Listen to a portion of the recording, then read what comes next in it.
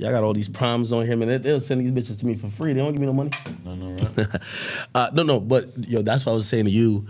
I think what you're good at, you create like this universe and ecosphere that almost, it kind of cannibalizes itself, but it's self-sustaining. Like you don't need like a relevant topic or relevant guest to have relevant shit that's still moving. You know what I'm saying? To me though, it's mind-blowing because it's like the damn homie Sharp shit. Like I had no idea who that was until. What even is that? I didn't have anything to do with that. This has nothing to do with me. But somehow I hired these people and they're going to war. You've set this up though. Like you've set it in motion that these things are gonna happen, and then you're incentivized. Yeah. And I'll tell you, it reminds me of what Vlad did. And by the way, what I'm mentioning is why this is genius. Like this is why you are you. But sometimes it's a little bit too insular. Like it's too. Nobody would really care about this outside of our little universe, you know. But I mean, you could probably answer the question of why, or I don't know. You'd probably say maybe you didn't intend to do it, but think about like Vlad. The reason why Vlad's format is what it is essentially because he couldn't get any good rappers to want to come on his shit. So he's like, yo, I gotta interview relevant dudes. Or how about like I skip the current news cycle and go for evergreen content and go and dig up every poppin' rap story or mystery in the 90s. And later on it comes back around that those same stories we care about. So it's like, damn, Vlad has this like self-sustaining. And by the way, he like perfected the art of, I'm just gonna do a documentary style interview on you. And that works for him. I think what you do, because I was saying on Joe Budden's show, I said, what you guys do and how it works for you, like I couldn't have this shit here. Like, you know what I mean? In terms of having that little universe of people. Yeah. Like all type of bullshit. I can't even, like, that's just too much drama for me, man. I don't blame you. Anybody who didn't want to bring that into their life, like especially after what the last couple of years of my life have been like, I'm like, oh yeah, I totally understand. And it's like, in a way, like now the expectations have been set. Yeah. That there needs to be drama. There needs to be a bunch of different hosts. There needs to be a bunch of different streams, and the hosts have to be entertaining every single night. And it's like, now in order to be considered successful, I can't really go back to just me doing interviews. And that would make No Jumper basically viewed as a failure if that was like, if I was willing to just settle for that. We're on camera, right? No, we are. Anyway. I see both though, I feel like you can actually do both. Yeah, well, I have been doing both because I'm still going crazy with the interviews while having this weird little network. But then the interviews. I feel like you're more invested in the drama, cracking, bro. It doesn't really get the credit, or it's not treated as like, oh, No Jumper had a good month, even if I'm basically doing the thing that made the channel considered a success in 2017. Yo, y'all got like a whole real world reality show going on with it. By the way, anyway, welcome to another episode of Off the Record Podcast. Man, I'm in the building. Another media mogul with me. We've, Remo. Well, by the way, Trap Lord Ross. Come on. Yo, I run into Vlad. Vlad's like, yo, you beefing with Adam? I'm like, nah, like, me and Adam, we haven't beefed in years. He was asking me that too. He thought this was going to be a beef. I thought it was a showdown. I thought you were coming to New Jersey out. You coming in here with fake YoungBoy merch on the same day that he catches a Fed charge or something for having. We got to put the feds on him to lock him. Free Dr. YoungBoy, man. Shit. Anyway, wait, we have jalapeno tequila mixed into these drinks. I just want to acknowledge for you, I can not me. smell this from like over here. Yeah, horrible. Like if you don't want that, we can get you some. Like I told that shit was trash. So I'm here with Adam 22, the boss CEO of No Jumper. I'm here with, of course, the top documentary man on the land. He's been doing such a phenomenal job. I'm very proud of him. His research is attention to detail and how he's like chronologically detailed some of these most important moments, and especially recent rap history. It's a force to be reckoned with. This is my man Trap Lord Ross, and of course I'm here, which I feel like is like damn near's. It's like Adam's prodigy of if as Adam ages out, just keeps like fucking like transsexuals and shit like that. He has to have somebody with boots on the ground that knows exactly what's going on. That's really going to be tapped in, and I feel like that's Remo all the time, right? I appreciate that. I like that intro. I'll take that. He's helped me a lot in terms of like being able to do more interviews, be more prepared, dig deeper than I've like really got enough time to do on my own. Like some of my regrets is that some of the interviews that I did maybe in like 2022 or 2023, they're like I'm interviewing certain drill people, but I don't really have the time to really get deep into like exactly what I need to be knowing, and he's very, very good at that. Yeah, I see you in some interviews, and I could tell he has like a complete set of questions that are very relevant, that for those people who really like that person, even if they're lesser known, they're gonna want to be asked, and like you're like color commentary. You know what I mean? Yeah. Which- Sometimes it starts to feel that way, right? Sometimes I'll sit there and not say anything for like 20, 30 minutes, and I'll be like, this is such a scam. That he's just asking the questions and I'm just chilling. Yeah. But the thumbnail is me and the artist. No, of course. That's a scam. No, that's not a scam. They deserve their money back. No, that's not a scam. That's exactly what it means to be. Because at the end of the day, you are the face of No Jumper, right? Hey, really quick, because I know, first of all, a lot of conversation going on, the whole Big Three conversation, but then we know you and Joe, and we'll get into all of that. But I guess the conversation that I was more interested in wasn't necessarily the rankings. We could go back and forth, and we probably will, about who's one, who's two, who's three, or who's in the mix. But I was having the conversation, I was interested in the conversation of what's a platform and what's a hip-hop platform. Because while that conversation was happening, I saw many people on different parts of the aisle was like, hey, this platform is not hip-hop, or no, this person usually does gossip. No. And I've seen people try to disqualify everybody. They say that Vlad is too much of a documentarian / does too much shit outside of hip-hop. Yeah. No Jumper does too much shit outside of hip-hop. It's a gangster platform and a porn star platform and yada yada. And then like about you, they'll say, that's not as much of a platform. It's more just like one guy streaming. And then like with Joe Budden, like people will try to kind of say, well, that's not really a platform. That's just a podcast. what are you guys' thoughts on everything, especially Traplo Ross? Because, you know, again, I would imagine your aspirations is to be in that mix and conversation, right? What do you think about platforms? And It's tricky, right? Because everyone's talking about the big three, but I feel like everyone you just mentioned, it's like they're number one in their space. Like Joe's probably up there number one when it comes to the podcast game. You with the streaming, no one's touching you, especially like this last week has just been on a crazy another level. But then Adam, I feel like you've really tapped in with the culture, and you're like we were saying a minute ago, you're digging out people that sometimes you can take a nobody and make them shine. You know what I mean? And you do that in a way that no one else really can, or not many people really can. And then obviously Vlad, yeah, I admire that about different him. level. You know what I mean? I feel like Vlad has built the best content machine. Like if I were in the business of buying one of these businesses, Vlad is the one that I could picture myself running. You could run it. Like anybody who's got like a decent business mind or could hire some intelligent people could kind of like take Vlad's machine and be able to turn it into a real business. Whereas your business, nobody could buy it. My business, it would be extremely hard to imagine somebody being able to like corral all these weird ass people and shit. And then Joe Budden's podcast obviously doesn't exist without him, right? Hold on, but it's kind of interesting though. No, like, I think Vlad's like business is because he has the most extensive catalog. Like, I think he could do so much with the catalog.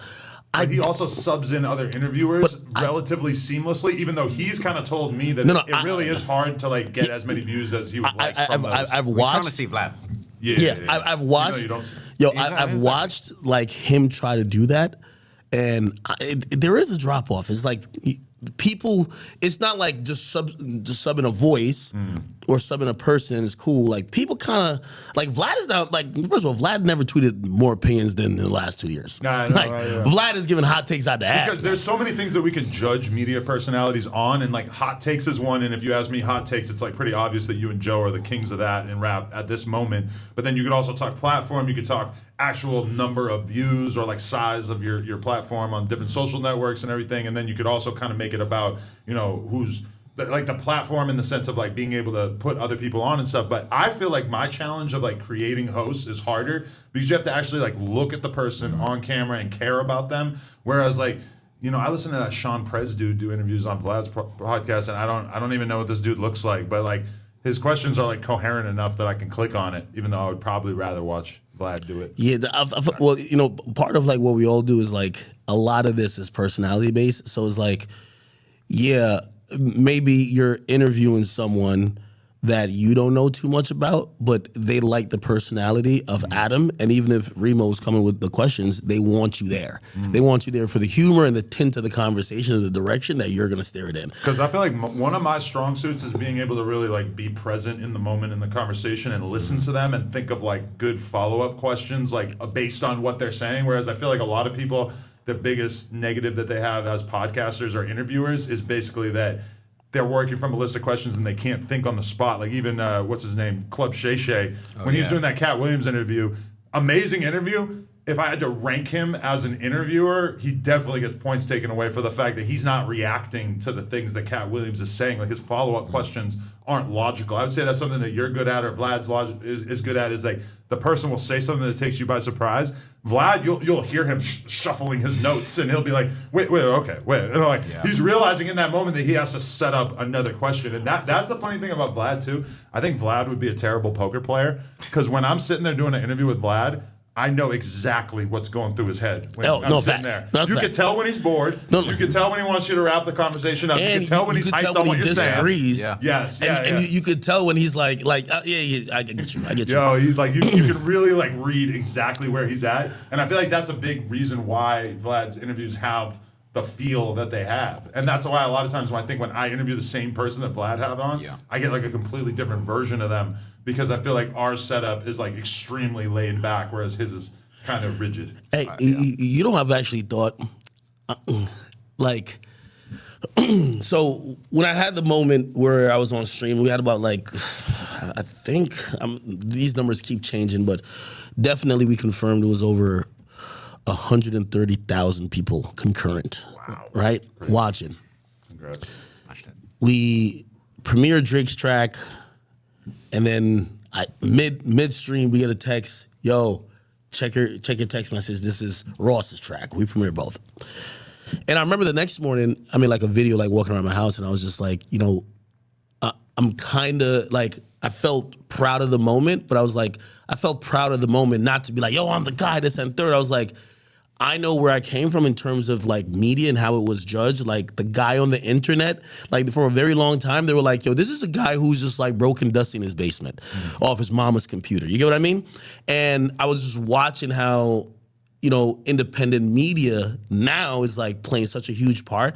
And for me, I was just like, this is like a win for all of us. Like, I think it was a win for my platform, your platform, platforms like Vlad. Like, this is a moment, the biggest moment in probably about 20 years. This is bigger than Drake and Meek, 100%. Oh, yeah. Right? Which felt like the biggest thing and ever. that felt like the biggest, but this is the biggest. And these tracks and these, these narratives and talking points and these artists are not responding by hitting the radio DJ. Right. They're not responding with, oh, yo, let me go do like a Source interview or a Double XL. They're like, yo, I'm gonna affect culture with the platforms that are very culturally relevant and the fastest, and also the ones that are the most in tune. So like that's what I felt in that moment. But to further that thought, like when that conversation that you kind of like started, and I guess you were reacting to Joe. That's the only part about that conversation I don't like, right? And I have my thoughts on it all over the place. I've always been somebody where when people try to be like, who's number one, try to compare me, you, Vlad, etc. It's like, I've never really like been too intrigued with having that conversation because I just don't really like, I don't feel like I run No Jumper as if I was trying to get the most possible views because I feel like a lot of people were giving me shit like, oh, the day that the Drake disc came out, he was streaming to 100,000 people.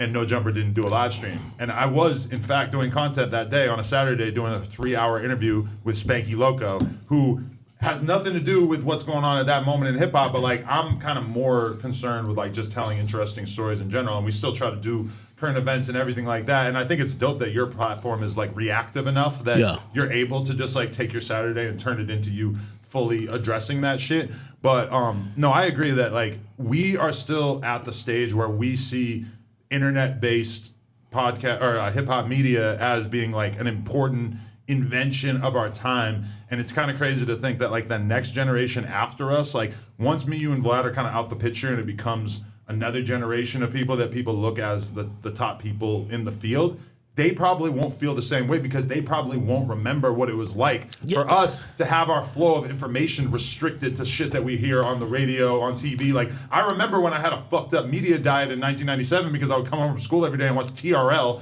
And it's like, I'm watching Fred Durst and I'm watching, like, it's like a bunch of bullshit that I didn't really like, but it was so limited. I didn't really have like a way to get exposed to more music until the internet took over. And by the way, that's why, to finish that point out, that's why I stopped like beefing with other media platforms. Like I remember, I ain't gonna lie, that time I was mad at you. I was like, yo, this is going to end where either my platform is known, because I was going to be determined. You're talking about which time? When we went bad on the No Jumper show? Yeah, like I was so upset. But even then, I was just like, still, I was looking at things like it's an act versus No Jumper thing. Even I remember Dom is live. Me and him, we went back and forth, and I can't remember what time it was exactly when I was just like, yo, dude, like you're lucky enough to be one of the leaders of this independent wave. Bro, don't beef with the guys who you're pretty much help representing, because this is what I said I don't like about this conversation.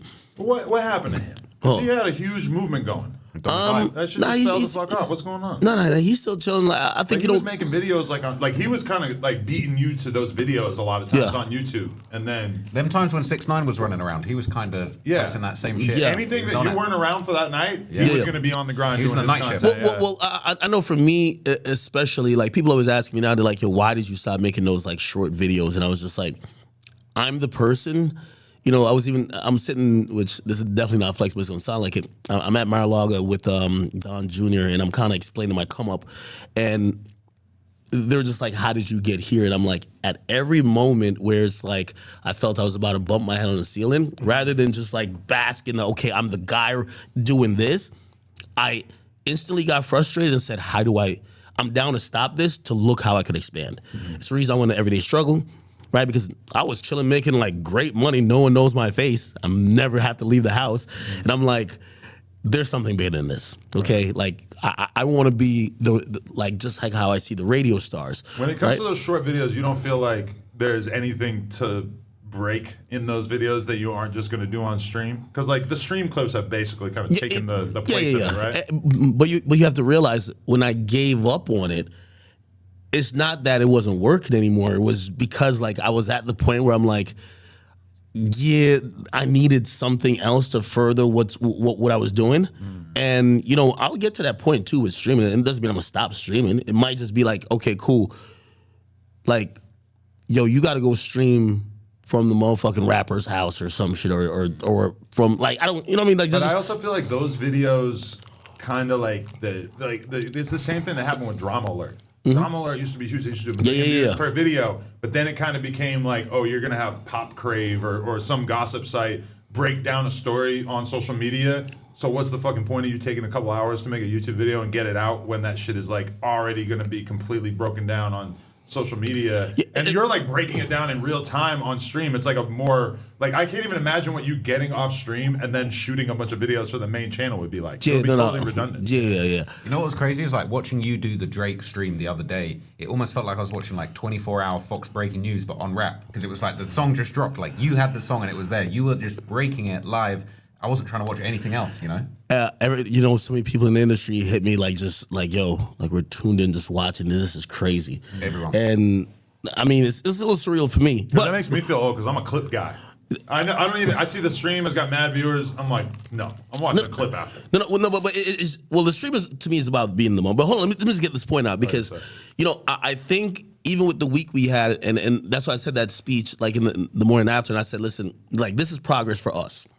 I mean, for us, for everybody sitting at this table, and for everybody else, for Vlad and everybody, because there was a time, and this is what I don't like about this big three conversation, is because I feel like somehow, some way, I've just kicked that door for so long, like they've started to accept me. But I've always told people, I'm like, listen, there used to be so much hate around me, and it still is.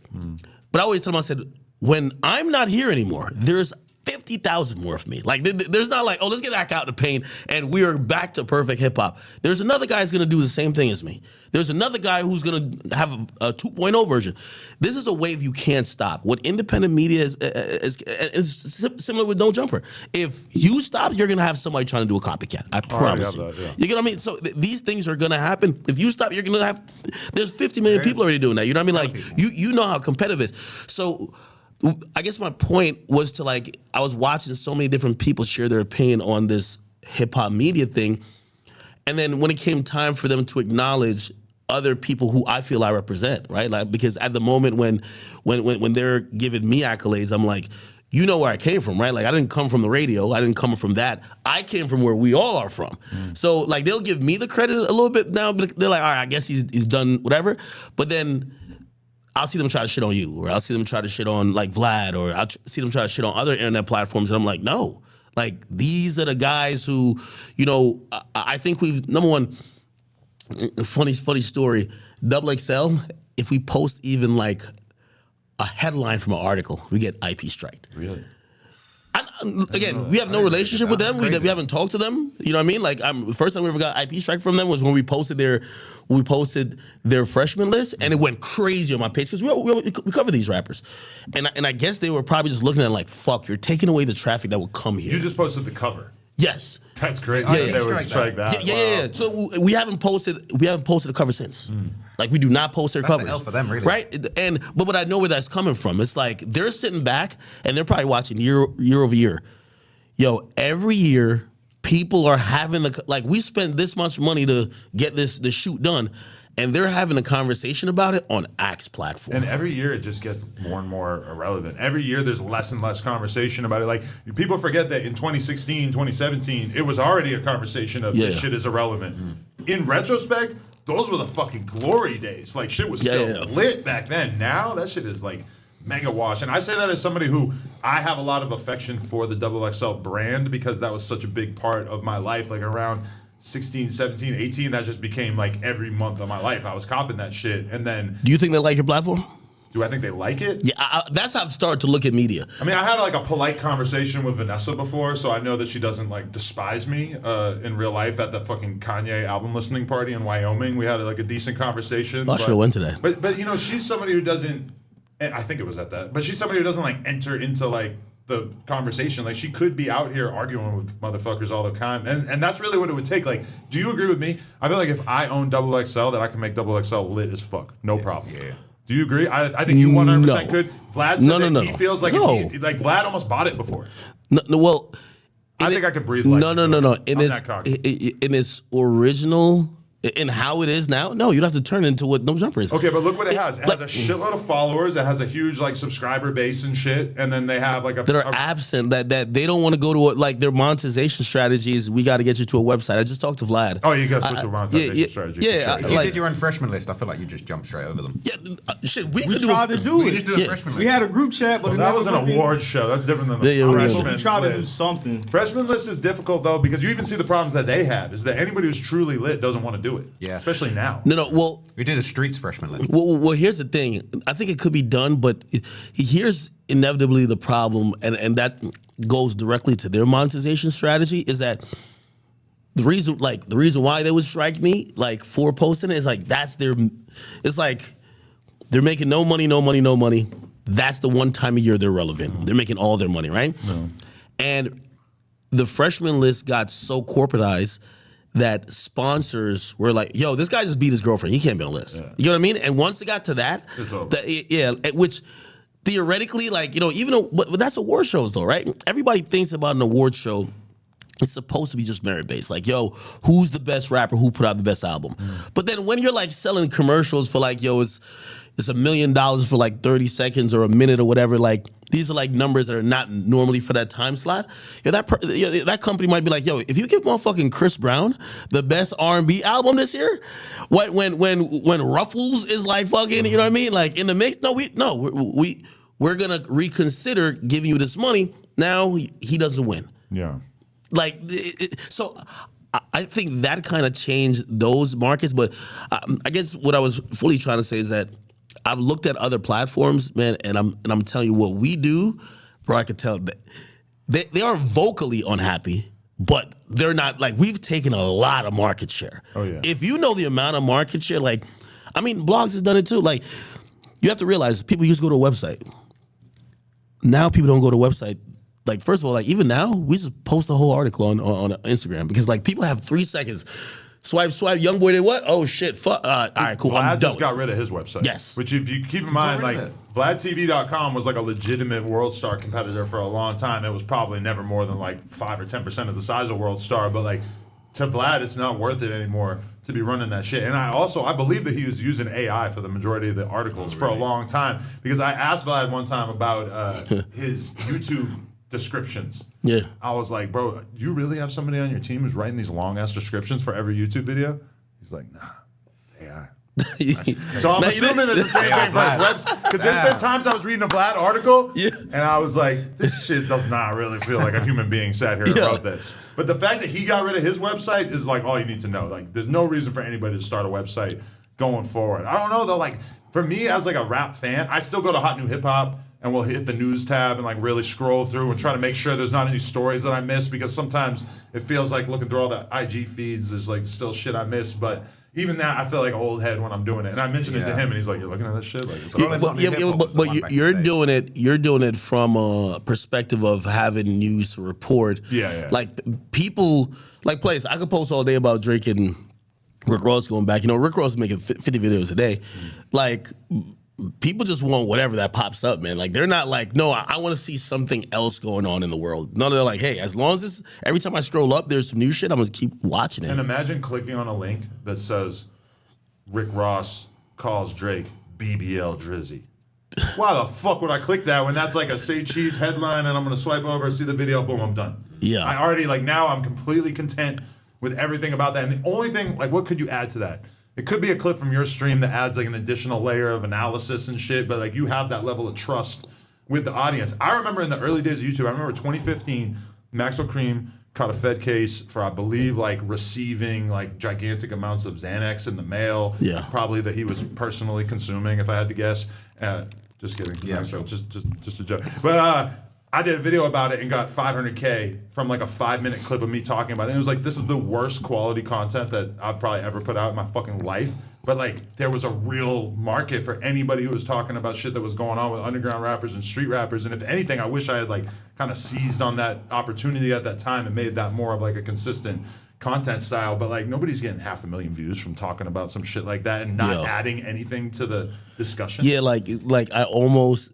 So yesterday, everybody like in my audience, they're going crazy. Yo, Ak, like we're like on like almost a high, and they're like, yo, the young boy situation just happened. Yo, you gotta do it for the one time. You gotta go make like a 5-minute video and go just. I was break thinking it down. you would do it from the Civil War in general, that there would be enough to break down that you would want to make a video, but No, the probably incentives aren't really there, right? No, I probably am gonna try to do something that like maybe like a 15-minute video, like trying to like just put together what I've kind of like surmised out of it. But minute-to-minute updates, Instagram is just too quick. Like, it's just going to beat you to the punch.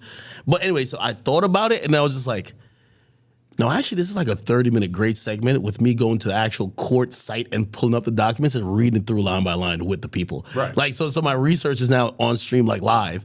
And then, so... And then it's a longer clip. Yeah, it's a longer clip, and then also like people just feel way more intimate into it. You know what I mean? They're like, shit, we really feel like we know what the fuck is going on. Like, we're literally just researching everything, which, you know what I mean? I'm a person, though, I love a nice, tightly polished YouTube video. Like, that's why I like your stuff, is because I feel like you're very, very respectful of my time when I click on the video, because it is so fast-paced and everything, and it's super engaging, and that's like the other market. You know, you guys are kind of on totally polar opposites of the hip-hop media space, because you're mostly streaming, and he's mostly like very, very high production. Like, It's all pre-planned and pre-packaged, like the most important info. he told me how much he ends up spending per minute on his videos. And I was astonished. I'm like, that is actually Don't be saying that right I am now. absolutely not saying the amount that it costs, but it's like, It's probably gone up it recently. ends up costing a fucking lot for him to make the videos. And when you Really? watch it, it's got a cut. It's got a new clip every second, every 2 I got seconds. hella Like, editors all working on one video. Wait, I'm just giving ours. Does it cost more than $5,000 to make a video? Yeah. Really? he sent me with some actual numbers that I was like, Really? whoa, okay. Some of them, because I'll be making a loss on some of them. That's the thing.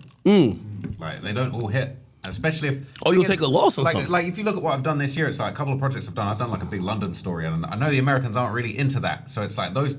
It's still good, but they're not the multi-million huge stories that, like, the whole of America want to hear. Yeah. So it's like, those are like... You made a lost bag leader. on that King Von joint. It was right. How much did the YoungBoy one end up doing in terms of views? Like 3 mil? Okay. How much did the Von one do? 10, right? 10 mils, yeah. Plus 10 mil views. 1 or 2 from the first time No, uploading. it's like 700K from the first one, but we cleared 10 mil. That's crazy. I still That's can't believe fucked up, that. In a yeah. year, it was just literally a few days ago. It was like the anniversary of a year since that dropped. 10 mil. Congrats. Really? Probably never be another like hip hop YouTube video documentary style thing that does that much. Like, I don't know if we're getting a better story than Vaughn. No, you know what's so funny is like 2-3 years ago, I had that DaBaby video that did like 6 mil, DaBaby catching the body in the Walmart, right? Oh, and I was okay, like, yeah. I'm never going to come up with something that's going to top Okay, this. you're right, yeah. Then Jacksonville jumped that to 8. Okay. And then Von's 10. So I'm Jeez. trying to find that 12. You are 12. Yeah, it's so interesting because like content is like, you know, I always told people, right? Like content is so interesting, and it's only at the end of the day, only the top 5 will survive. Because like, especially when things change, like we're not in, like for the people who are watching, we're not in a podcast era anymore. If right now you're like, yo, the way to get the bag is you and your friends, y'all got really good opinions, y'all been arguing, y'all about to make a podcast, and you have. It's not even about clout. I would even think if you have zero cachet in hip, like people have no reason to listen to you. It just won't work. Like that's just not the thing. Like there's always a new thing where it's like everyone is like benefiting from, but like the podcast wave passed. I think streaming's happening, but that's about to pass too. And it's only like, for example, that's what I'm saying. Like even the strategies like I take now as a company. Look, we got like we do off the record, but when we had the Spotify deal, well, they had a ridiculous amount that they want us to do. But even continuing, I treat off the record like any type of other content. It's just, okay, it's interview based, and we kind of have like, we try to have like a format and structure for it. But I look at content as Akademiks, the brand, whatever I put out is content. So I don't look at like, damn, I need to get, you know, like obviously, you know, I have employees here, so like they're gonna look at like, damn, we need some more interviews because like that's where they mostly, you know, come in and work. But for me, I just look at shit as content, period. And like where I think things are going is just like kind of like your approach a bit. But I think even you've kind of like chilled off like just the individual podcast. It's just, bro, it's no jumper content. We're still doing it, but it's like it's hard to make people give a fuck. You know, it's hard to like really get people to care. Like the standard is just really, really high. And even like when you think about like Joe Budden trying to start all those podcasts and shit, like even those might have been averaging like 20 or 30K or something like shit this. at a certain point. Even that seems like kind of a lot by today's standards because it's so hard to get random people that care about random Put it like people. this. Today, and I don't know if it's a podcast under the Joe Budden Network. I know which one you're talking about, and I can't remember the name of it. Some random podcast put up an episode on Joe's page because I was going to his page, and it had like 400 views in an hour. Yo, here's the thing. When Joe uploads, he's going to have like good 20K, 30K in an hour, right? It just shows you how people could tell the difference between Joe, I click. Not Joe, I don't click. And that's like the problem with like number one network, but also like when, you know, the theory, and even when I'm like, you know, building like I was building the academy, and the first thought of it was, okay, I'm gonna build like a bunch of like podcasts that essentially are gonna like almost live on their own. And they're like, maybe we look up and get like a Caller Daddy, or, you know what I mean? Like some, like I'm looking at some dope hip hop podcast. I'm like, this could be Gilly and Wallow. And I'm like, honestly, the audience is so smart. Like even with doing the academy, we watch.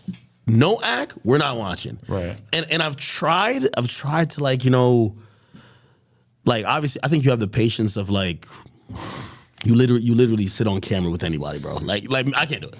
And I've tried to give the audience incentives to be like, no, you gotta tune into other things, it's building this, and they're like, no, bro. We just want you, and it's hard to like change that. Yeah, and I don't know if it's the a force. personalities that No Jumper has really birthed that became successful is like largely from me just like sitting across from them for a long period of time. But then even somebody like AD leaves, and his numbers basically like tank after like a year. Like it's How's like, it tank?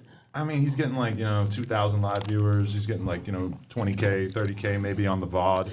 But Hey. it's like at a certain point, he was having like 10,000 people watching and shit. And then like once he really kind of like got removed from the No Jumper landscape, it's like he has to be a reaction channel, has to like talk about exactly what's going on to get views. Like anybody can see the disparity between stuff where he's talking about No Jumper and talking about anything else. But like, that's what I'm saying is like, I kind of like created like his whole career right there. But then at the same time, as soon as he's outside the nest, it's really hard for people to find a reason to keep watching. Hey, by the way, it's I don't know why. Like I think it's like probably your universe. They care so much about like live viewership. Because that's all the other guys got. Well, I mean, Because you and I both know that I think it's an arbitrary thing that they're it's trying kind of to. a useless metric because at the end of the day, your amount of money you earn off a video is largely based on the total number of views. And like, you know, a lot of times I'll see Vlad, he'll be premiering some interview that's like pretty legit, and it'll have like 500 people watching it because his audience is not trained to watch premieres. they don't- and shit. yeah, they don't do they don't give a lives. fuck. You don't even make and money he off doesn't of give that. a fuck because who Yeah. cares? Live is worse Yeah. than people watching it after the fact. Yo, Money wise. I'll be honest, and I'll give the like.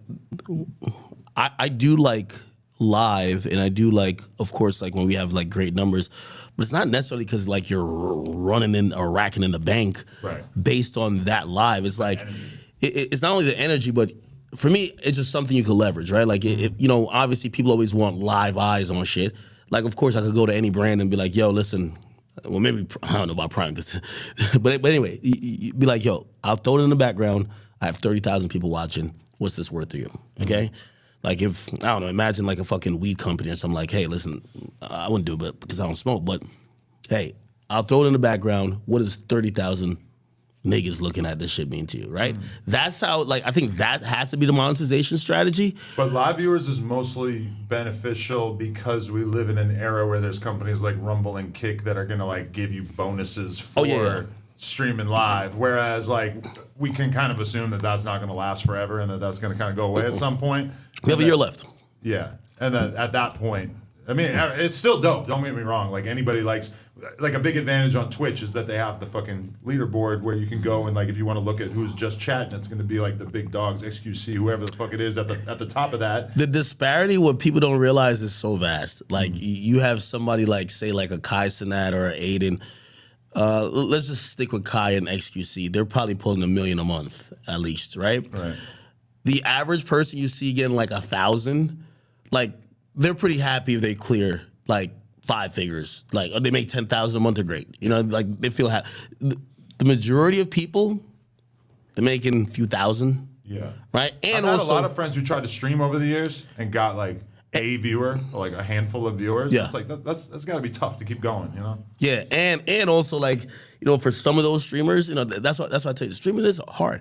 For some of those people, their audience will only watch them live, and they won't watch the VODs. Right. So it doesn't help them afterwards. So they have to like really put in man hours that's like ungodly. But you know what and fucks still don't me get up a lot. is that all right, I got so many like personalities around me. Like I'm primarily talking about people who like left No Jumper, and if those people wanted to really like build their fan bases, the smartest thing that they could do would be to wrap their head around how to make short form content. Because if you want to get lit now, streaming and podcasting is like the biggest ask. Like you can basically like look at it like this, like you're going to be able to cast like a very wide net if you make short form content, and then your clips that will be able to be like a smaller but still like decent sized audience, and then your full length podcast is like that's the hardest thing to get people to tune in for. But somehow like all the people around me, because they probably like don't see me focusing on short form content, none of them have ever really emphasized that. Whereas I feel like most people who are trying to be content creators of this space kind of get that like it's a lot easier for you to make like a well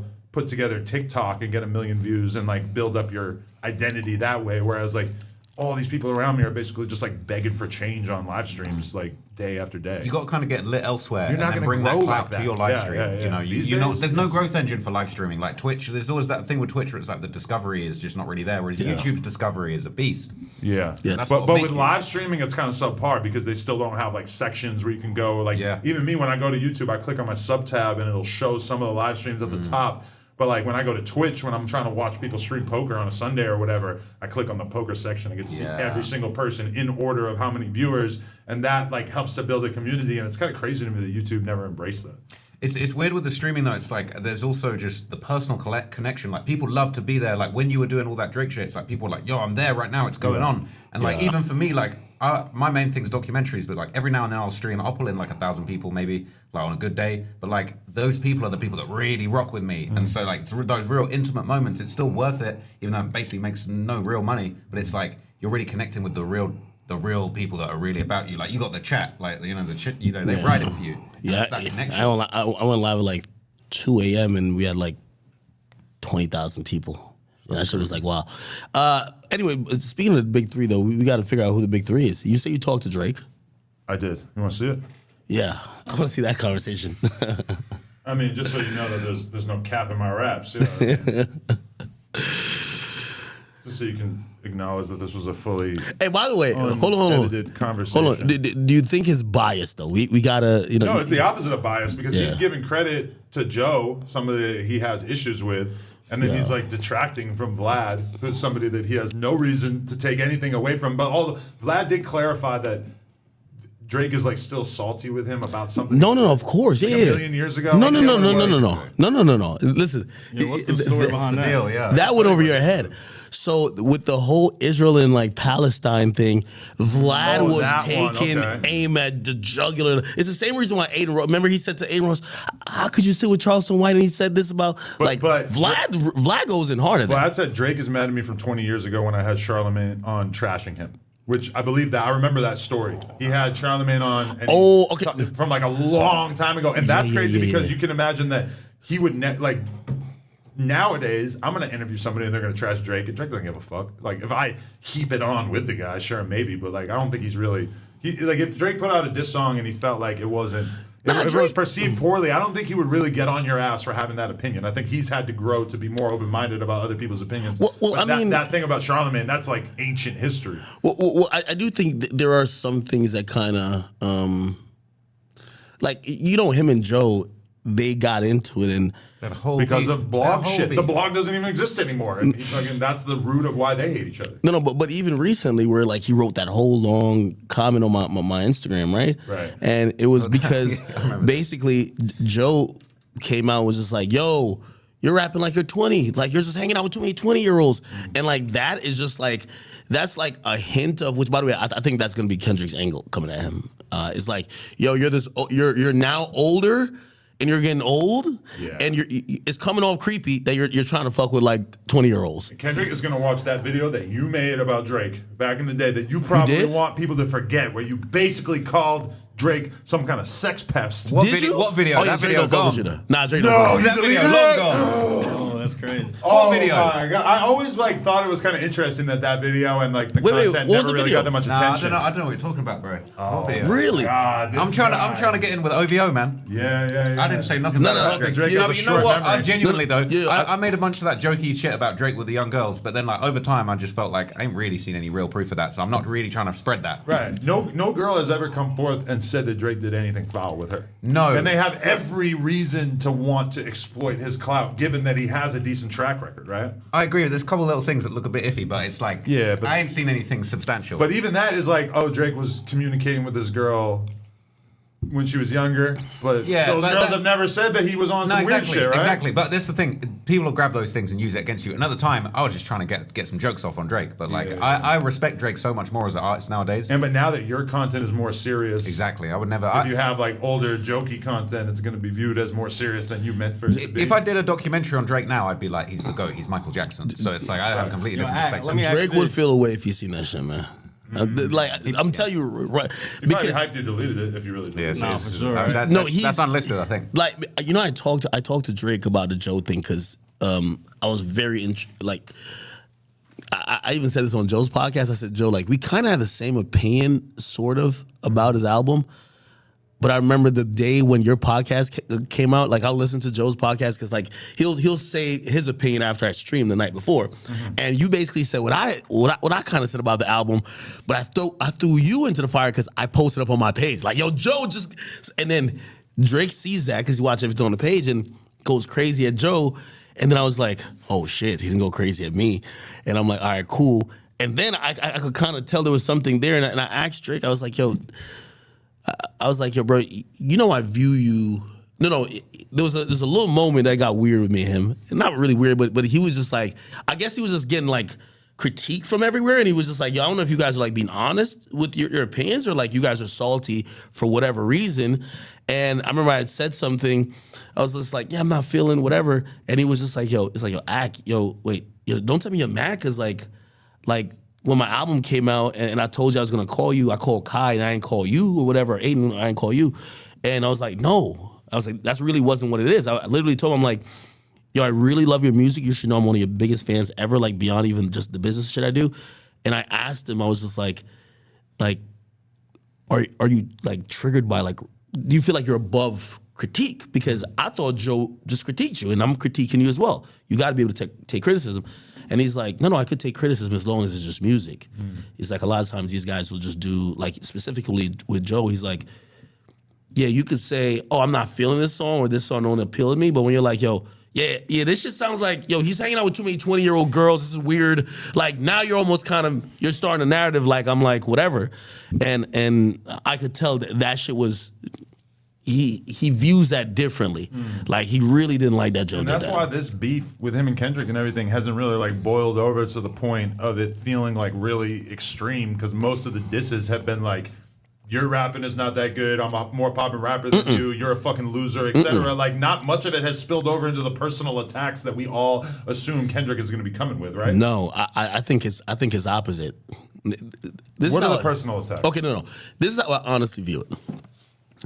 I think Drake has always took it personal when Kendrick has taken it rap.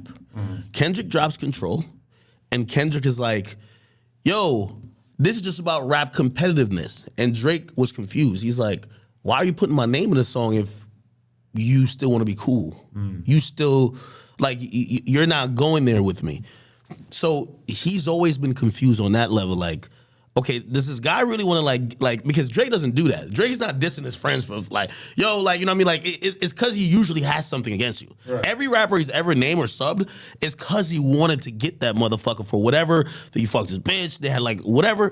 He's not just be like, yo, hey, let me hop in the booth. Who should I like try to put in my bars today to go get a rise out of people? So when Kendrick did it, Drake's been like looking at it like, what the fuck? Now, if you, did you listen to what he said to Kendrick? He's taking what Kendrick said to him seriously. When Kendrick says, I'm with 2 T's and I'm snatching chains and tattoos and burning tattoos and all that shit, Drake really thinks that this nigga wants real smoke with him. Like, that's why he's like, I'm gonna wear all my chains the next time I'm in your city. Like, and just for some, I started doing some research behind the scenes. Like, of course Drake's gonna take it there or take it that way because Kendrick, like apparently this guy 2 T's is like a guy of like mutual, and there's some street shit behind it. Right. So Drake is actually taking Kendrick's bars as, this ain't just us rapping, bro. That's why he's coming with the energy of. But every person, when they go back and forth, has to escalate things. And Drake escalated it a little bit by hinting at some of that shit, by hinting at the shit with his girl, whatever. But like, you can kind of there's only one direction for Kendrick to go with this, which is for him to go overboard, going in on Drake's personal life and creating this. He's gonna create a caricature of him, and he's gonna like paint this picture of him as being this old loser. Yo, but Drake has never just rap battle to rap out. Like he's always gotten personal. He's always like him and Meek, yo, like. But once you take it there, then Drake's at a big, like, he's not nearly as strong because you have almost nothing to go on in terms of Kendrick's personal life. We assume up to this point, right? You could say you have a bad deal or you gave too much money to the guy who signed you. Like, what do you really have to go on? Like, he's hinting at it with the baby mama shit. Yeah, I'll start disrespecting your loved ones. Yeah. Shit, I could. You know what I mean? I've always said I didn't even think Drake was gonna be this aggressive in this like war or beef. And even then, I still think he's trying to control that area. Because think about this. One of the reasons like all these niggas don't like him, he done fucked some girl that they were dealing with, right? Now, these rappers are not gonna really ever admit that because these are whores. You know what I mean? It's not like, it's not like their girlfriends. Like, these are girls that's fucking everybody, and then, you kind of like, that's like your girl kind of, but not really, because when you're in town, she's with you, but when Drake's in town, she's with him. Yeah. Just because everybody's fucking them doesn't mean the feelings can't get hurt. Exactly. Along the way, And that's kind of like especially you pillow talking.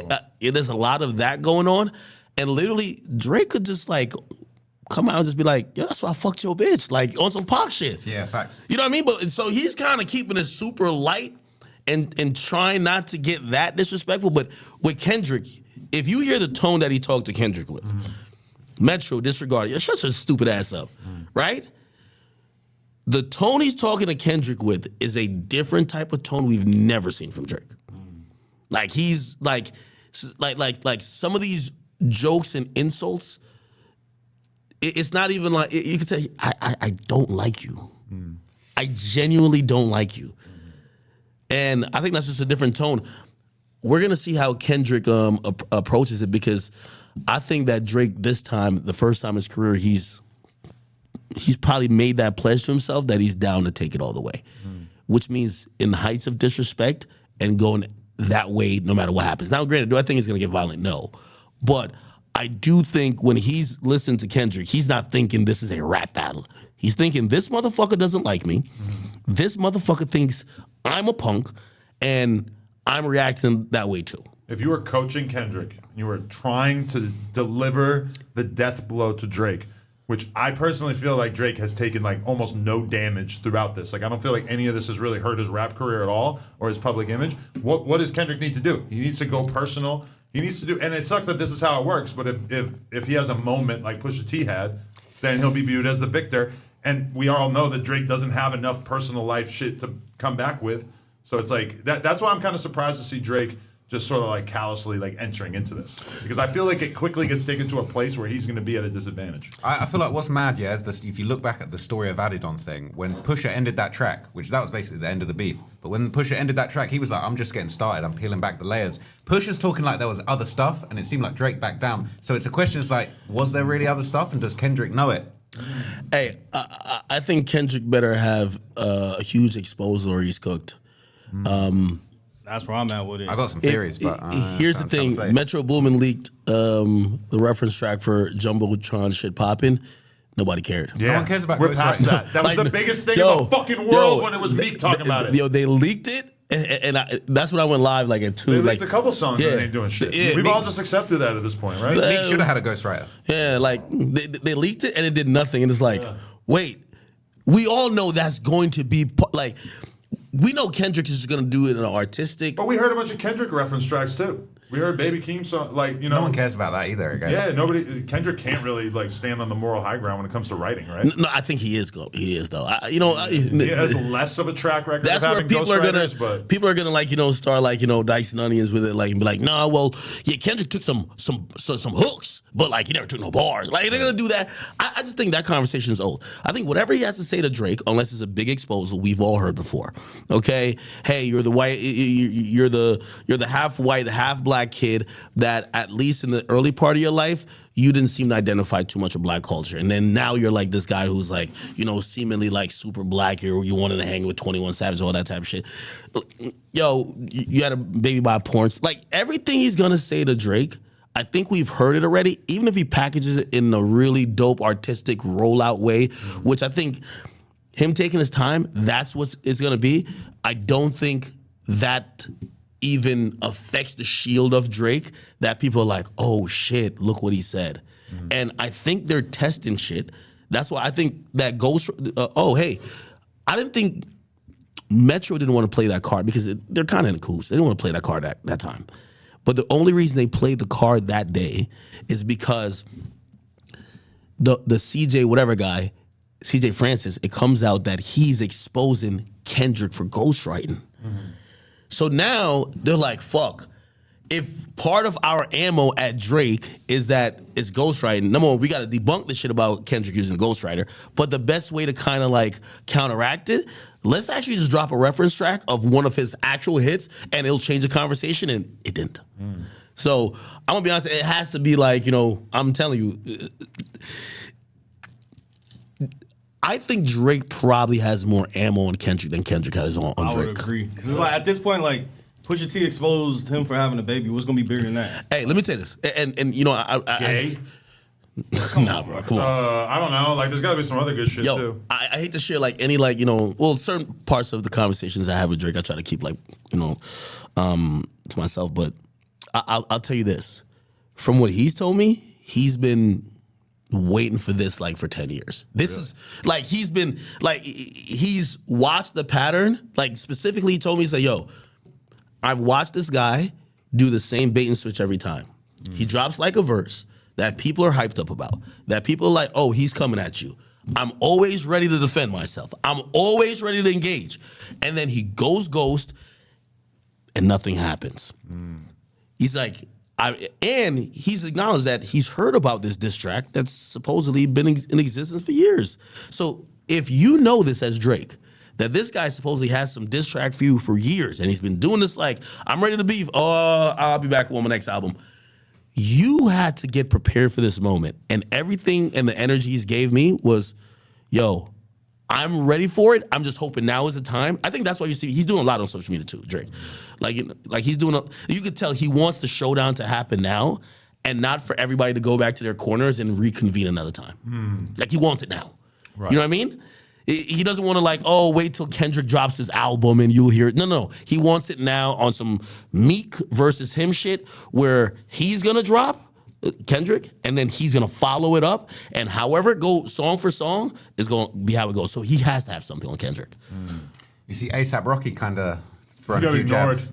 He did kind of get ignored, but I do feel like the whole he kind of Yo, Drake is Rihanna. Teflon now. I'm telling you, when Drake dissed Rihanna and him like many times on that album, and then like Rocky finally decides to respond. Like that's kind of weird, right? Like he comes at your baby mama on his album a bunch of times, and you don't have shit to say. And then Kendrick disses him, and you're like, oh, fuck it, I'll get in there. Yeah, everyone crawled out the woodwork to diss Drake that week, man. It was suspicious. in reality, and I'll give everybody some advice here. You know, I call Drake Dranos at this point. Everybody needs to, like, for everybody who's dissed him or is trying to diss him, let me tell you what y'all all are doing wrong, okay? First of all, we don't know why you're mad at the motherfucker. And number two, when you're dissing him, you're still trying to keep it like very subliminal, even though everybody knows. If motherfucking ASAP had got on that track and said, yo, you can't talk about my bitch when you impregnated the porn star that I fucked to, like just in some wild way, and then like put the obvious out there, bro. You know why you ran them DNA tests? Because I could have been the dad, bruh. I'm telling you, that's different type of fire to Drake. Like niggas is clowning. Even if there's no truth to it. Listen, the person who's doing the best versus Drake is Ross, and Drake has zero incentive to listen to Ross or to respond to him. Ross has people. Ross is doing to Drake what Drake did to Meek. He's joking on Drake and turned BBL Drizzy and Champagne Nose Poppy into a thing. Right. And Drake, like, I don't even feel like it's a thing. I don't feel like anyone gives a fuck. No, it's funny. It's kind of funny, but it's not that funny. It's like when Ross was clowning 50 back in the day. No, just have some dumb shit to say. it's funny. Hear what I'm saying. What he's saying is funny. Drake is like I thought that was an error by him. Drake went on like a long tirade. It was like, yo, you live on a Slytherin cheesecake on Star Island. I got like, you could tell it was just like, bro, I'm gonna be honest with you. When he's like, yo, BBL Drizzy, like that shit's just funny, and that is part of this beef, right? Like it's it's the reason why it's the reason why Drake is like under the comments today. It was just like, yo, use me as the button as like, yo, they don't got nothing for me or whatever. Yeah. So I really think these other guys, number one, if y'all have a problem with Drake, y'all got to start being disrespectful, man. Like really, like some of these, because I think him and Ross, I don't think that they could be cool again. I think him and Future, I think Future is playing it very interesting. I think Future's like, yo, I'm getting Metro's back. I probably got a little issue with them, but maybe in 2 years from now, never know. It's so not direct. Yeah. Metro can't say shit. He's just a producer. Go make some drums, nigga. You know what I mean? You call him metrosexual. Like, you really jumping in. I mean, you already had issues with him, but metrosexual, like on your brand's page, just calling him that. Yeah, no, like, that's aggressive. No, actually, no, that's on the DJ Akademiks TV. I don't run that page. Oh, so somebody else wrote it. Okay. Yeah, that's three people. That's Grand. Most of them is probably just Grand, and Grand's a goat. Okay. Grand, my other guy who sends me shit, and another guy. But yeah, so they can do whatever. But whatever. I do believe that these guys are going against him. I think Drake did the best thing. It's the first time we've heard Drake name drop this much. Man, fuck this guy. Yo, you a midget. Like, he's calling people out by name. No subliminals. Like, yo, ASAP basically just like, bro, you know you beefing with Drake, bro. Just say it directly. So I fuck Sophie. Just say it. You know what I'm saying? Like, that would hit harder. The culture would be like, oh, shit. Yo, nigga, you can't talk to me. My baby mom is the billionaires. Yo, you know what a violation you could do? You can't go bank account. Drake is gonna little nigga anybody with bank account for bank account. He's gonna say that he done fucked, he helped put you on, probably did. He gonna say he gave you his song, probably did. He gonna say he like done fucked some girls at you because Drake is like, I've But said he's this. gonna tell Rocky you ain't put out an album in 8 years It and your don't career's matter. over. No, it don't matter. But that's what he's gonna say, and that's like it's gonna hit hard, right? Because like we're not holding Rocky to any kind of standard. Nobody's talking about what Rocky's been doing all these Fuck years. what he gotta say. You gotta get your shit off. Once you get your shit off, man, my baby mama a billionaire with her second kid. Nigga, what you got going on? Drake's salty over I would Rihanna. have just even lied. Go get a DNA test, nigga. Like, it would have been, I'm telling you. No, but I think Drake's trying to convince us that Rihanna's nothing special. Because he's saying her pussy's garbage on that album. At the time, Nah, he he was rapping about her so much. Nah, he capping. He capping. At the time, that he nigga was hurt. going crazy. They're trying to kiss That her on nigga stage hurt. and shit. That I nigga's think hurt. he doesn't look at her as being as special as we all assume she is. No, he does. You think? Hell yeah. 2016 She the one that when he got was away. winning all them awards and like one of the last times he did a Grammy speech. And he was on stage with her. She was like, he's kissing up. Bro, you could tell. Like, he even said, yo, I think Drake is like many of us dudes. Yo, we find that one girl that, you know what I mean, we're kind of like savoring. Like, yo, we want to have the kids with you, but we're fucking every bitch right now. Like, every bitch is getting a dick. And eventually I'm going to land with you. And I think Rihanna was just like, I'm like, Riri, like, the fuck are you talking about? Drake would have to be so much less Drake if he was seriously in a relationship with her. Relationships are about compromise, and especially being with somebody who's like just as rich as you are, just as famous as you are, let me or ask like you this more question. respected possibly by like a lot of people. Like, Let me ask you this question. He's gonna get turned into DDG. He's gonna have the female fan mob taking shits on him every single day on Twitter if he was really in a relationship. Let me with ask her. you this Look what question. happened to Rocky.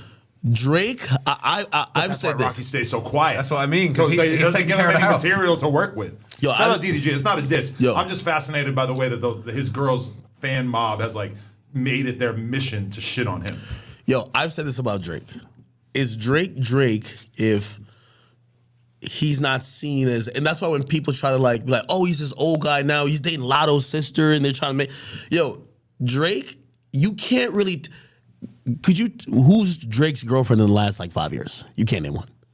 You know, bitches you fucked, bitches you seen him with for like a couple of months or a couple of times, but that's one of the reasons I think he's so elusive.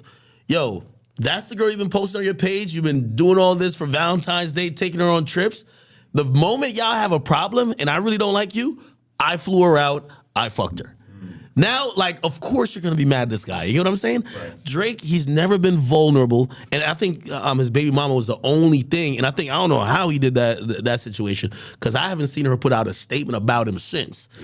Yeah. I don't know what she's getting paid. She'd never be like, He's holding it down. Didn't she get that tattoo of him after the baby and after they seemingly stopped fucking with each other? Bro. I was always fascinated by that. She seems like she's good with it. To be honest, she seems like she's holding it down. No, She's Probably living a nice she's not lifestyle leaking out anything there, you know? crazy about him. He's You keeping never her see happy at the very Facts. least. Yeah, Nah, she's good. He's got it sewn general, up. of all the chicks that he's fucked with, you never, very, very rarely have you seen any of them come out really taking a stand. You know that bullshit that Vlad was saying to you that he tried to say to me too about how you just can't let a woman leave angry. And I'm trying, and he's like, throughout my whole life, I've never let a girl leave angry. I always make sure that they walk away in a good place or whatever. And me and you both had the same conversation with them. It's no, they're different now. They have much to gain by airing you out that you keeping them happy is a completely different dynamic than what it was during your day. Yo, I used to have such a different demeanor on how I even talked about other people. Getting in certain situation with women, and it's not only because of me, just even watching my friends, right? Bro, I seen Kai Cenat with that, and you see all the people in the comments, yo, how could Kai do this? I'm like, yo, this dude streams 200 hours a month, okay? This guy, one of the hardest workers, if you think he's asexual, he's gonna try to fuck a girl from here or there, right?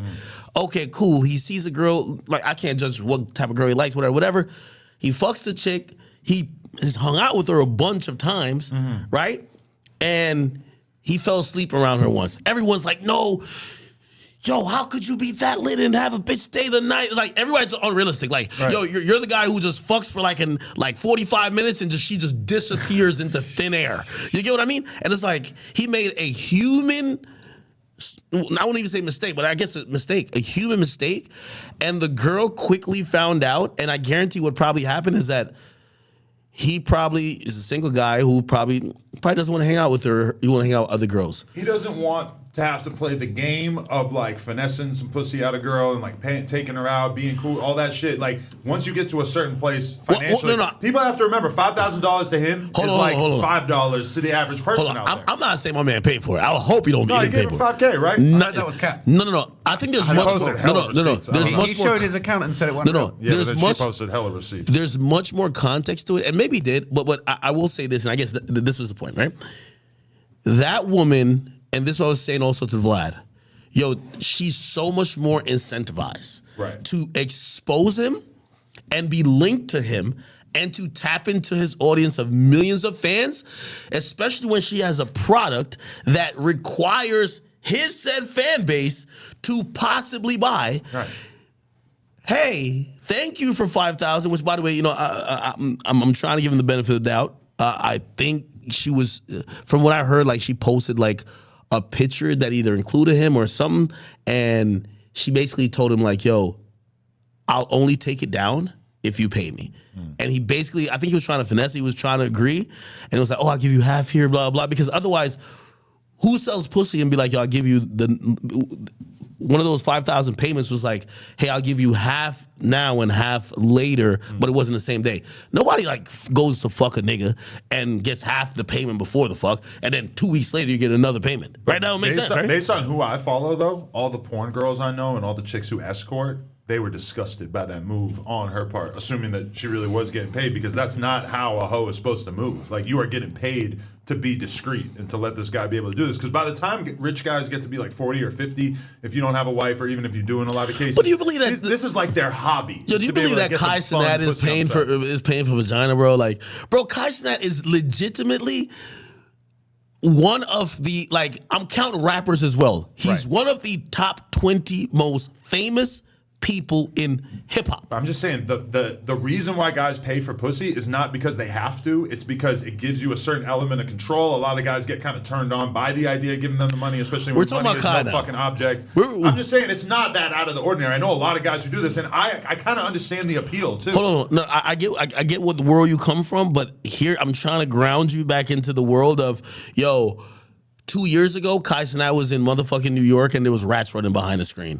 This is a guy, I'm not saying he doesn't have the money, but if you think he's paying $15,000 for pussy, bro, like, again, I'm not saying he, you know, when you get to a certain level, and again, you know, there's part of the audience, they're always so like, they're trying to compare their lives to like these guys who they're watching.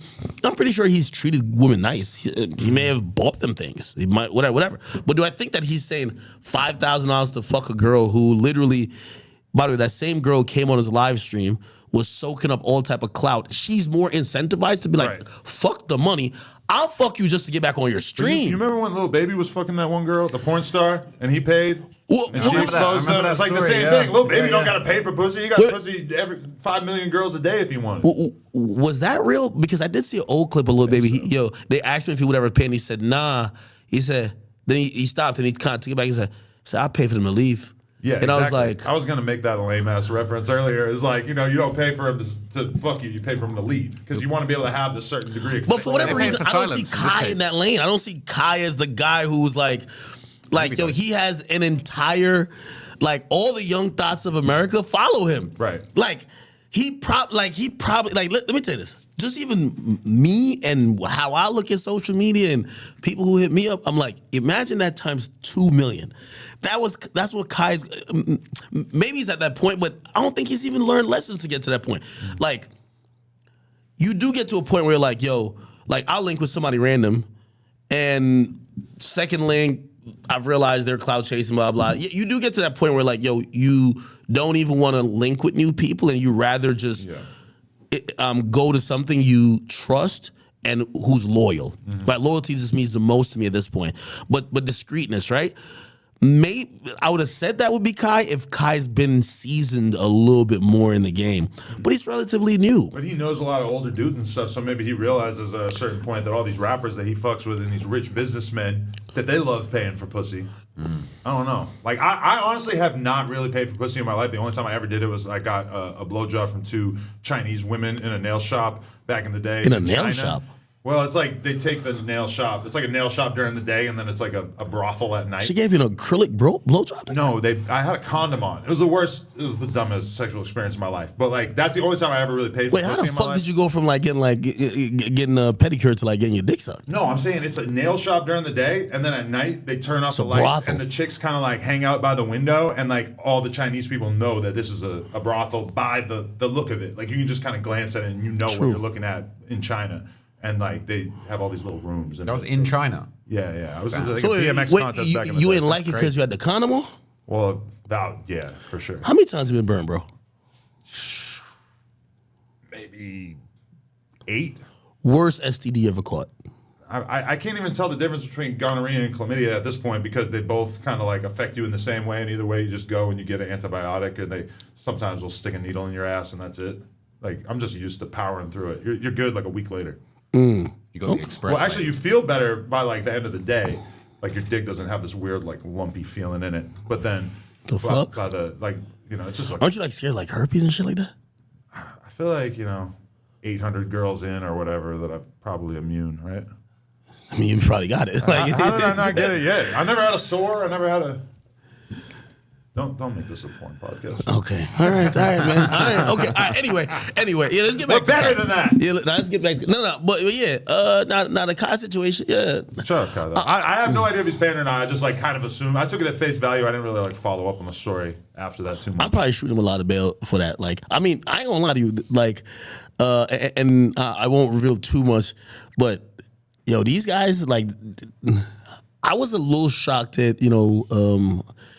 I went to the strip club with Aiden, and like I can't remember what was the club called?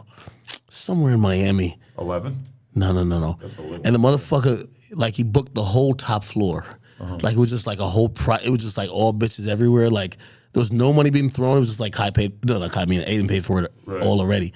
And I was just like, I don't know if he's doing this for him or he's doing this because like he had homies there. Sounds boring unless you're like on drugs, or like you're gonna fuck the girls. No, I think them girls was down to fuck. Right. Yeah, I think whatever he paid enough. Them bitches was Maybe doing I'm whatever. just getting old, but I've been in like so many of these like awkward strip club experiences. Like I remember going to the strip club with Lil Pump, and it's like I'm like basically sober at this point, and like we're all just we're all hanging out, we're all just like smoking weed. There's like a bunch of girls around, but like it doesn't really feel like anybody's really having fun. You're just kind of there, right? I went to the strip club with Fresh in Miami. That's like the only time I've ever been to the strip club in my life, and it was just surreal. I just felt like we were just standing there. We were like waiting for something to happen. And it was just then it was like That's what the club always is. We're like, It's when's just it get gonna in happen? there, These strip you clubs. stand around.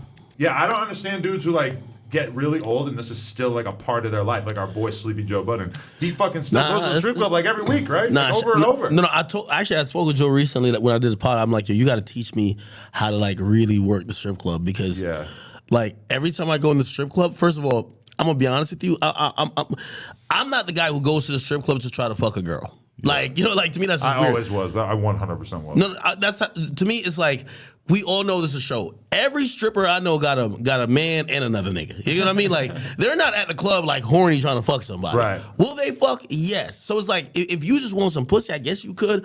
But why even do that game there in that club? So I usually go, but it always fucks me over because like, bro, when I go, I take out like just exorbitant amount of money, and I just feel like it's a show. Like I'm like what I've learned about strip clubs or watched on TV. Yeah, money's just supposed to always be coming down, and everybody's drinking, having fun. The girls are having fun. The people you're with is having fun. And for me, after that, I kind of just go home. But it's just like I feel like I just did a donation. I'm like, now that I've I just donate $8,000 to these motherfuckers. And then when I walk in, it's like also too. The fact that I'm known, it's like they're like, Ak is here. So like, every time, so then they start doing so much, or maybe it's that one club I go to. They start doing so much, I'm like, now I'm in the section, and then everybody's looking over, and they're like, yo, is this nigga broke? Like, so now I'm like, yo, give me all the ones. Yo, give me like 2,000 ones. Come on. And then now I'm just like throwing it just to like for an image. It's weird. And if like, I'm in the strip club, realistically, I want to be in our section getting lap dances and sitting there being a perv and just staring at her ass and just rubbing it and shit. And like, I don't want to fucking do that when somebody could be just filming me. Yeah. No, I ain't gonna lie. I went to the club at 6ix9ine. He was having a good old time. Just groping asses. Yeah. Was he fucking them?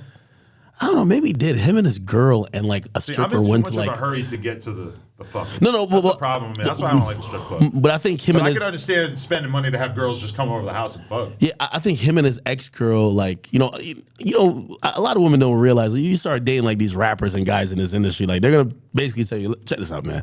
Either I'm gonna just cheat on you or you're gonna be with the program, all right? Like we can fuck these bitches together, and yeah, I was there, and yeah, they picked some girls and they did whatever, and they went to some other room. I don't know what they did. So where do you think he's at financially? That's what I want to know your opinion on. 6. They're repossessing his cars. They got bullet holes in the windows of the cars. It's very hard to understand that.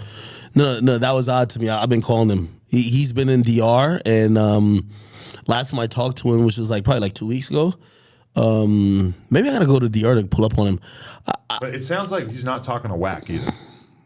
I haven't asked Whack, but it sounded like the call that like they're not really communicating at this point. No, but he's in a different world. Like I'm telling you, like you see, I'm not one of those. Even though people like the popular joke is, "Yo, you're like 6ix9ine's girlfriend" or whatever the case is. But like when he was in hip hop, like we probably talked 5, 6, 7 times a day, every day. Wow. You get what I mean? It was just like, because I knew he was doing content, he was in a lot of drama, and like, I'm the media guy, and like, I was very abreast of what was going on. He's in like this Latin world now, bro. Like, I don't even understand what they're talking about.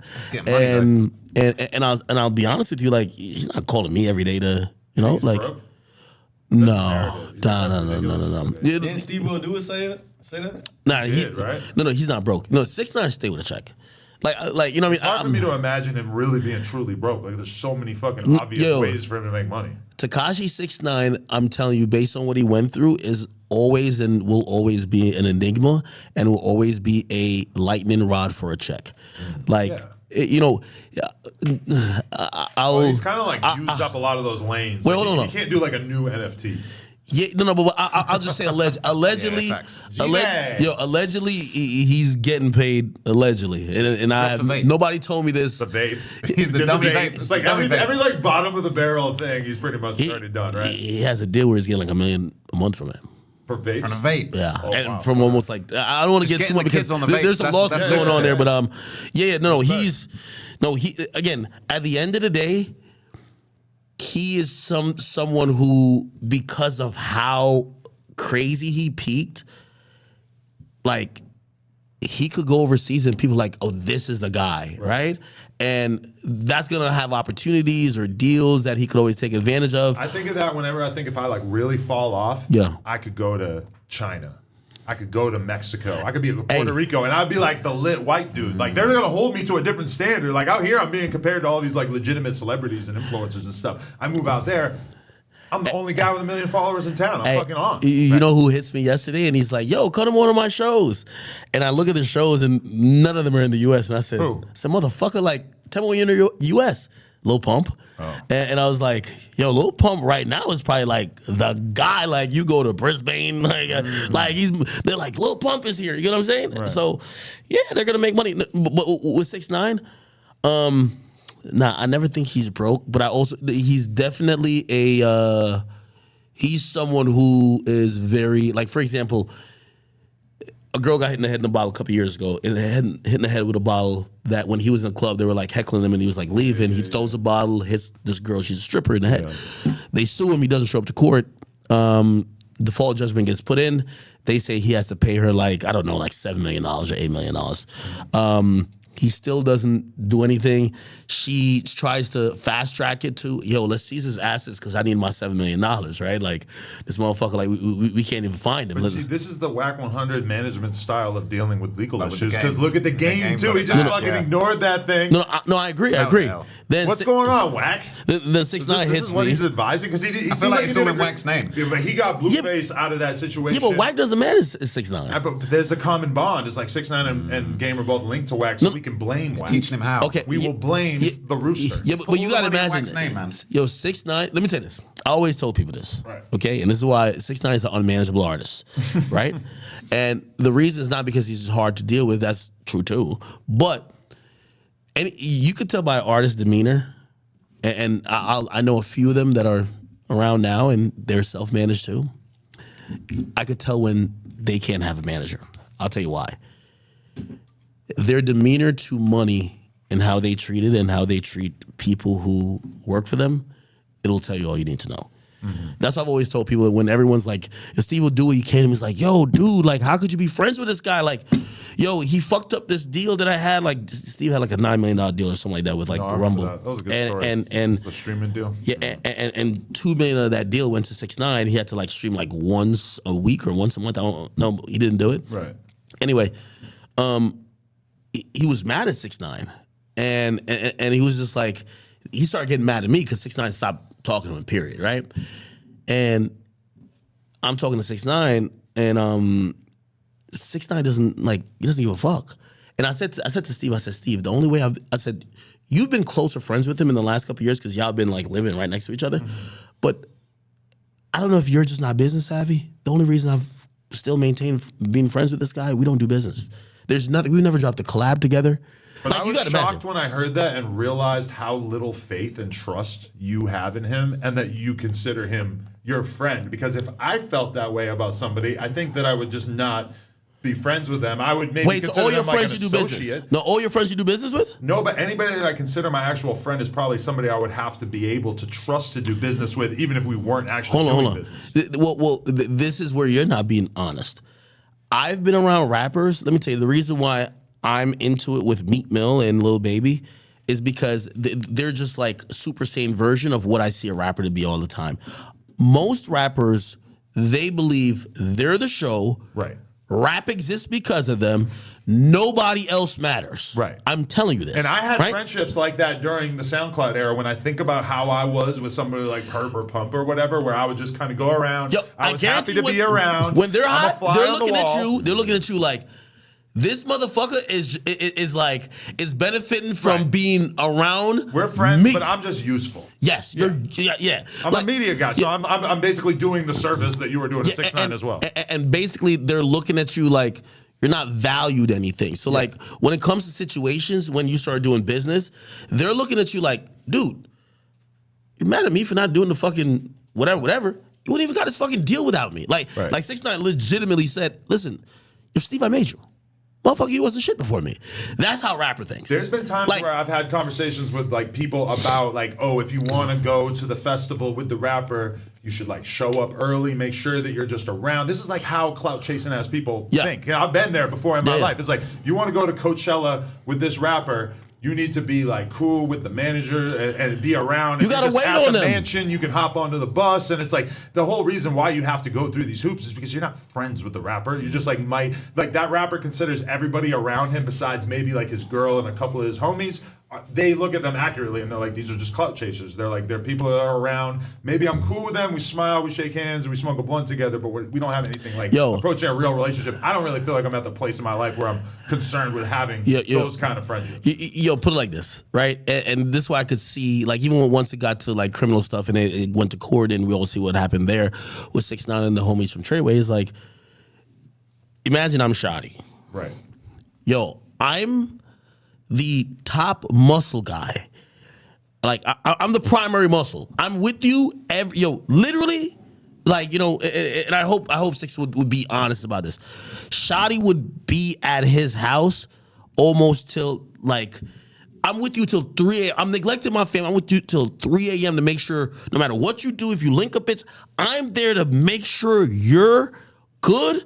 I'm gonna do anything for you. I'm the runner. I'm this. I'm here to make sure you're gonna be fine. Right. If something ever confronts us, which has happened multiple times, Shotty did like 5-6 shootings in New York City, hopping out cars, middle of the fucking, like, this is like Broadway, like this motherfucker shooting at people. Think about that risk of even having a gun on you illegally for all these months while you're around a high-profile person who's kind of likely to get searched in the first place. Hey, there's a point where Shotty like is wanted for like an attempted murder or something like that in Jersey, skips out on that, doesn't come to Jersey. That's one of the reasons why like one of the, like the summer jams like he was trying to get and Shotty was in there is like he was wanted, and this motherfucker is like, he's like, all right, I'm gonna stay in New York, I'm gonna send the other guys. Like, these guys are taking so much penitentiary chances. And then now you're making millions of dollars. Okay, you just made $130,000 on whatever. And then from the artist's perspective, for 6ix9ine's perspective, he's like, bro, all like 10 of y'all, like, Whatever. and this is after like a month. This is, like, I'm not saying this is actually what happened, but it's just kind of giving an example. It's like, yo, y'all bust down this 30,000 while like I just bought my bitch like, you know what I mean, some wild shit. You know what I mean? And yeah, if you really value the weight of what people bring around to a lot of these guys, it's like, wait, I can see why maybe at a point they're like, yo, let's rob this nigga. Like, you know what I mean? That's why they put the hit on him. They were going to get him killed. But that's think about the whole thing with the Meek Mill situation and like why you think his homies come up here? They're not coming up here just because they're like, oh no, we're just such big bums, and Meek prevented them from making a living, period, didn't put them on payroll. These guys are riding and basically muscle for the brand that he's talking shit to everybody with. Guys that went to jail for gun charge, this and third. That's the same thing with No Limit Cairo. Yeah. Because he was really out there protecting G Herbo. And then at a drop of a dime, Meek's like, I'm good off y'all. Yeah. Yo, do you know the animosity and anger you fucking feel after that? So this is what I've always told people. I'm like, yo, when it comes to rappers, I don't like doing business with rappers. And it's not just 6ix9ine. It's like a rapper will never view you as a business partner unless you're the nigga who literally gave him the money when he was dead broke. But otherwise, he meets you, is like, this motherfucker Adam is just like leeching on just to like getting rolling loud and shit like that. They're not thinking like, yo, Adam is promoting your brand. Right. Adam is fucking making sure all your videos go viral. He's giving this whole new narrative shift to what you got going on. And it's probably benefiting you a lot more than you could even quantify. They're like, nah, Adam is just, he ain't shit. Right. Well, at least Elliot Grange, was he lining your pockets during that time? I was like, you doing the heavy promotion? Nah, never. I'm serious. That was what I thought was weird when people would say that, because it's like every 6ix9ine post that you were putting on Instagram was doing so good on Instagram that they didn't have to pay you. Yeah, I always told people like that was mutually beneficial. Those are the most viewed YouTube videos you're doing at the time. Like nobody's got to pay you to make a YouTube video that's going to get 2 million views about 6ix9ine arguing with Trippie Redd, right? Yo, people don't understand, and I'll give any upcoming media platform. You don't even have to be in music necessarily. It's Snoop Dogg said this kind of once. He's like, yo, I forgot there was this producer that produced this song for him. I can't remember the name of the song, but he was basically saying, yo, you ain't supposed to charge me, motherfucker. Like, we in this together, okay? This song's going, and they made like almost 2 replica songs. I can't remember the name of the song. And somebody in the comments are gonna bring it up.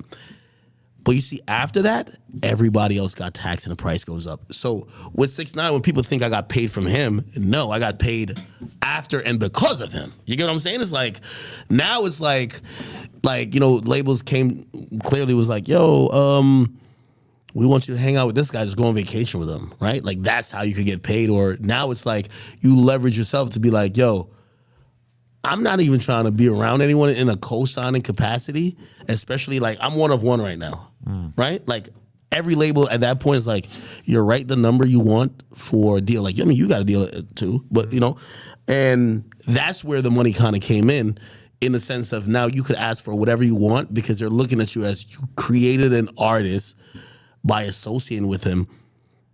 What do we have to do to have you do it again? That's why I find the concept of having an artist so unattractive, is because I know that if they begin to even get lit at all, you got to be there all the fucking time. You got to be around. You got to be staying out till 3 a.m. And I just don't really have like the patience to live this young dude lifestyle at this point. I also feel like all the artists that kind of fall into my area of expertise at this point are like extremely dangerous and gang related, and like there are artists that I've thought about fucking with in LA, but it's like it would create a fucking huge rift between people that are into it with them. And it's like it would be easier. Like I could have a Chicago artist and it's kind of whatever because it's like I'm not judged by that same standard. But like in terms of local talent, wait, it's like, Adam, you got to be honest because I do actually think this. I think when you wake up, you're like, how do I get these gangsters to start beefing, man? What are you talking about? I'm out here that's what I said about you back in the No. day. I'm Tay Savage. I'm pushing peace. No. He is me back in the day. Except I think because when I did it was like also. I think I show a lot of restraint, don't you? Like we hold back on Hell questions no. that we think could start shit. What's he said that's so bad? To a certain No. actually say what they Yo, here's instigate the thing. Here's the thing. There's nothing worse than you. Like, first of all, I've never heard of these niggas ever. Yo, I swear, I've never even heard of like, yo, y'all had a nigga up there. Like, no disrespect to him, and I don't want him to like start beefing with me because I don't want no beef with him. Nigga named some Big Sad. I've never heard of him Big in Sad. life. Shout out Big Sad. No, he's lit though. No, okay, apparently he got a little song, right? No, he's popping. Okay, all right, cool. But I'm just talking about like y'all would have some people up there, and it would be such a big deal for y'all that I'm like, what is going on in LA? But here's the thing: y'all will interview side A and it's like Zach TV. No, Zach but that TV one used was to go wild. from O Block to 63rd. Okay, but what You know actually I mean? happened in that situation is, so I have DW Flame and Brick Baby, two Crips, but from very different parts of, LA and Long Beach or whatever. Yo, and then why haven't they put a hit on you yet? I'm gonna be honest, it's kind of crazy. I keep the peace. Like I'm No not fucking pushing way. anything bad to like everybody. No fucking people who way. are really paying attention could tell that I'm really on my like No, yo, Adam, Tay Savage shit. I'm helping the community. I'm in media, Tay bro. Savage. I'm in media. I be watching. Sometimes I'm like, yo, Adam is playing in their face. What? Well, you're doing it in a media perspective, and I'm like, this is what people don't give Adam the credit for, because I don't think even the Warren Chirac would have been that bold to play in their face. You're It's talking like, about- no, crazy. No, You're bro, talking crazy right now. bro, you're playing in their face and playing upon their lack of intelligence. Like What? it's crazy. Nah, Like yeah, I'm bro. watching this and I'm Crazy. like, You're talking crazy. Yo, Adam, you know what you're doing, bro. No. Hold on. No, I only say that to you because I do think at a point it boils over and it erupts, and then they instantly, because that's what happened in Chicago. They were like, no, you're the cause. And I think you're so in the midst that I could see them having real issues with you and then trying to do something. I don't think so, because I think people who are really paying attention can tell that I'm pushing peace. No. But anyway, no. You've also aligned yourself. But I've aligned myself with so many people, and that so many strategically. different No, parts no. of LA have good Strategically. relationships No, no. with me. You're because they see that I'm actually like putting on for the young No, artists. you strategically. I never ask anybody anything that they haven't already put out there in No, either but it their doesn't music matter. or their social media. Adam, There's so much shit that I know about behind the scenes that you never have gets brought to the table. strategically aligned yourself with people or entities to make sure, which is for self-survival. Of course. Yeah. Okay, and because then, those are the people that are like making moves and like helping artists get going and everything. And that's what I need is like the new and artists. then I do know you take calculated risks in, I'm not gonna call it inciting, but like, okay, let's see what happens. The roll of the die.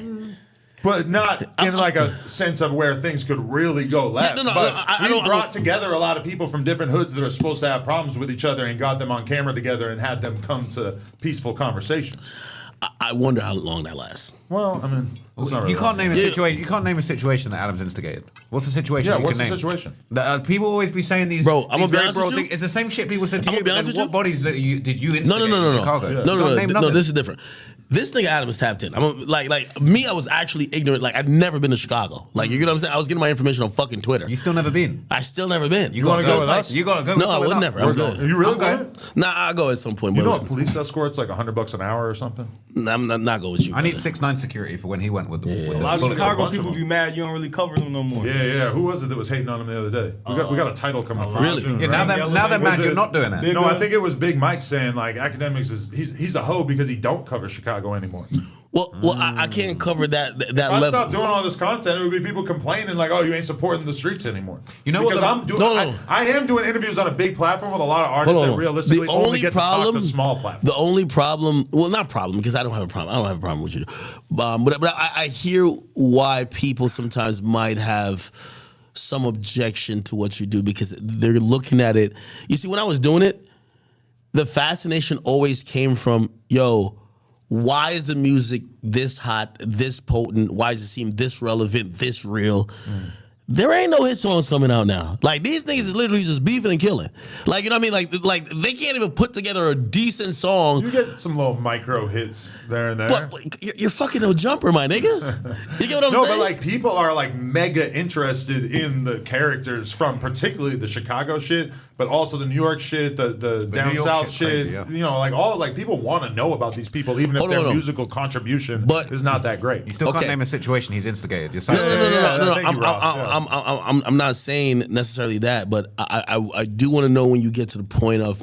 So my last 2 years, I think I did Warren Chirac from maybe, is it 12 or 13, so 2013 to probably like 2016 or maybe 2017 was like the last video or whatever.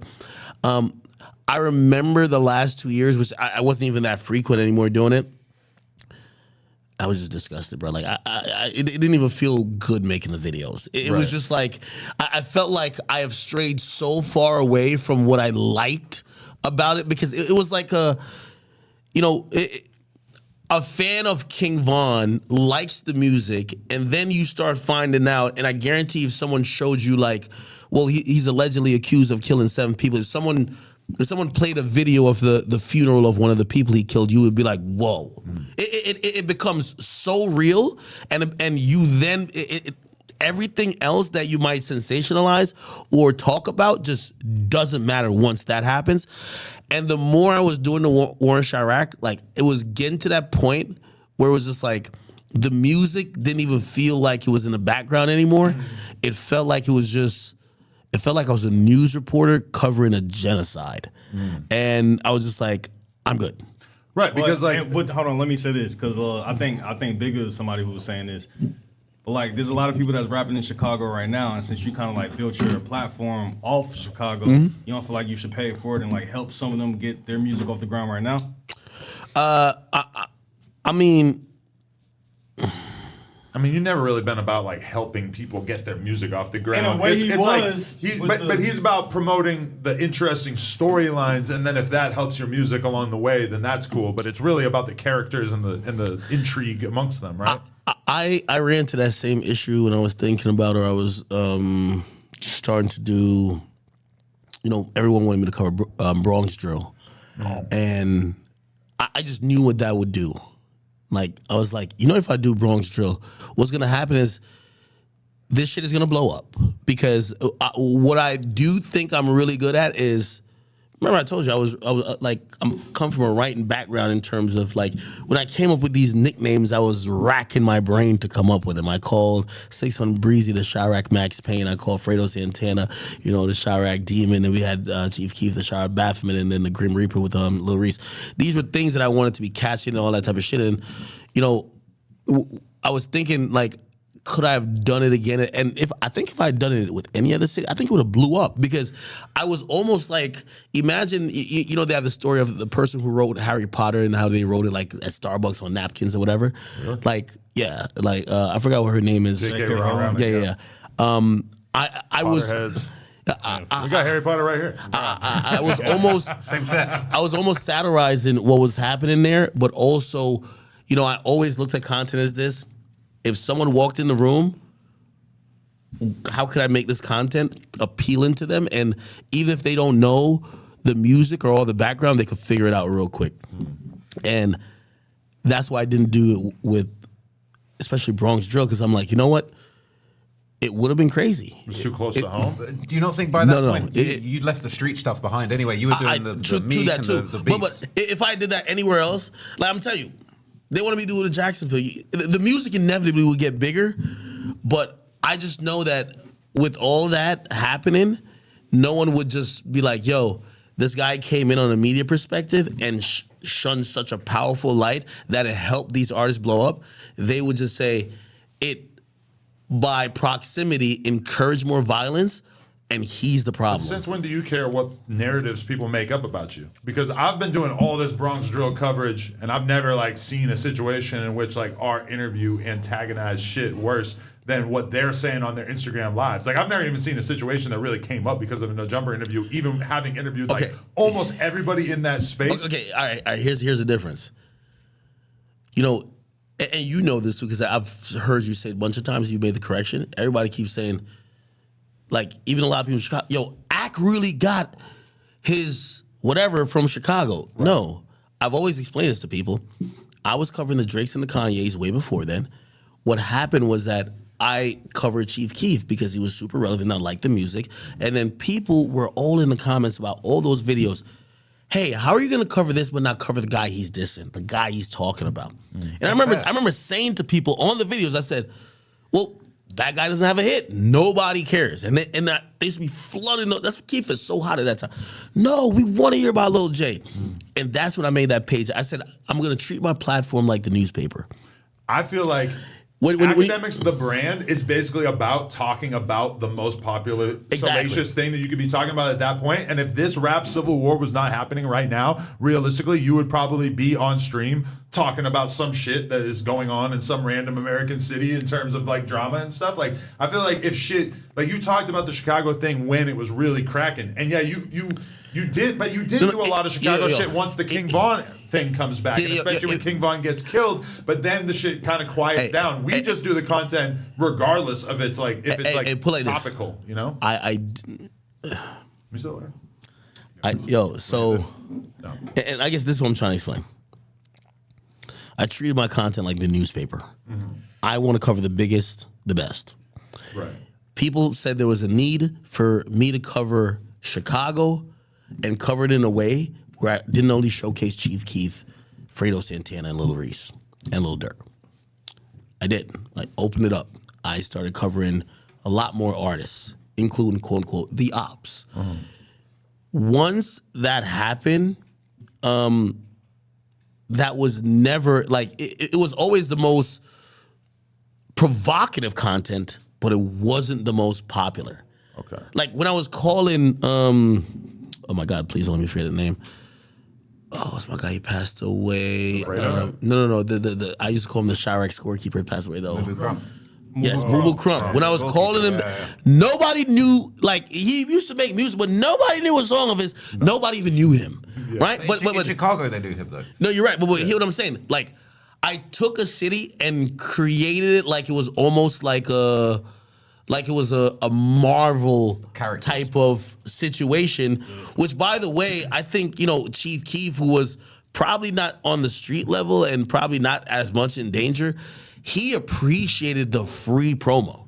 You have me as this super villain or superhero, whatever the case is, and you've built a universe. Like, that's what I'm saying. Like, what you've done with No Jumper, you've built a universe. Tay Savage doesn't hold it against us that we sit on camera and talk about him like he's this fucking gun-toting lunatic. He might hold it against you because you bring new information to the table sometimes. No, it's different, though. It's different.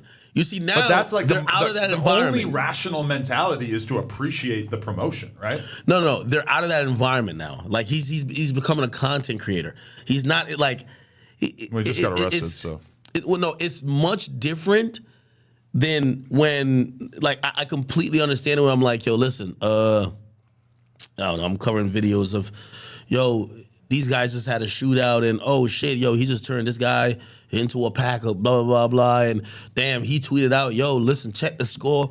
Yo, we just doubled y'all, like, whatever the case is. And then now that video is now circulating. Mm-hmm. And again, it's not like me, like, trying, like, there's no blame or whatever in terms of what I'm doing. But, like, honestly, the War of Chirac just wasn't, for me, it wasn't a mainstream shit. Like, they've made them mainstream later on.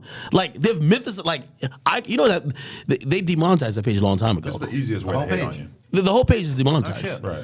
Like, they've mythicized that content, but when I was doing it, it wasn't the most successful or the second successful. I had a main page and a backup page.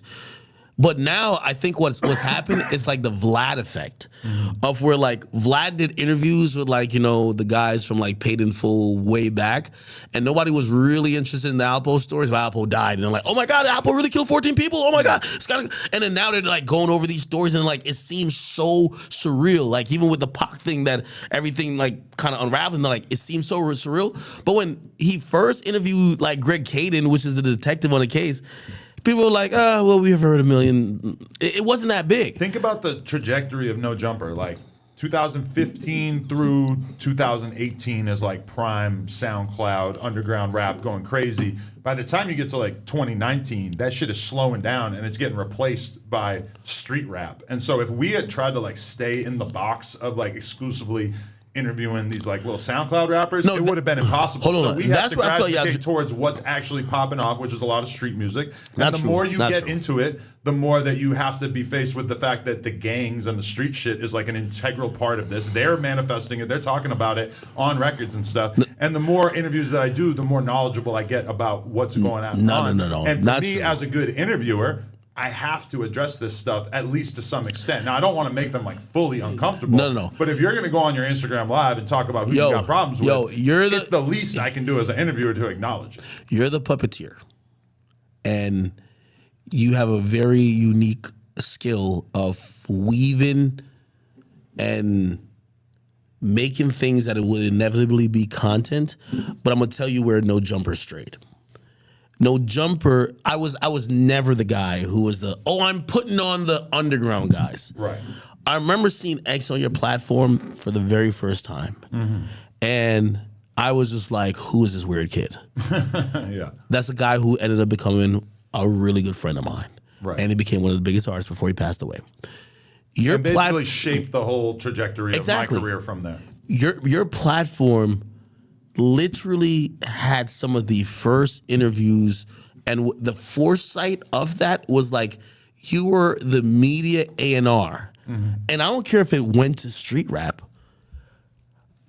I think that's where No Jumper shifted a bit, because I don't think these guys you're interviewing is because you're like, you're gonna be the fucking next star, the next King Von, the next Moneybag Yo, the next Young Thug. But that's you're actually- interviewing these niggas just because they got issues. But that's actually what I think wish I had that's where figured it's that skewed. out earlier, that the even more minor characters in the storyline are just as interesting, especially once you get into this current era where there are so few stars. Like a lot of these street dudes and drill rappers, it's like they have no possible likelihood of like becoming like mainstream stars. The music doesn't really have that possibility, whereas like a Trippie Redd or a X or a Juice, like that was obvious like during that era. But why stray from that though?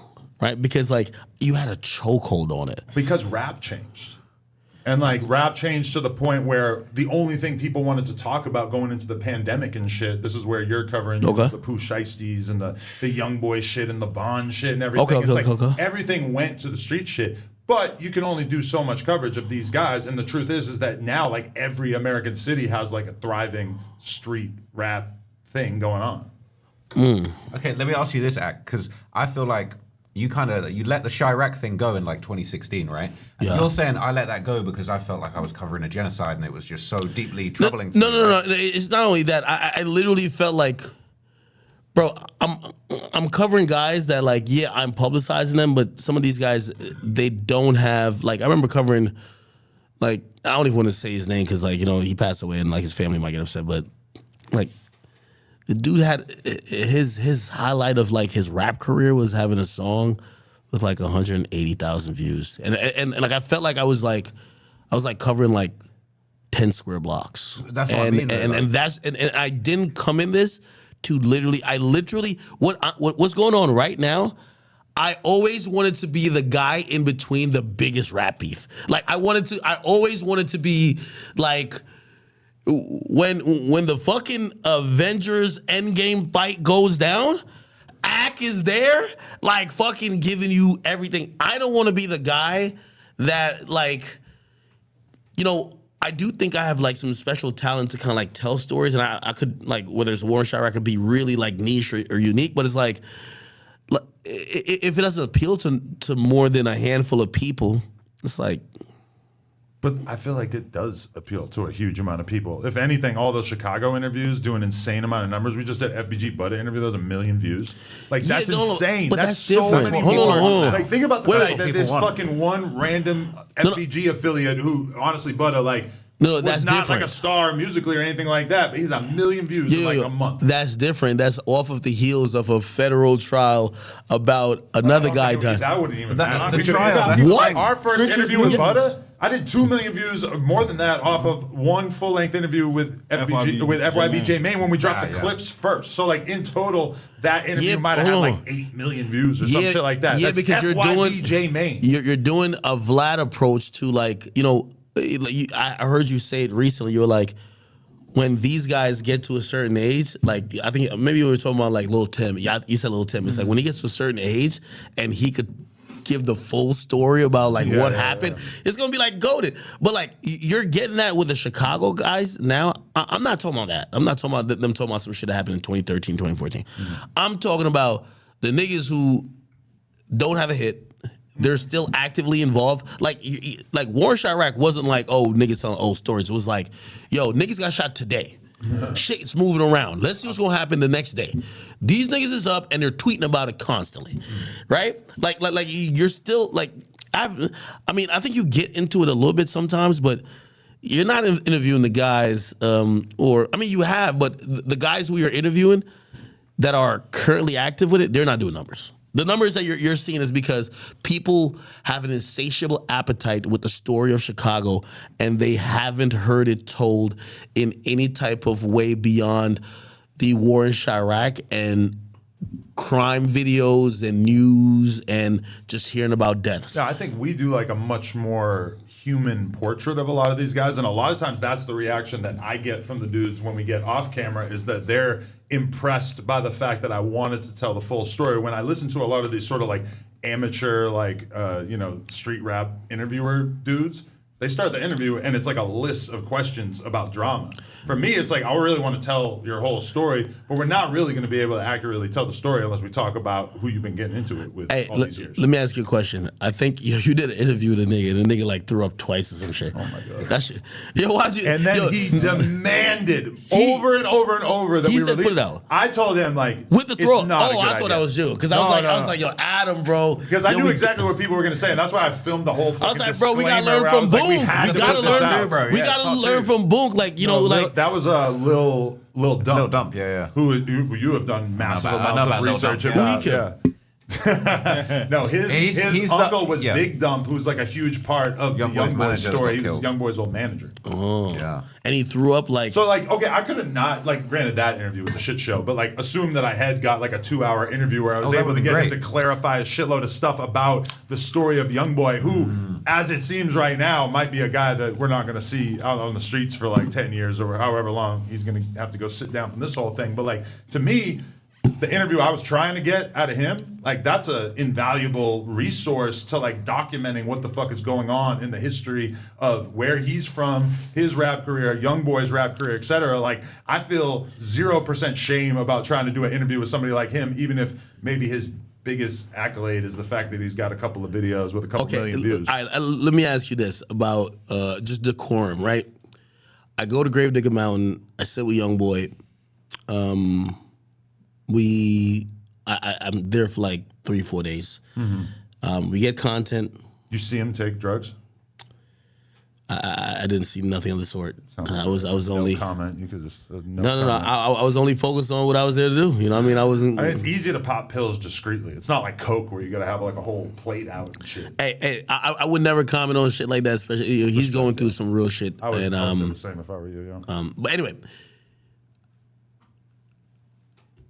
and even I got to watch my words a bit. I'll say this, and this is like, okay, so yeah, I know. I feel like We need the Gravedigger Mountain full story now. oh no, I oh, got no. so many questions. I got a lot Oh of my questions. god. He was hot. No, okay. Somebody got to ask Gilly about him going there, because I know he didn't go there to do a 20-minute interview. I know facts. I know they left mad. That fucking like, he's barely coherent during the interview they did with him, and then Okay, like They still had a viral moment from it, though. Okay. yeah, I mean, hey, it did numbers, but All right, I know hold on. that they were pissed. Okay, do you want to hear? And I think I And could. then you go there and you don't even get the interview. Yeah, we got to hear We about got to this, hear though. why. No. what happened? I have He's loaded. He's I at have- 10 Zans. I have amazing fucking content. Like crazy. really? If I dropped it, probably 5 million views. Like From there. crazy. From there. Like, But why is it yes. not? Why is it not dropping? Yo, I'm gonna be honest with you. It's like it's almost like a movie. But we didn't have the sit down interview necessarily. But anyway, I'll say this, and also I don't want to throw nobody on the bus too. The Young Boy Gillian Wallow situation. And I understand this because I want to exercise decorum always. And by the way, I'm not saying this to say that they did not or didn't want to. I don't know how the situation went. I'm only telling from what I've heard. I think that content they put out was the only content they were cleared to put out, because then one of Young Boy's Okay, homies, hold on. his homie said like some shit about people putting Okay. out footage of people, or no, All he right. said of me on drugs Okay. or whatever. he didn't want it out. All right, I'll say Yeah, this. From what I was told, he did not want the interview out. He had a good time with Bootleg Kev. Yeah, Okay. that one. No, that no, one no. was When you're clean. getting fucked up, you got levels. No. Bootleg Kev caught him in a good place. No. Yeah, Okay. he was on point. Medium That high. was a great. And I know he's going through a lot, so I got to be very careful with the words. Like, you know, his fans gonna decipher everything. Essentially, the conversation I had with him, he said, "Yo, Ak, listen, content-wise, I want to make great content with you. I have you up here for that reason. I really went up there because we weren't seeing eye to eye, and it's better when two men get to sit in the room, nobody else, and hash things out. And when it came to content, though, he said, "Listen, I didn't like the Gillian Wallow thing because he was depicted at a state that he didn't want to. That's not how he wanted to be depicted, and he would have rather that not come out." And he was very proud about the bootleg Kev stuff because that's him in the element and state that he does want to. You know what I mean? And I remember once I get there, what we talk about is that, and I told him, I said, listen, I'm not thirsty for content. And this is why, like, a lot of his, I have multiple interviews with him I've never put out. Right. I'm not thirsty to drop a young boy interview. Of course he'll do millions, but it's like, I'm with him because I want the best for him too. And we both agreed, you said, whatever we put out, we're going to sit here and we're going to edit it together and we're putting it out. And he's like, are you cool with that? And I'm like, I'm cool with that. I'm like, I won't put out any footage that, yeah, of course, like I have the footage, I can just put it out. But this is glazing though, right? Is this glazing? Just allowing him to like control the edit, doing it in his face. I don't think I wouldn't agree to that. No, it's not. I would just not go. Okay, okay, I'll interview somebody else. Okay, I'm gonna tell you why it's not glazing. You have a man who's on federal house arrest, who, he just got picked up, but there's many different reasons why he could have got picked up. I don't want to be specific, but like even in the video with Gillian Wallow, there are things that are depicted that's why they're upset. You know what I'm saying? They're like, yo, I have rules. Like I'm on They didn't house. show him taking drugs or anything, right? No, it wasn't that. It was much more complicated things. I just don't want to point specifically. You know what I mean? But that's why they want to have a little oversight.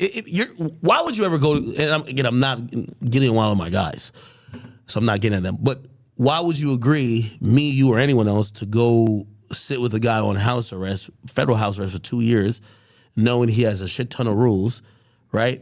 If you're not going to at least make sure he's cool with how he's being seen, given the fact the government's watching that and they want to lock him back up too. Right. Well, So why doesn't he just like only say things on camera that he's comfortable with being released to the public? Like, why is he not capable That's of not editing it. himself in real time like everybody else on it? That's not him up there or previously. He has like 5,000 rules. Hey, you have to do this way, this way. You can't pretend to be a doctor to get lean. No. It has nothing to do with That's that. a rule. That's one of That's one of the rules. All right, nothing to do with that. Okay, all right. So here's the thing. They have, everyone up there has to be checked in a certain way. It has to be a certain amount of people. It has the premise. It is so much rules. Right. That imagine going into a federal prison. Like, you wouldn't just go in and be like, let's bring all the guys and just film everything. You know what I mean? Like, no, you would probably, like, they would take a lot of things, show me you can't have this, you can't have that.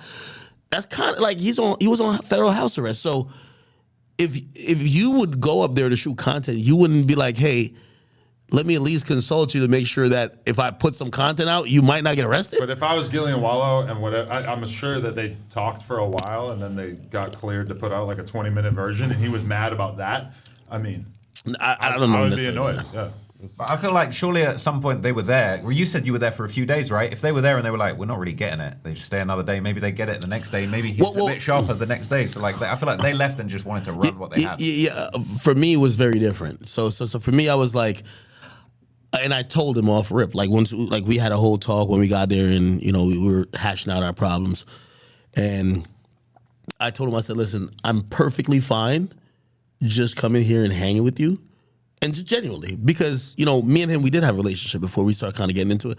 I said, I don't necessarily need content. And I still believe that. That's why we got the content. We just got to say it. Let me ask, Ak, like, did he press you a little bit? Because like all the Dirk stuff had been going on in the weeks before and it was getting kind of personal. So like, I could understand if he was upset. Yeah, you were going off on him at one point. Listen, we hashed it out as men. And you could take or add on anything to that if you want. It was a serious conversation. He's taking 20 Xans a day. He don't remember that shit. No. Ak remembers it. No. That was the very first walking in. We hashed it out instantly. Okay. Was he mad?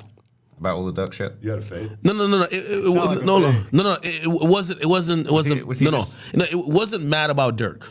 Actually, I'll but give just a little that context. that was the news cycle at the time. No, I'll give a little context to like us because we had to hash it out as and really kind of figure out like, all right, do we have respect, mutual respect here, and okay, all right, cool. How do we try to have some type of relationship, and what is that relationship? Are we like super friends, or what do I expect from you, and what type, and what do he expects from me? And for him, I remember he was like, I'm probably saying too much already, but it was just like he culminated by saying, "Ak, this, and this hurt my feelings." And I told him, this, and this you said or did hurt my feelings. He was and going on he at you. said, Ak, you covered me when I was 16 years old. And he says that means a lot to me. I felt like, he's like, for a lot of these, I don't care. But you're one of the first people who covered me, and I was 16 years old, who looked up to you and looked up to your platform.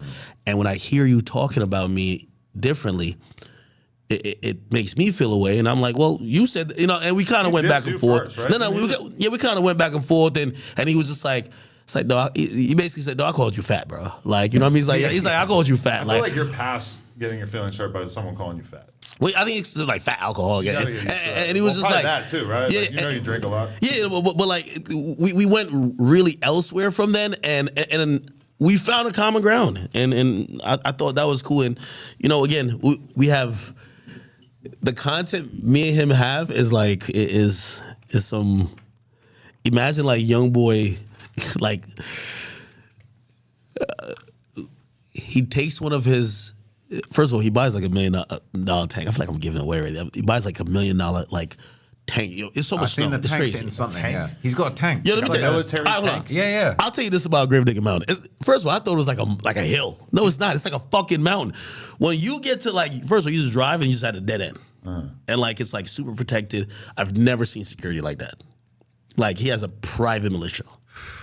Like a whole private militia. This is all shit that the label basically had to promise in order for him to not spend the past few years in jail. And when you consider that, it's pretty amazing that he was doing such flagrant things. And then like in terms of the drugs and shit, and then flagrantly promoting it on Instagram, posting that photo with the pills all like spilling out of his mouth, that'll forever go down in history if he ends up sitting down for however many years. If body cam ever comes out of that search warrant, I would love to see it. Only because I'm telling you, where he lives at, and with the security, like, again, it's a private militia. You need SWAT team to go up there. Like regular police ain't going up there. Like you're running into some dudes who are like just straight up military niggas up there. Right. Like you're not going up there with the local police, which like, hey, we're here to get young boy. Like, yo, these guys got. You don't even want to describe. So if the cops show up, the security got to just go with the flow, right? What the fuck are they going to do? Rush them out of there? I feel like the security must be cops, though, right? The security are like, if the warrants come in, the security are turning around and being like, listen, I'm not going to say too much. Them niggas is like some, yo, we've been training in case the government come take over. Like, these are not people who are like, oh yeah, we love law. These are like, yo, snipers in the hills. I'm telling crazy, you. Honestly, though, like him getting away from that Mormon family that basically has like, co-opted him, like he got to get away from them. Like that is a real threat. Why? Like you know how you feel when you see those photos of like rich Beverly Hills people that like adopt like tiny African children? Yo. I'm just saying, like, they don't have good motives. They're trying to use him as a spokesperson for their fucked up religion, bro. Have you met Youngboy? Yeah, briefly. Where? Like at a show? Backstage at a show, yeah. Okay. Oh, you did the vlog of a big show back in the day, right? Yeah. You've never like been to like, where he's in a comfort zone or with his people, right? Not like that, no. One time he threatened to like kill me on Instagram story or something. It was used in court. Not my fault. He's done that. He's done that to a few people, I think. Yeah. I mean, Ak was about to be the next body for a minute. Yeah, I'm gonna be honest with you. You had a big mad, man. Ak pack get rolled Yeah. up. Only thing I'll tell you, I've never experienced such a thing in my life. The way he talked to you? No, I've never experienced Going to Gravedigger Mountain. Yes, It was life changing. surreal. That era is over. He's not going back there. Bro, what's like some just little tiny details that you were just like, No, young boy's crib, like, nah. nothing you could share. Uncircumcised. No, pause. Yo, Yo, didn't get there. I'm telling you, it's Crazier than big. Birdman House? Because you did an interview with Birdman. Birdman that House came is out. tame compared to that. I'm telling you, no rapper. I don't know if like maybe X was living like that, but it's like young boys living on a different island, like a different planet. X's house was like a regular ass house in Florida. Like it was a big house, but it was not like they did have security and shit, but it wasn't like crazy at all. Yeah, this is Oh, okay. Yeah, well, young boys. I hope he gets out. Why interview with Birdman never came out? That's really interesting. I did multiple interviews with Birdman.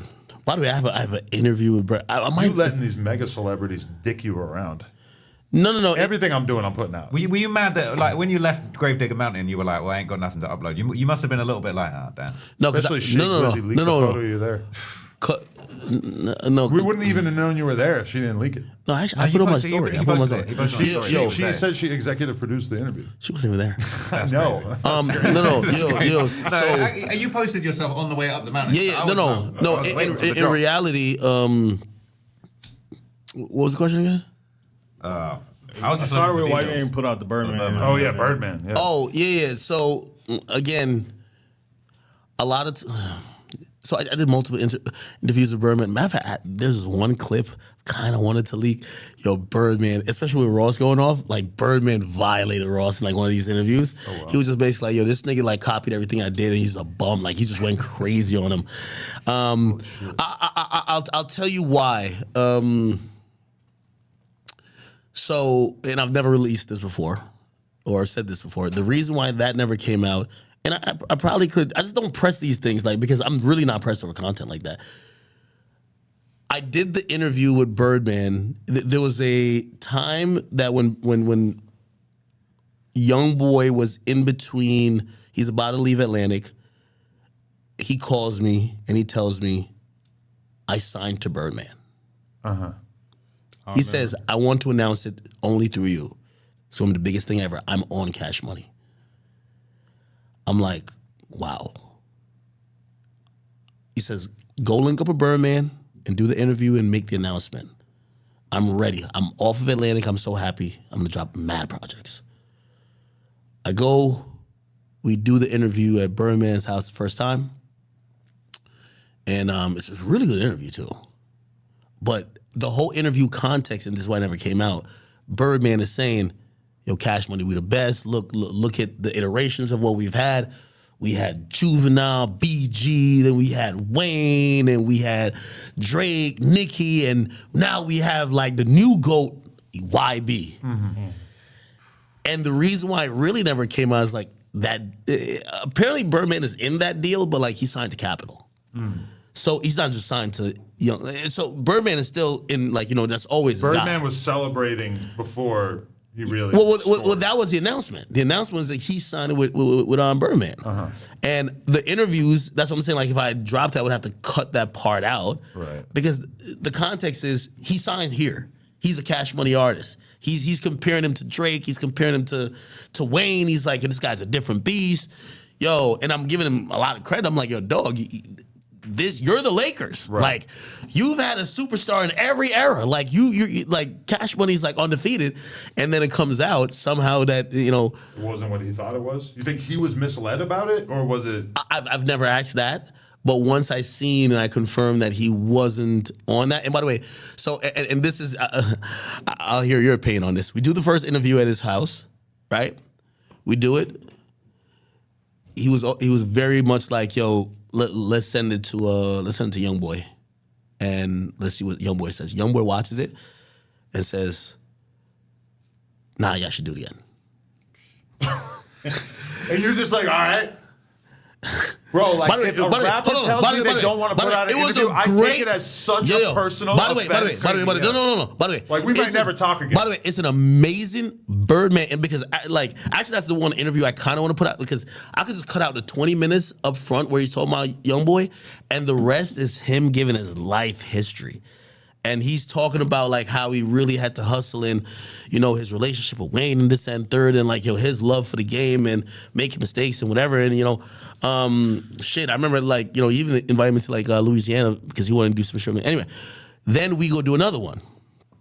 In Prime 112, that's when I was talking to all the workers. I'm like, yo, y'all got the video of Freddie Gibbs getting his ass whipped? Like, yo, give me that. Like, I got the bread. They were all talking about it? It was like a fun memory for them or what? Well, he booked out Prime 112 for us to do the interview. We did the interview there, and OG3 was there in Montana. That's from Young Boys Camp. Right. And we did the interview, and Young Boy even calls in the interview, this and third, and it was a good one. And Young Boy then says, yo, Ak, now we got to do this again. But we got to do that Gravedigger Mountain with me, you, and Birdman. I'm like, all right, fuck.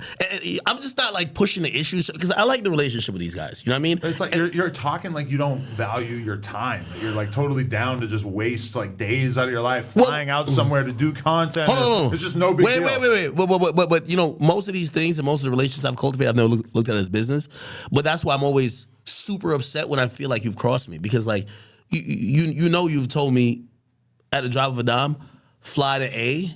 And I've dropped everything and fly to A the next morning. Right. So to do content and stay there indefinitely, whatever. Telling you not to drop it, it's like so insulting. Yeah, and I mean, but I did another interview with when it was straight with Young Boy. That's when it was with it was on the tarmac of what was it like 2018? Yeah. And he made it sound like he confesses to bodies and shit. Yeah, this is the one you've been talking about, right? The feds should hit you up and raid your home and take that. That'll be interesting, huh? Well, you got it like on a special drive or something? Like, what's the plan? Anyway, that footage, I remember he told me, he said, because I said, when are we going to drop this? And he says,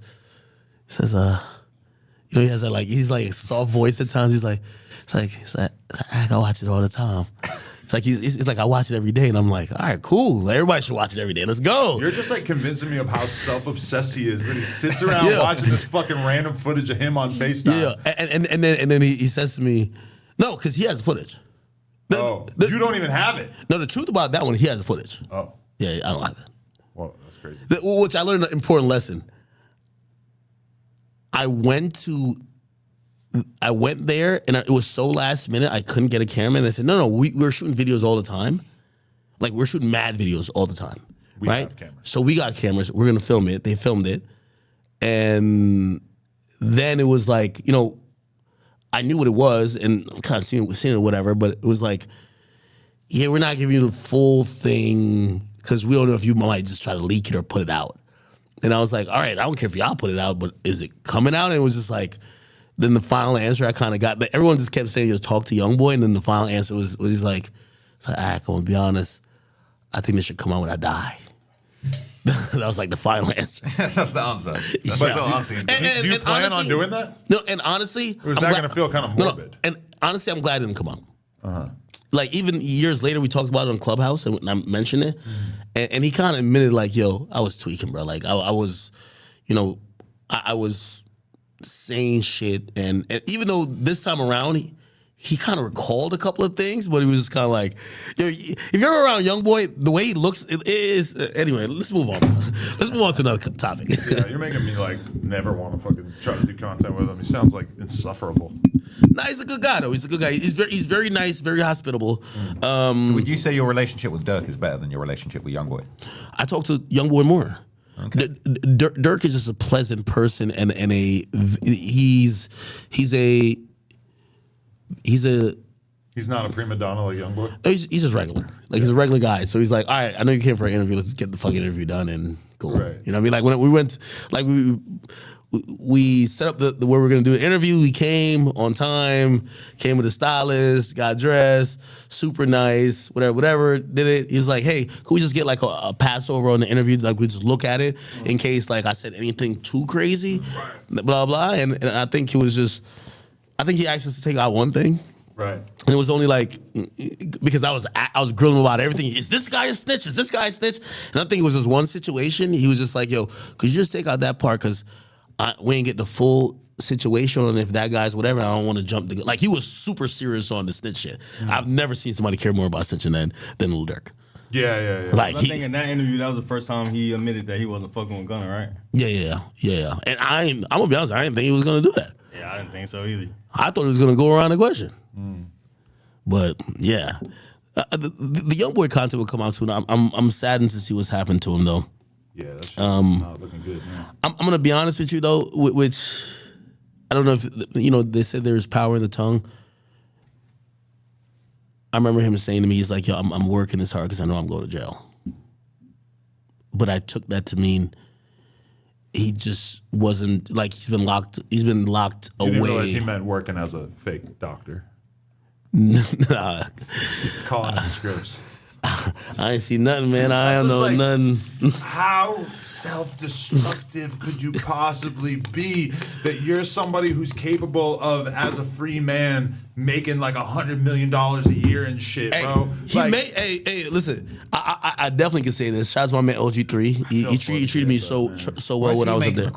Yo, The he's most famous one, right? Yo, he said, we call young boy 100 mil out the garage. And I said, why? He said, because last year, and they're talking about 2023, they're like, he made $100 million out of the garage. With no shows. Imagine he could do shows. No, it was 2022, I think, I believe. I mean, it's just like he's just had the world in his hands and just over and over fucked it up. And I feel that he's a product of his environment, but it's really like a sight to be seen, man. If he wasn't on all this house arrest, he might not be alive. So it might be for the best. Yeah, they definitely like drew this thing out as long as he could in terms of him having some minor amount of freedom. Well, here's the thing. Well, his trial was in July. So his trial was in July. There was one thing hanging in the balance that could possibly convict him. They first got the SD card. The SD card thrown out. That's the only proof that he had the gun. Right. You know what I mean? Unless they had somebody who There's snitched. other pics of him with a gun though. Yeah, but it's like, they have replica guns. By the way, since he's been on Gravedigger Mountain, he shot videos with quote unquote guns, but they're replicas, right? I hope he slides. No, I talked to the videographer up there. I'm like, he's like, yeah, we purchase replica guns, of course. Like, we're not gonna like put a real gun in the motherfucker's hand when he's on house arrest. Like, the feds would have kicked the door down immediately, right? So, I do think it's a little bit inhumane though to not have a trial for like 2 years. And I think he was probably going crazy, bro. Like, imagine having all the money in the world and you feeling, and I know for regular people, they're not gonna understand this because you're gonna be like, wait, how could you ever feel like you're in prison in a $7 million mansion, but not being able to do what you want, see what you like, see people when you want to, and I think it was taking a toll on him. And one of the saddest things, like, he was describing just like his life there, and he was just like, I feel like I shouldn't say this, but he was just like, it's like out of all this house, I just stayed in this one room, and it was the room he records music in. He just sits in there all day. Yeah, he has kids and other things happening in the house and everything, but he just sits there and just makes music. And he's just belting out music, and just imagine doing that for like years, every day. Like, I think when I went up there, he just finished doing the song with he literally made the song that he did Charlemagne in. Made it in 20-something minutes, shot a video in like an hour, put it out. Like, literally, I'm watching him upload the video. Like, he's clicking. Like, he's like, "Yo, is this the real version or the other version?" Like he's actually doing that. And His homie edited it. He had an editor like on deck, or he edited it himself. The guy who shot the video edited it. Like, literally everything. It's like a vlog almost. Like, like he recorded himself.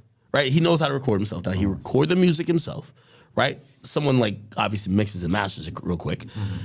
He shoots the video, like he just picks like a random corner of the house. He has like clothes everywhere, like clothes for days. Just does the same kind of thing, right? And yeah, they put it out. It's doing good, but it's like become repetitive. It's like, imagine me stuck in a room just making YouTube videos for years. I just spent like 3 days straight in a Turkish hotel room because I got that hair transplant and I had like 3 extra days to sit around. It's like growing in now. Did you have one already? 6 months. This is number 3. Why you got to get a third one? Because, I'm getting older. It's like, Oh, it falls back out again It type looks shit. all fucked up. No, it's just like, yeah, like they changed the angle. It's just like, I'm just letting it all grow in now. It'll look like really good in like 6 months. It takes a little while. It's got growing pains. People keep saying like, oh, it's a failed hair transplant. It's coming in. But those 3 days in the hotel room, now granted, it's like a one. Wait, why like you have to be in a hotel room? I just decided to like give myself 3 days there to chill before I flew home because your head is all fucking You went to Turkey? bloody and shit. Yeah. Why is Turkey the only place that is popping at? Yo, Colombia and catch where up with they that got yet? their They're able to do it doctors, really right? inexpensively. They worked just it kind out. of like dominated the market, I guess. I don't know. You feel like, do you see your hairline moving back little by little? Yeah, I just be thinking my forehead's getting bigger. Yeah. You probably want to do it in like No, 5 look at my years or shit. something.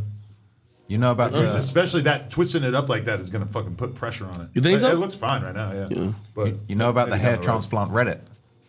There's a hair They got transplant a whole Reddit. Reddit. What? You But need to- I'm there's putting like on a hair game. transplant YouTuber who made a whole video about me at one point. That was No probably way. like one of my most enjoyable watches of all time. That's crazy, Like, man. fascinated watching this guy talk about my fucking hair. Damn. Like pulling old videos and shit, just like analyzing. oh, shit. I do I have want a to know who question for did you. Elon Musk's hair transplant, bro. That was the. I do have a top dollar. I wanna know what Trump wait, got up there. Wait, did you? Well, I don't know if you said Diddy. I do want to ask you about Diddy, but I do got to ask you. When y'all got Selena on y'all podcast at this point, what the fuck y'all talking to her about? It was tough to get an hour out of her on this most recent one. Yeah, But like, I was Wack is watching just and- asking her mad horny shit. He's just horny as fuck for her. She should fuck Wack. Wack should fuck her. He's scared. He don't want to bite that off. Yo, she always like tries to like add like some layer of like, yo, I know Axe business, and I'm like, Oh yeah. You know, I didn't when I was fucking her on camera. I didn't even think about the Livingston tattoos all over her and shit. Yo, that's crazy. no, they're covered though. They're covered now. I would think so. Oh, okay. She's had it a couple of Whack times. them out. She ate your booty. No, She ate mine. She was going crazy on it.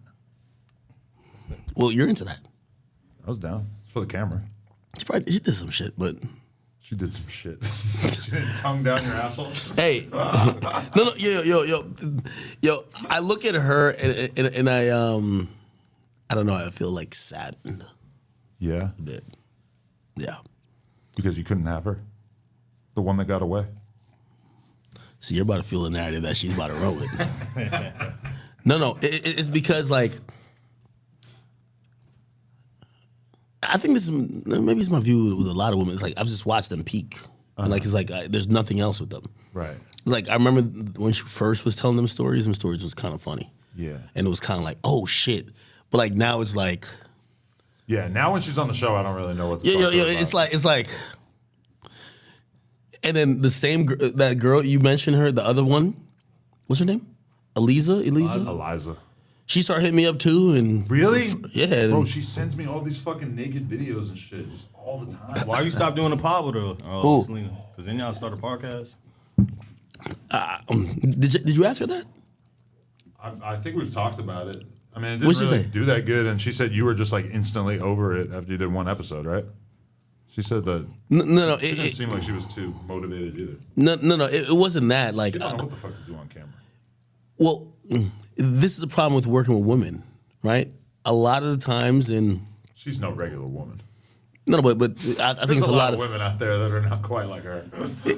She quickly let me know that I would have to like probably start fucking her to keep her keep it motivated, going. and then I was just like, no, like we're gonna work together, Uh-huh. and then once I seen that was the thing, and I was just like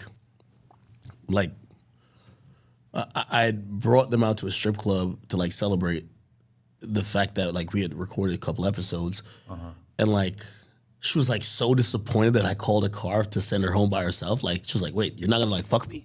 And I was like, "No, that's not. We're making content, right?"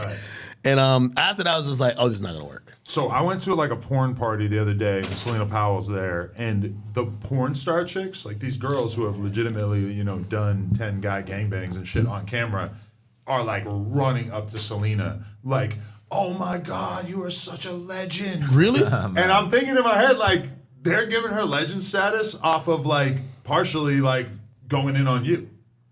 And that's fucked up. Well, I mean, like, I don't know what her most notable like I feel like just her being defamation her suits just- have been, but I feel like just her being a demon and on smoke with so many people has yeah, made her a because she's legend. got like a I King hope not. Von type thing going on for those girls. Hey, Yeah, I have a new yeah, motto. I I have a new motto. What I realized, and I'm like, yo, And I'm talking about Selena because honestly, like whatever she was, because I seen her on the pod and she was like reaching, she was trying to do the most. So, Selena, baby, this is me, giving you a little whatever to keep the cloud up.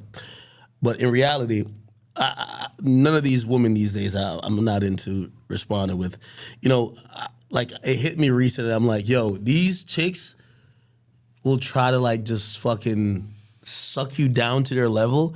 And I just looked up and I'm like, nigga, I'm the middleman in the biggest rap beef in motherfucking history. I'm sorry, like a girl could say I have AIDS. I don't think I'm responding right now. You know what I mean? It's like, so it's like I've almost like I've heard lies and this and third, and I'm only mentioning her because I was just like. But when you get to the A-list rapper status, it feels like a lot of sexual shit or like girl shit. They just 100% ignore it. Like Tyga ain't never responded to any of the shit that all these girls been saying about him being into trans women and shit like that. Like, What? Wait, what the fuck? Really? Yo, he's just like, bro. I swear some of that was fake though, no? Maybe some of it is fake, but I've seen like. What the fuck you talking about? I've had trans chicks on the show who have said that like he's like prolific in his. And I mean, like, but I mean, if that's he's if that's, never responded. If that's what he's on, fair enough. No, fair enough. But I mean, I'm just saying that like. But it could be cap. It could just all be But cap. nobody's out here like putting that on him constantly. It's not like a mainstream narrative. Everybody's kind of if you ignore shit with a girl for the most part, people will just end up forgetting about it. Yeah, I've learned that recently, but I've only learned it because I'm like, I'm literally looking at everything like, I'm sorry, I can't have 130,000 people watch me for some rap shit and then me go back and forth. Well, you finally met your match. No, I'm still. You're facing off with Osama bin Laden. No, I'm good. I'm good. Yeah. Like, I mean, realistically. Like, Well, here's the thing. Also, I realized there's nothing a woman could say about me at this point will affect my career. So it's like, all right. Yeah. Yo, his dick little, he a bitch. I slapped him. He cried. It doesn't matter. It'd be like, oh, that sounds cool. look at Andrew Callahan. He came back killing it with the content. No, but he been low key about it though. He been just like. Oh yeah, he took 6 months off or 9 months off or whatever it was. He comes back and fully dives into the content and goes so unbelievably hard that the last thing on people's minds is digging back into that shit. You're right. I am like, for him. I'm not happy he went through that, but I am kind of happy that he kind of had like because I think he was on some like when he came here and did some shit with me. You.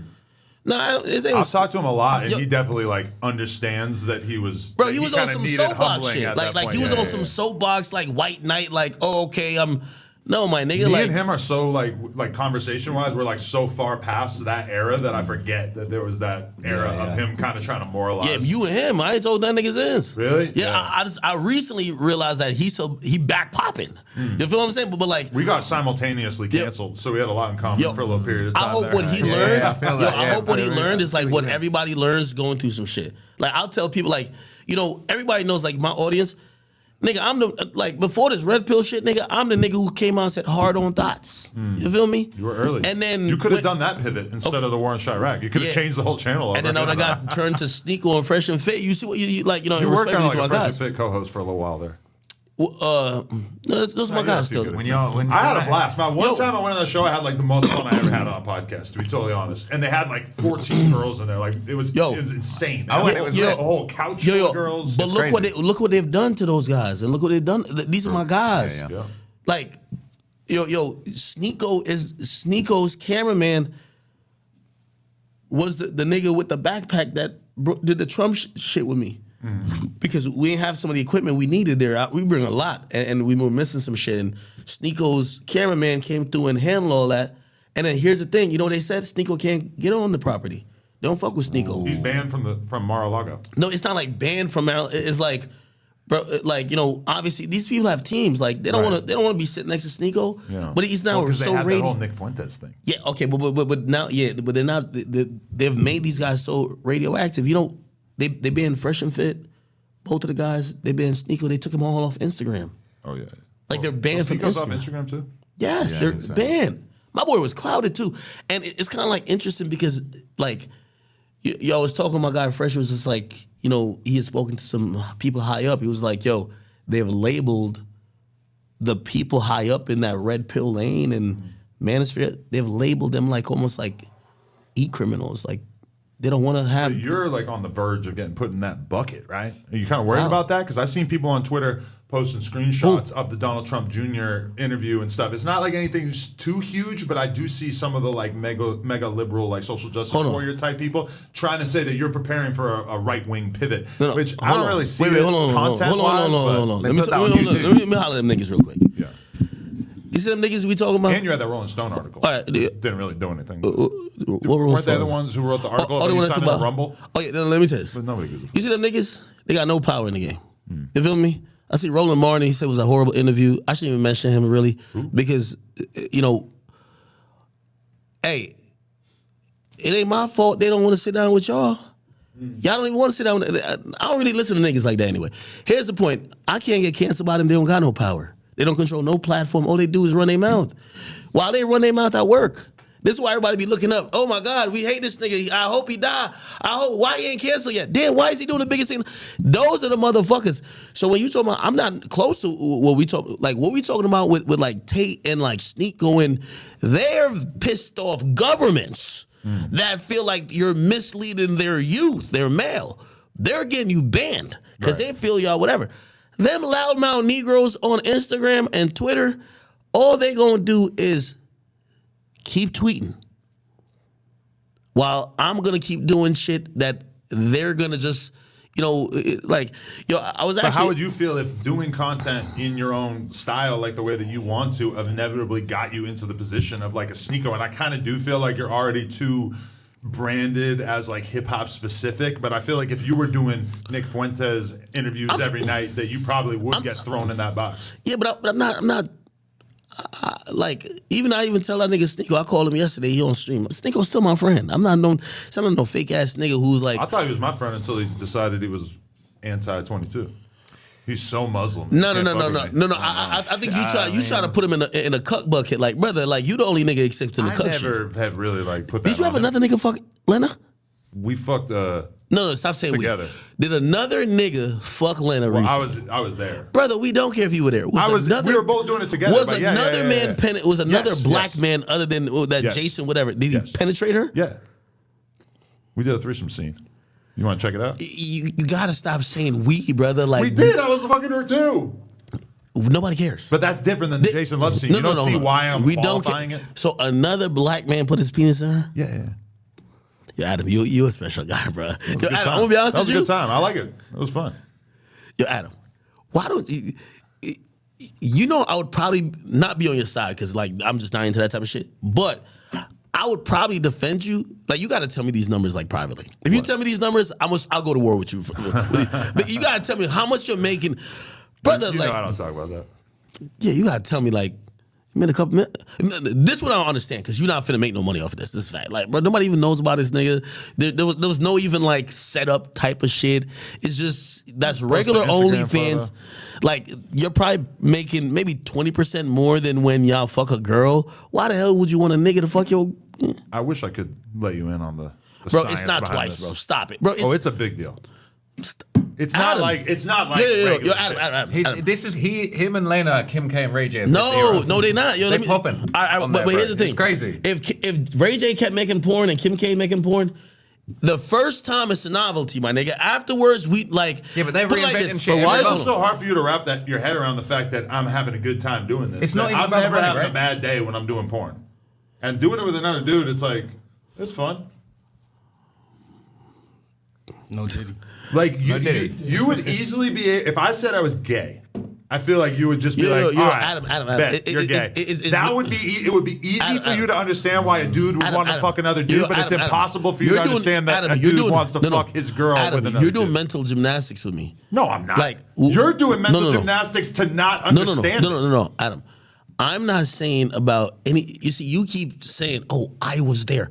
I'm involved." We don't care about you. We're looking at the dynamic of how a man typically feels about his woman, right? And how exclusive. But it seems like you should have long since figured out that I'm not a regular dude in that sense, right? No, Like you keep no, talking no, about no, it no, like no. it's this big sacrifice for me, and like I'm not just having a fun day on set. Yo, Adam. This is like a Like cap. you're viewing it no, like this is a cap. I'm you, and No, it's no, like no. impossible for you to Hold on. understand that I'm hold into on. different Yo, stuff. this than is a you. cap and cope that like I would never let you get away with. I'm gonna tell you why. You've seen because you know whatever leaked about whatever. Okay, people see shit with me. When I'm with a girl, I love that girl. I'm like I'm gonna have heard. feelings. Yeah. Okay, cool. Here's the thing. Bro, we talking about a girlfriend, nigga. You talking about like you know if a girl have my child that's running around this earth, Right. like I put a finger on a ring on her finger. I done married her. Like we talking about. I'm talking about how I care about a girl who's a girlfriend. You talking about a wife and the mother of your child, and you act feel like, oh, no, I don't give a you're fucking. purposely acting like it's impossible for you to understand that I'm into different shit sexually than you, because that's like the only way that you can get content out of the situation right now. Because if you were being honest, you would just be like, No, okay, you you can do that, and I can't do that. No, but I'm not judging you. And I guess I'm trying to figure out where's that dissociative like ability. Where does it come from? Because I think you would acknowledge that it's not normal. And I'm At calling one what time, normal. It was very intimidating to me, but to be honest, like I don't really view it as something that's like a problem, or it's like it's hard. It's like to me at this point, it's just normal shit. But where that came from though, that's what I'm trying to say. Like, all right, hold on. All right, let me finish making a point. You know, even if we look just on some biological shit, like even in the animal kingdom, like that's not even acceptable. The animal kingdom. I'm serious, my nigga. That's the example you're about to give. It's that Hold on, hard for you to wrap crazy. your head around the fact that people are into shit sexually that you're not into. He's into some freaky No, shit. no, bro. no. That's not the thing. What I'm saying You is know that gay people. And stuff. no. That's so. Like that's hold hard. on, no, wait. Understand, right? No. I'm trying to understand. How did you get to that point? I understand that you're into different things. Right. I'm just saying, at what point, and then at that point, why do you like? But I mean, I'm the only person that you know who is Why like, do you get chosen married to and do why do you do the porn. other shit? Like I'm the only person you know who apparently is like so into sex so that he's like capable of like doing it on camera on a very, very consistent basis. Like I'm clearly cut from a little bit different cloth sexually than the average This feels person. like cope, though. Huh? This feels like cope. I'm gonna be honest. Do you really think that after all this time? I feel like we're Adam. so far down the road in terms of this story, and you're like desperately trying No, to find it's an not angle even- that no. will allow you to No, because Adam- moralize or like create No. content out of this. No, even it's though not content, it's I not feel content. like you totally get it. No, I don't. You do. Adam, because How Adam, could it possibly be I had that hard Adam, to get? I walked that in no people are jumper. into other things. No, I sexually? know, but I seen you change as a person. That wasn't you Right, weren't yeah, this opened my mind a little motherfucker. bit. You literally said, "Bruh, I made enough money. I won't let niggas fuck my wife." I remember when I was like, "Oh, girl, well, your girl's into blah blah. Yo, let me fuck her." You're like, "Nah, bruh, now you No, got you're any. definitely not on the table. Why can't I fuck her then? Be honest. You seen yourself naked lately? Nigga, I've been losing weight, nigga. I seen those dicks. Wait, hold on, wait. So you're gonna so the type of nigga that fuck your wife, you gotta be appealing. The nigga gotta be appealing to you. It's not even like to me, it's to the world at large. Because like we're only doing it for content purposes, you know? And I guess So like hold obviously on. we don't want to work with somebody with a loan. And I'm trying to get that understanding from you. So it's like, how do you get to the point where you're like, oh well, this is just content? Because first you said you're into it, but you don't do it in your spare time. Right. I mean, we don't really do anything interesting sexually in our spare time. All the weird stuff happens on camera. Yo, Adam, I think you being like dense. I'm not even trying to push this shit. So let's move on. Let me ask you one more question on this topic, man. You be having threesomes with chicks, though? Yeah, that has nothing to do with what we talking No, about. but in you the doghouse. expect the girls to just be okay that there's another girl there. He's just on the other side of that. Like, how's that so hard for you to understand? You know what I'm saying? All right, Traplo Ross. I'm just and asking. I think you're highly intelligent. If you think men and women have the same type of not only the way we're territorial is very different, right? First of all, a lot of women, number one, to even appease a man, they'll act like they're bisexual or they'll be down with certain shit. We don't see men doing that. And we're talking about, just on average, there's a reason why. There's a reason why. Like, and again, I know everyone wants to act like we're just in some new world, but again, if you look at many people, or if you look at animals, and I know you don't want to hear that example, you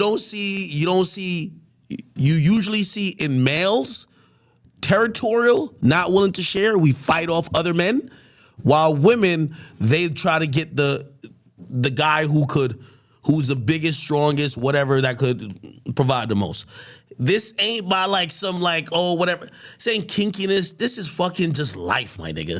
If I gotta explain that to you, but I'm not gonna say you can't. Into some kinky shit. That's what I'm And trying the to say. fact He's not that the average animal. the fact that I'm able to do this with my girl is a product of the fact that I am 100% comfortable in our relationship, and I have 0% fear of her cheating on me. Adam, He's on a different level with this shit. Most dudes are wrapped Adam with is insecurity capping. and jealousy. No way, bro. Yo. He's not coping. This is This is like Adam actually view- how I yo, feel. Adam and you is- know this. You know that I'm totally comfortable No, in our no, relationship. Adam, you got to realize. He's doing this for the Hold on. content. No, I'm not. I'm not. You got to I realize. think the audience is going to be able to see through it, No. too. You got to realize all this little 22-ster shit. That's like the Walmart version of Big Act. You feel me? Hey, listen. You can't. That was Adam. pretty much J. Maine No. inspired, if you remember. Okay. Anyway, There was a lot of J. Maine mannerisms to be used in that act. You really think it's cope? That's crazy. Yeah. this is the point, and Adam knows this too. I understand that you wouldn't be able to do it. No. I understand No, that Adam. most people wouldn't be able I to do think it. it makes a lot of people insecure. Most Yo. people can't even have sex on camera. Don't listen to this nigga. All right, hold on. Let me tell you. This is the I feel history. like I've got Myron I've been giving me here. a history lesson here now. Bruh, Adam hit me up privately. This is after like Lena went on my stream and whatever. You have misrepresented this so many times, so I would love to talk about No, this. great. You told me I know what's coming. I will not cover the Jason Love thing. No, You I'm not said, talking about that. I will not No, cover I'm not it talking about that. I'm not because that's You your did a- wife. No. You did a full I told reaction. I've him, seen No. it. you have to cover it. Wait. And then, I did hit him up one thing. This the is not what I'm fucking talking kid about. was in the thumbnail. And I hit him up about that, and then he used that on stream No. to gaslight the public into thinking that I was being mega And he fucking did that. sensitive And he about did it. that. No, No, Adam, somebody Adam, on his team made the thumbnail. Adam, I'm not talking about that though. Okay. I'm talking about way back. Because I don't know when you met Lena, but when I met Lena was on my stream. Right. Lena was on my stream, and I don't want to get into the She details. was promoting her OnlyFans, Okay. shaking her ass. Okay. Let's just air that out. There was a point where you had asked that if those videos could be privated. Right. I asked that on her behalf. She was not enthusiastic about those still being online. Okay. Regardless of the fact, I said, you know what? This is a man who he's taken this girl seriously, and her being viewed in a certain way I know now you're blaming on her, but I felt like I did it for you. It was like, yo, bro, that's my girl. That's gonna be the mother of my child. That's gonna be my wife. Yeah, bro, could you not have her like on her knees wilding out naked on your stream? But please, could you take that? I'm like, I got you. And that was the Adam who I thought was I'm protective of how my woman is seen, to now saying, of course, I don't give a fuck if another nigga fuck her. That's a 180. I'm On sorry. camera with me is a total, like, this is the situation that you're talking about. but This is just not, it's nothing to me. Like, to me, this is not her being seen in a bad light. Hold on. There are girls in the porn industry Adam, who I've watched do Adam, eight-guy gangbangs, Adam, and I don't look at them in a you're- bad light you're as a capping. result Hold of on. having done that Hold on. content. And we could respectfully move on after this because I know you're trying to cap and gaslight. It's all good. It's not, Yo, yeah, Adam, this is just I- like, is Adam, it that hard to understand that there are freaky people out there? No, because I'm gonna show you how you're making like this like logical fallacy that just really doesn't hold weight and hold water. Here's the thing. Check this out. So you literally say you don't do these things with other men with your woman because for fun. You do it because it makes revenue. No, I mean, Adam, it's fun. hold too. on. The same thing with us fucking other girls. It's both fun and it makes revenue. Hold on. But the same thing with doing podcasts. But you it's said fun and it makes revenue. you said the majority is because it's making revenue. Well, you didn't say I don't fun. think- That's I don't a think you big said part that. of Hold it. on. Yeah. Say that, though. The reason Yes. why we do porn, Don't do we wouldn't that. be It's a doing it business. if it wasn't for the money. He says he doesn't do it if it's not for the business. So here's my thing. If it's just business, I don't know who the fuck this other black Negro was. I guarantee if me and you fuck your bitch, we make more money. Why wouldn't you let me fuck your bitch? I've seen your dick pics. Do you really want to get into this? My nigga, hold on. Do you want to see the guy that we worked with the other day? Okay. This thing is a fucking anaconda. This is high quality meat right Hold here. on. So now he's about to gaslight everybody. At first he says he's revenue man. I'm telling him that will make more revenue than anything that you could possibly do. It would be a freak show. Nobody wants to see that. It doesn't matter. It would make me. You said it's revenue. But it's not really about that. It's about making a product that could be respected within the porn community as well. Wait. You in there, it's going to be a fucking nightmare scenario. Hold on. So I only bring that. And you would never do that because hold on. And I'm leaving the ad. Hear anything else about anything else for the rest of your life. And I'm leaving the ad hominems out of there because he's trying to gaslight me, and I'm such a professional. I mean, I just have to be real. Like, there's a reason why you don't do porn, right? Well, at least one reason. No, Adam. I'm making a point to you to say, when you try to tell me I do this because of the revenue and we don't do these things in our spare time, we do it just only for revenue. And I said, well, I have a situation, a scenario that would make you more revenue even than Jason, whatever the fuck that nigga was. But it would ruin her reputation for the rest of her life, as well as yours and mine. Hold on. It would be more. Wait. Like, what's her reputation? I mean, bro, she's one of the top porn stars. Bro, you gotta put some respect on that name, bro. It's hard for you to wrap your head around the fact that I have too much respect for her to let her have sex with academics. No offense, but you're not really like known for your. Bro, they're porn stars, bro. They're playing a different game to you. That's what you're not understanding, bro. You're capping for my man Adam. No, bro, but you're not holding to the fire. I'm gonna hold him to the fire right now. Hold on. I'm gonna hold him to the fire. I'm gonna hold him to the fire. Okay, I bet. So, it's just academics. But you gotta let it go. Hold on, let him live, man. No. But before, he's trying to do this. No. But you gotta give him points for trying. But before, now hold up. But before you admitted that you and House phone fucked her. Right, back in the day. Okay, so the house phone's like the super upgrade, which you got no money for. Right, we're just having fun. This was Wait, no, I didn't fuck her with house phone, for the record. I fucked her with another homie of mine back in the day. Her and house phone was a separate situation. You did that for free. Yeah. Yeah, I got it, man. She was just living her life. That was before I was with her. I wasn't with her. What am I gonna get mad at her for what she did before I knew her? No, hold on. I only did this to show Adam is, everybody has to know, and I fuck with Adam. Like, this is not me trying to get him in like, Adam's creation of I'm the cut god is definitely cope. Come on, okay? Bro. The 22 I don't understand how when I chose to do this. Like, nobody had a gun to my head. Bro, you literally, we were already rich. You literally are on camera saying you wouldn't do it because you're rich. And I changed my mind. You gave it a try. Yeah. But then your reason for doing this is for money. But then before you say you wouldn't do it because you got money. Right. But he did it before. He did it for money. Remo, you black. As long as we're black. Keep doing this porn thing, we're gonna max it out. Here's the question, yeah. Huh? Here's the question. I'm just listening. Wait, you do this with your girl? Huh? You white, so I don't know. I gotta ask people about this shit. I think this is a white man sport. No, letting but other niggas fuck their bitch. He's a porn star. I can't do what he does. Would you let another man fornicate with your girl? I mean, that question ain't really on the table, so I don't know what I'm saying. No, I'm asking. I'm saying, would you be open to that? If I was doing what he was doing, No. It's different. I'm talking about he's playing a different game. You're trying to apply rules with that. For me, we're living a different lifestyle. No. I'm saying recreationally. If you have a significant other, I don't know if you do currently or not, but if she was into that, would you indulge? I don't know. That's a white man sport. No, I keep telling y'all. That's a white man. Remo, let me ask Remo real quick. I'm not with it. I'm just saying. Okay, thank you. That's what I'm saying. It's a white man sport. I've been told y'all You that. should have seen the way he was acting around Kazumi.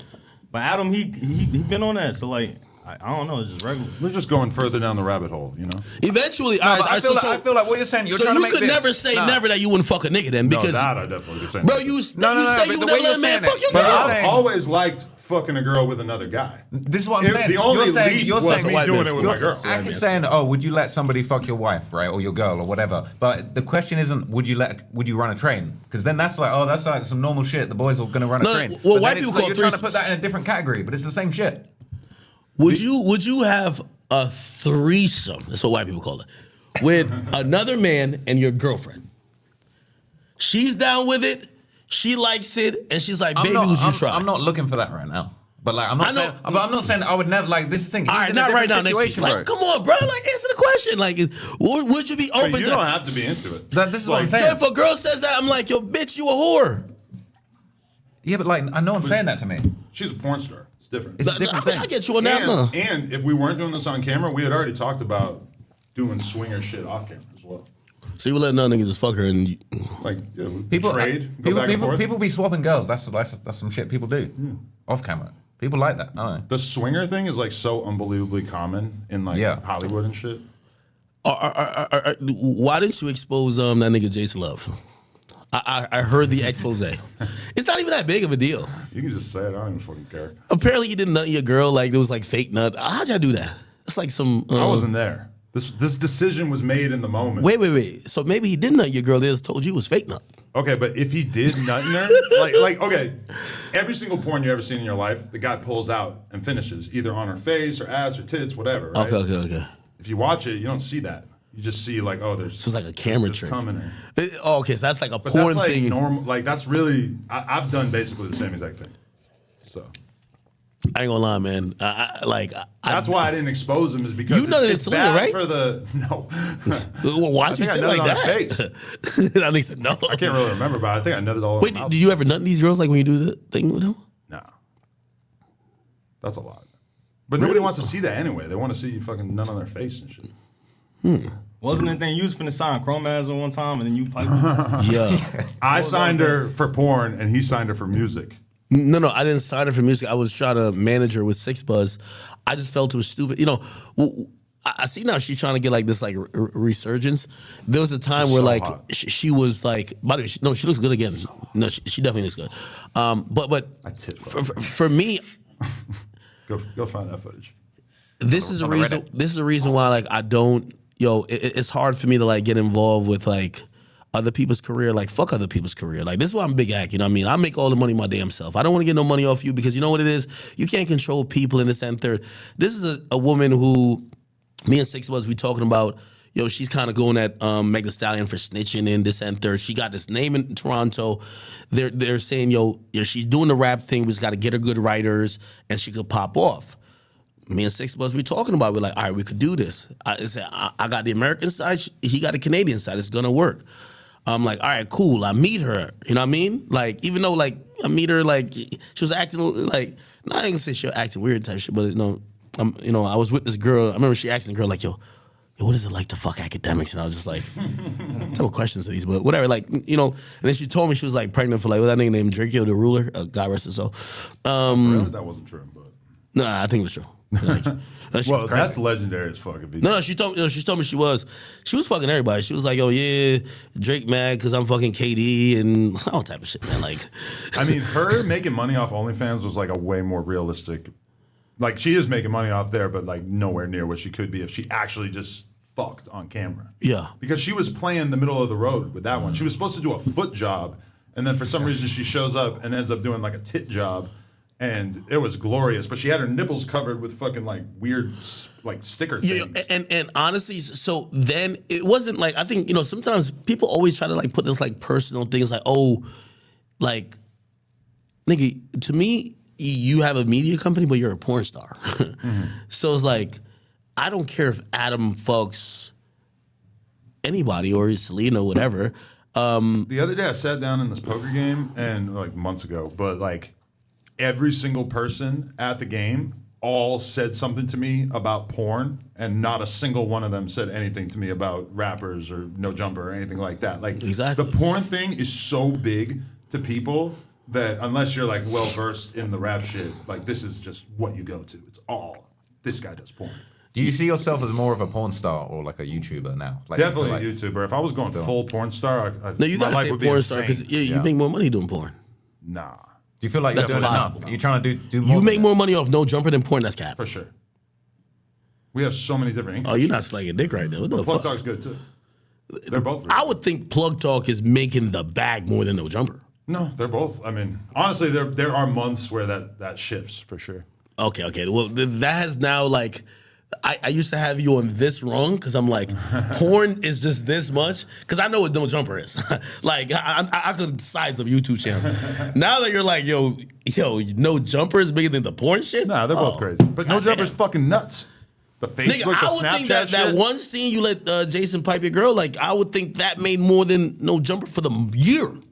I mean, you might not be totally wrong, but I mean, in general, though, like that's something that you can. Y'all got shared bank accounts or like what? No, yeah, we have separate bank accounts. Got And separate we have bank separate accounts? bank accounts and shared bank accounts. But I mean, the shared ones you need that to like pay the mortgage and all the household yeah. expenses and stuff for the kid and everything like that. Can I ask you a financial question? You ain't got to answer. Sure. So like, I'll answer. when you do Plug Talk, you make all that money and then you guys split it up, or do you like just put it in the shared bank account? And like with the Lena's OnlyFans, is that like her bag? Like, how does that work? Or can you not answer that? I think Lena pimping you. Do you take all that money like Andrew Tate? Yo, Adam. There's different splits happening at different times. Yo, Adam, I ain't gonna lie with you. 50-50. I really think that I think Lena, who is now like she's like a princess or goddess, like in her world, in that porn world. Right. I think she forced you to let her start sucking black dick. Real How can you talk. force me? Like, how would she ever have the power to My do nigga, that? yo, I'm the lit bitch out here. Like, yo, check this out. You done had 40 threesomes or 400 threesomes. We fucking some niggas. What's up? Nobody could ever like force me to do that. And she never even had that kind of conversation with me. Yeah, well, sometimes you don't have to do that to get your intended result. When you look at like how much free media attention we got out of that Bro, thing, like you doing think- that thing hold was on. such a fucking unbelievable Hold on, no-brainer. and by the looking way, back at it. I'm saying this because I've been in situations where you, as a man, you think you running the show, But I'm saying, even and if as you the take- girl if you like take really money out being of it, shrewd. it still would definitely have been worth it. You know, because that just like sent our shit into a totally different dimension. I feel like it put you on this like household name level of like you were just known, like Twitter was just crazy for you, like on another level, you know. The other day I seen. I a don't know why TikTok y'all gassing this shit. I No, seen it's a true, bro. TikTok Bro, of it's true. two. He was everywhere, I think bro. it was- They it was made him the two number one bees cook. having sex. He was everywhere. And then there's another Number one bee. porn star. And this had like 10 million views because Yo. the caption was about me. Yo, Adam, I'm like, what Adam, the fuck? That's mainstream. You gotta be honest, and this is why, like, listen, I'm a guy, and you've heard about what numerous situations or relationships I've been in the past. Oh yeah. So when your main business, like, play this. I know you're gonna say it doesn't, but trust me, No Jumper suffers every time you do some cuck shit. I'm telling you. Why would you say that? Bro, it's a hip hop adjacent or hip hop platform. Whenever we do content about it, it's like a surge in traffic, and in Brother, general, hold on. I don't think it's hurt the business. No. at all. It's a surge in like, oh, okay, we have like it's a freak show. Yes, a freak show. It You're always hasn't gonna. damaged what we have going on with No Yeah, Jumper I don't in think any real way. I don't think it's any. If anything, I've been surprised and kind of like impressed with the extent to which it doesn't change. Yo, Adam don't want to hear this. I thought it was going to change shit more than it Yo, did. Adam, but like this. There was a time, right, before the cannibalism. I look at y'all like VH1. I was thinking about it this morning in the shower, and I was like, we all, like, rather than doing the big three, I think we're all like channels, but like, what channel are we? I call y'all VH1 because I feel like y'all a reality show. Like, it's a reality show. That's it's like one hip-hop. side to it with the hosts and shit. No, okay, but that's the most thriving side currently, and when I say that, it's like, Really, the interviews are like the backbone of the channel. People give like too much credit to the weekly shows, Nah, and the news cap. and shit. When that stuff is Yo, not I'm gonna be honest with interviews you. was doing the most numbers. Yo, I'm gonna be honest. Maybe I'm just like drama driven because like I remember trying to click on this shit. I'm like, yo, like I literally it took me 3 videos to realize, damn, homie wasn't a phrase and a person. And I'm like, that's a chick. I That's thought you knew about supposedly. that, homie. No, you didn't know about her till this. But even like the biggest, and apparently she peed on Sharp or something. I was like, oh, this is crazy. I don't know about that, but Or like, whatever they got going But on. like Shit the up biggest over there. video from Oh, no, that he whole peed on her. saga He peed on is her. like 150K. Whereas like we interview that saga. FBG Butta and the main video gets 1 million and all the clips have like hundreds of thousands. Okay, It's a big All difference. right, hold on, and maybe I'm arguing for the comment But section that that's shit going to does view get it. a lot of attention because it's completely like unique to our platform. All right, hold on. Maybe I might be arguing for the comment section to validate this, so maybe y'all won't agree. But I would say, keep in mind what No Jumper was, first X interview, some of these big interviews. When the porn shit happens, which of course for you, that's what I said, like now, who cares if I'm making money via off the record or stream? It's still money, right? I'm saying. Whether you're making money from fucking or from no Jumper, it's still money. Right. But I think one doesn't go into the other because both of those are kind of like, they're kind of diametrically opposed.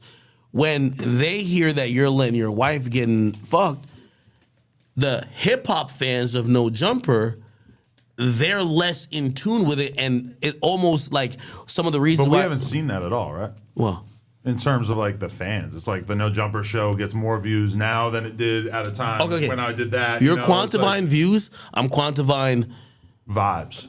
No, not vibes. Narrative, but views. Right. But it's like, I think that's why some people I think we don't want to consider him hip hop.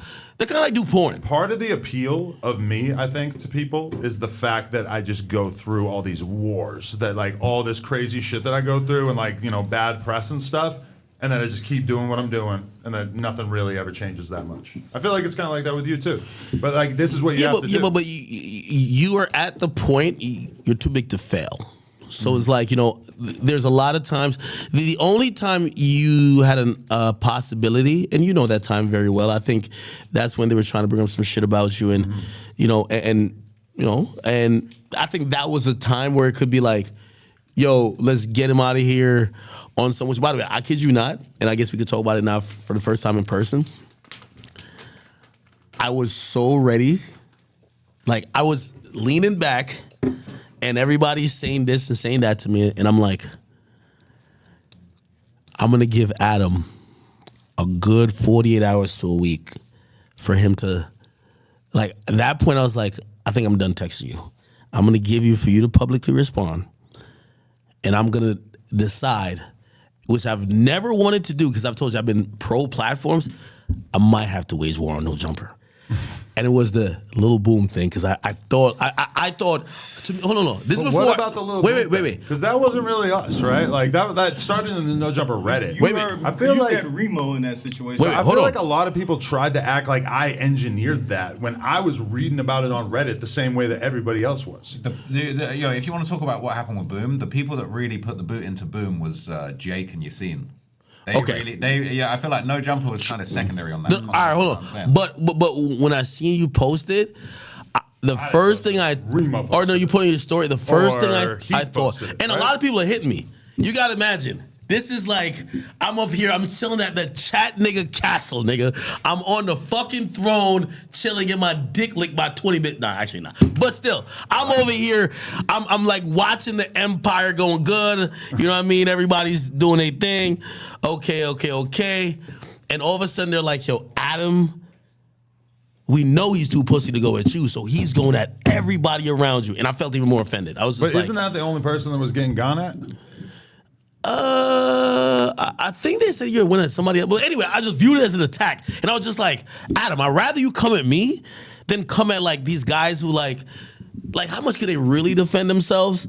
And I remember that was my first demeanor. But that Lil Boom story was fucking huge. No. Like people went nuts for that shit. No, what I'm saying is that I didn't know it was true. Like nigga, at first, I didn't even talk to him. Right. Like I'm like, this is an attack. This is Pearl Harbor. Because I honestly never had anything against him. Because right after we exposed this shit, he acted like I had some big vendetta against him. And like I've been around him multiple times and never really had an opinion about him one way or the other. Like I always followed him and just like whatever. Like he was like your friend that didn't really even seem like he had a personality. And in terms of what he was doing on streaming or your stream or whatever, I never really, maybe I watched a few clips over the years that he was in, but I never had a grudge against him. It was just like when the Reddit is going that crazy about a topic like that, it's like at a certain point we got to cover it, right? Well, let me ask you this about the Boom situation. Do you not feel mad at Boom that he kind of maybe made it look like that shit wasn't as true as maybe it turned out to be? Because I feel like you was riding for your mans, and then the footage starts coming out and it's looking crazy. I still don't get why he was doing that. Like, what kind of shit is he in? Yeah, my only defense I could imagine is, was he trying to do some prank video that went left and just wasn't right? Filming, right? That'd be the ultimate biggest reach. No, but he was, bro, I don't know. If there was somebody filming him, that would make me like understand that shit so much more. But did he make out like it was nothing and then it turned out to be more? Like you wrote because you remember how he was talking about it on stream. He was acting like it was nothing. I had one conversation with him before, like there was like a damning video that dropped, but he was basically saying when it was just text, it was like, nah, it wasn't blah, blah, blah. And I'm going to be honest with you, like, I ain't going to lie, like, that, like, floored me for a second. Like, I Walmart really... video. Yeah, no. Yeah. Well, like, I talked to him privately, and he was basically like, nah, it's not that, blah, blah. Like, yo, these niggas, like, yo, trust, like, it's going to come out.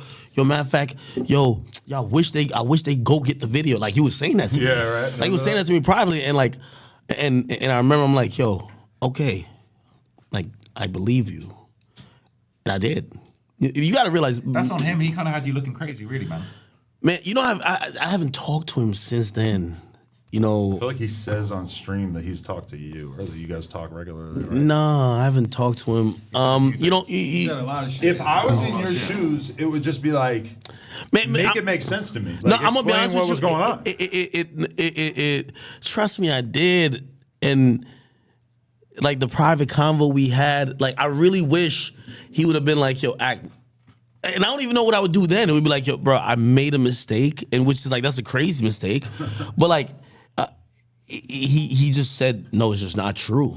Right. Like there's no video of me doing this, and I don't know if he didn't know that they were gonna be able to pull it. And but Boom is a different situation because, man, I feel like I've looked at Boom very different than many other people.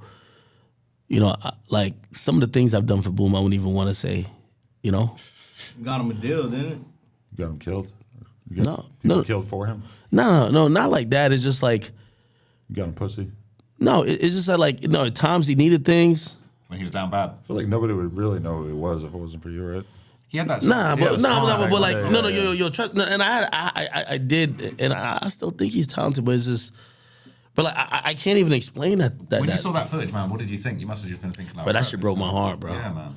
But I remember I was in a Discord and the shit came out, and like everybody's talking and like they're talking and I'm trying to talk to them back and I'm like muted up, like I could not. Like you got to realize, I've gone many places with him, pay for his flight, whatever. I've had him sleep in my studio downstairs, like. You were running for it, man. Because he was like the number one person going with you to do shit all these years. Like every time I fucking came here, when we did a podcast in LA, and by the when way, you came to No Jumper, he was always with you. When I went to Miami, he was there. You were in the interview with him. And by the way, I'm not even saying that. I don't want to throw him on the bus or nothing like that because ultimately afterwards I'm like, yeah, I just want him to get better and just I don't know how. I'm wishing the best for him, but you did the most for him. But like, listen, Boomis came to me, was like, yo, listen, situations has happened. Like, I paid like his mama's rent. You know what I mean? Like, I would, and it's not about that. For me, I thought he would tell me, be like, yo, Ak, I know how much you fuck with me. I'm just gonna tell you about this, which I never thought was ever gonna come up. I should have probably told you about it before. Let me just tell you this privately, and still even then I don't know how it would have like went on, but bro, like from the private call to like me on stream, and I just remember I'm like, I think once that video came out, I was like, I'll be a piece of shit if I sit here and just let this dude gaslight me. The second video, because the first video came out, he was kind of like saying, Remo, did y'all kind of leak this? Like, then I text you and 1090 Jake the second video in the group chat, and then I think it was just like clear, like. Yeah, I forgot what the first video was, but the second video, I ain't gonna lie, that shit broke my heart though. Like, you know what I mean? Man,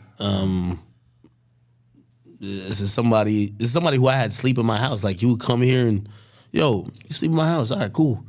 Like, we play basketball. I got a basketball court. That's somebody who I fuck with. I'm gonna be honest with you. That shit fucked me up, bro. Like, is here a reason why you're kind of like falling back, or because earlier in the interview you said that you was pushing the academy, like you feel like now you're kind of taking a step back on the academy after shit like that happened? Well, that's a little bit different reason, but that's kind of like slightly. No, it's hard for me to trust people. Like, I was just saying, I think I said on stream recently, I was just like even everything happened in my personal life, but like, I'm gonna be honest with you, like, I do not trust women. Like, I don't trust women at all. Like, you know what I mean? Lately with it, man. Well, Yeah, you like, said that after Selena, every other girl, as soon as you have a problem, they just take it to the internet. well, with Selena too. Well, but like Selena started the trend. No, you're right. And it was just like, these are people who I probably helped change their lives, this and third, and I seen them trying to do some of the worst things. It's like now, like, man, I'm kind of like jaded towards it. So it's like even I meet a chick and it's like I'm already thinking. I'm like, all right, let me kind of even limit. I'm usually trustworthy. Like, I trust people. Like, I'm thinking I usually think I'm a decent judge of character, but I'm trusting you. Well, Shaq went viral for saying that no man should ever like 100% share with a woman everything emotionally. And you think about that, like especially someone like him who's like in a position of extreme fame and wealth. It's like it's got to be very isolating. Like I feel like I can totally share everything with my chick, but I also have therapists for like other shit that I feel like I wouldn't want to necessarily talk about with her and shit. And I don't know, like it's just like it's an isolating feeling that you like can't share anything. Act, do you feel like you're too trusting? Nah, 100%. No, you're right. I feel like sometimes like maybe there's some red flags you could have spotted. You know, because as well, like you seem like a kind dude. Like people take advantage. Is this era over? Hold on. Nigga, and I want to hold you to the flame a little bit because you be gaslighting niggas saying that it's over. Hey, just because I'm on the vibe, I don't even know if I want to spark some other shit off because I kind of want to, but I don't know. I should probably If we keep get it. too spicy, he's just gonna edit it out later. No, I don't edit shit like that. But I do kind of have some, you know what I mean? I don't know, maybe. The long. I want to see Ack in like a positive, healthy relationship, man. That's what I want to see. Yeah, like why can't you date Like a nice chick. a chick who is actually like at a similar level of status to you? Somebody who could elevate your brand through people seeing you have a positive long-term relationship with her. No, I'm not saying that I can't. And listen, Have you know- ever hold dated on. that kind of girl? Selena says that you wouldn't be able to handle a girl like that because we asked her a similar question on the podcast recently. Nah, that's cap. That's cap. Do you low key like the sort of demon girls? Could you be with a sweetie? A sweetie? I don't like famous girls. Well, okay, she got to be at least a little bit famous, right? No, What about a girl To that's off understand where you're Instagram? coming from. Yeah, no, of course. Like, What about a salt? bro, like, You need a country girl. this is why, like, Salt. I hate when you be having Selena on this. Like, you know, Selena like see me like one time in the last like 6 years, right? She took it easy. No, she said she fucked you recently. Okay, my nigga, she's just like she says a lot of things, bro. Okay. Like, Shorty's acting like she know me. Like, I don't know why. Like, I always said, like, yo, you done fuck 55,000 niggas. Like, why the fuck is Act the only person you want to act like you locked in with? If we're gonna right the wrongs that she has done to your like perceived interactions with women, we're gonna have to balance her out with somebody who's viewed differently. Man, I ain't gonna lie. Fuck Glorilla. You said Glorilla? No, I wouldn't date no famous girl. I ain't gonna lie to you. I wouldn't date no famous girl. She's too wild. Yeah, I don't think that would. You need to date like a switched on like businesswoman. You know. No, I'm not trying to date right now though. Salt. No. Yeah. Let me tell you Not this. Mir's ex. Yo, let me tell you this. And this is one thing I got to give my audience like so much of the credit for, especially even like the recent shit. That's why I say I don't even really respond to shit no more. Yo, my audience, like, they hit me up. Like, they was really. I don't know if you still like locked in with your audience like that, but man, I was reading messages and talking to my fans honestly, and they were just like, yo, bro, we've been there. Like, yo, we love you, bro. Like, nigga, you having your greatest year. Just stay out of these relationships. Stay out of like, yo, when you with these chicks, because it's happened. Like, I don't stream as much. I miss out on shit. Oh, yeah, Yo, you having the greatest moments ever in your career by like being focused. I was locked in on your Reddit for a little while there because they were fucking mad at you for a minute. Yeah. A Reddit be like interesting sometimes. Like from my Reddit, I've peeked in a couple times, and I don't fuck with it honestly. Yeah, I mean it's bad for you. No. So it's like one of these anti-Reddits. No. They can't fuck with my mental health. I'm gonna tell you why. I'm gonna tell you why it's bad for it because like you be having 500 niggas who think you appeasing them. That's not what it is. It's a bunch of like parasocial niggas who turn to haters after a while. I'm gonna tell you why. I did this purposely. I've seen my Reddit like maybe I'll go on anybody Reddit, not my Reddit. Never go on my Reddit. I go on everybody else's Reddit because I found the tea. And I find like people, especially new content creators, they're so malleable to public perception. Like I've been in this game too long to let like 500 niggas tell me how to live. Like I told them niggas to suck dick. You know what they did? Just keep watching. You feel what I'm saying? Like little Reddit niggas can't tell me what to do. I'm a grown ass man. Like y'all niggas came here for the show. I'm the show. Y'all not the show. So I move differently with that. But I'm gonna tell you why I don't. It's not only that because I know some people like you're trying to sell your audience. No, those people in there are parasocial. So I'll go in there one time at one of the most turbulent times, but that shit is cracking like the Super Bowl. 25 threads. It's lit. Why? Dysfunction going on in life. Right. They're watching and hoping they're going to see content from like a man-made reality show that they're going to see destruction. Yeah. I mean, that's how it is in mine, too. It's like the live viewers in the Reddit will be like a couple thousand if there's some fuck shit going on. Yo, and then otherwise it might be this like This why I 100. acknowledge it. This why I acknowledge it. I've been live streaming for 10 years. My biggest month was last month. I go up in there, the quietest it's ever been. What'd that tell me? Yeah. Them niggas don't like. They're not in there like, yo, Ak is killing it. Yo, he's doing a good shit. Damn, he's being consistent. No, they come for the bullshit. Oh, is a bitch exposing him? We're here. Yeah. Oh, he just had a stream where he just leaked 2 tracks and he's like everybody's saying like he's like the king of meat. No, they don't care. So after that, I'm like, yo, I don't fuck with it. No, but you know what? You got a lot of positive shit in the chat. The Reddit's on the negative shit, but when you're I streaming and doing big numbers, the chat's showing you love. No, the chat showing me love. Like, that's what I mean. Like the people that love it, they're there, but they're somewhere else. That's why I used to tell. Like I had certain people who because their lives will become intermingled with mine. Like they start looking at their lives. Yo, will this person be around them, and this is what they got going on. So they'll come to me and be like, yo, they're talking about me, and I tell them like, yo, stop telling me about some shit you see in some Reddit. I get it. You do your fucking job. Right. You're on some Reddit like that shit's not helping me. What's helping me is me being consistent. I don't get a month like this where I'm going from basically being a referee of Drake and Kendrick premiering tracks to going to Mar-a-Lago and I'm talking to Donald Trump's son and we got some other shit lined up like even crazier coming soon. We don't get that by some weirdos keep saying, yo, who is he sticking his dick in this time? And what did they say about him? Like, how big is his penis? And yo, does he fuck for 15 minutes or 45? That's cool, but if y'all niggas came here to watch me, and this is what I think, like, that's what I think it always happens. I don't think you care about it, though. I think you use it.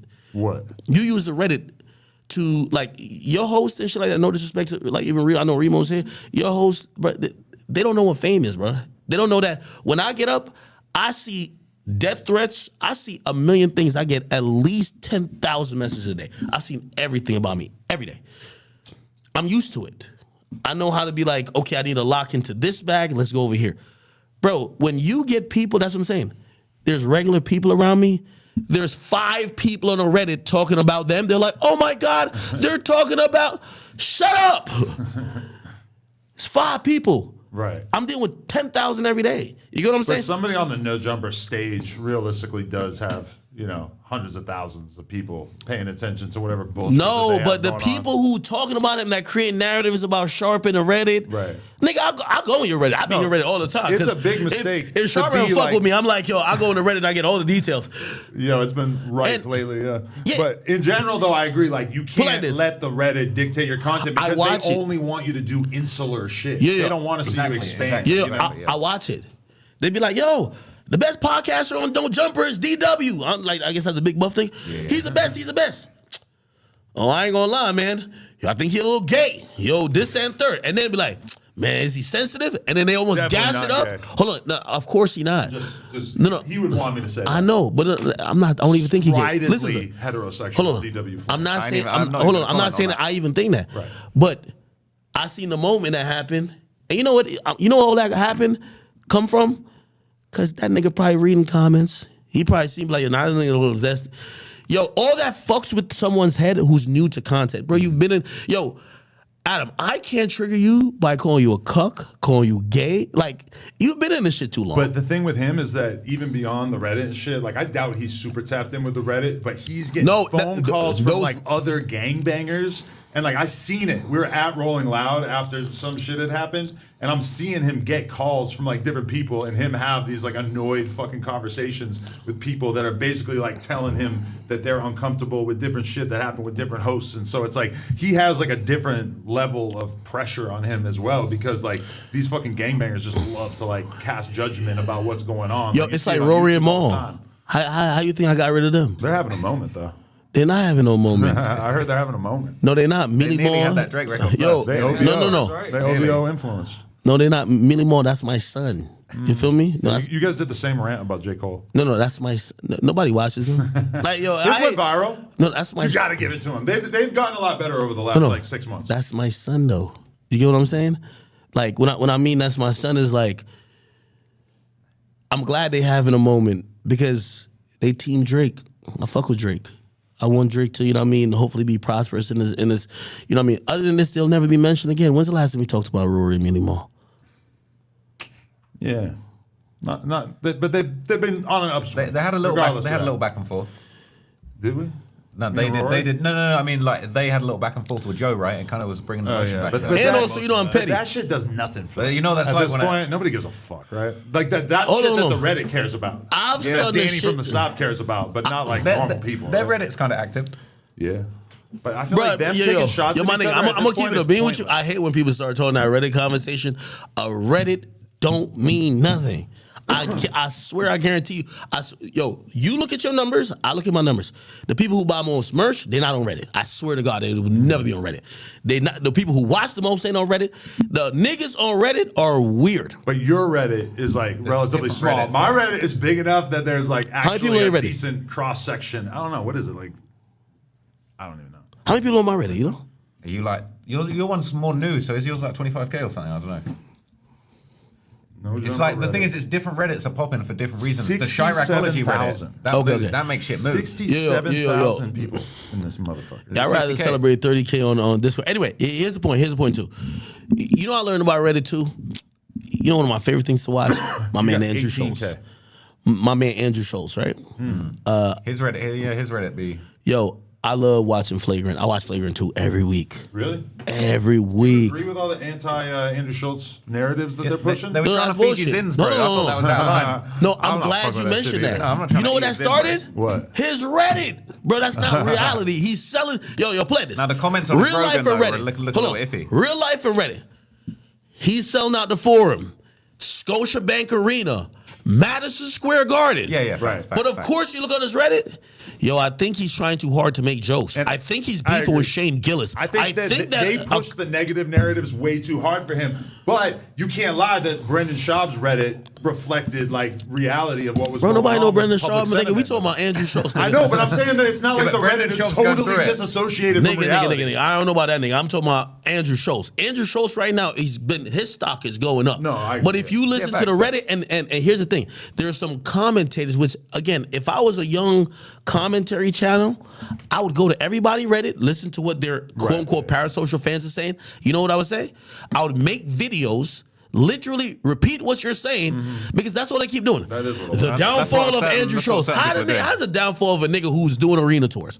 How's the downfall of a guy who's going up? No, but his downfalls are doing numbers too. But it's like that's all part of the, but that's all part of the growth. Yeah. He But- can't be up there without having There's all these videos, haters. there's shitloads of videos But saying that Bert Kreischer is done. Yeah, Hold on. love those. But people are believing this. Like that's the more powerful narrative. No, the more powerful narrative is that anytime you put something out on Ticketmasters, that shit sells out immediately. No, but we're in an era where people want to expedite your fall off because if you could be the first person to make a video about somebody falling off, then you could get more views. All right, so let me ask you this question. The fall off video genre is so gigantic that people are in a mega hurry. Like I guarantee there's a video with 1 million views that's basically like how DJ Akademiks ruined his career, how DJ Akademiks fell off, or why everybody hates DJ Akademiks. Yeah. Like these are such obvious YouTube titles, Hey. and about me too. Like, everybody gets this treatment at a certain point. Yo. If you watch, if you probably go on my Reddit, they probably say I fell off too. You know what I do? I don't listen to I can't listen to. Let me tell you this. You can't listen to a nigga who. This is why I'm telling you, like niggas gonna say I'm an anti-Reddit nigga. I just can't. I don't fuck with anybody who even focus on. I don't care if it's my Reddit or anybody Reddit. They have the same mentality, bro.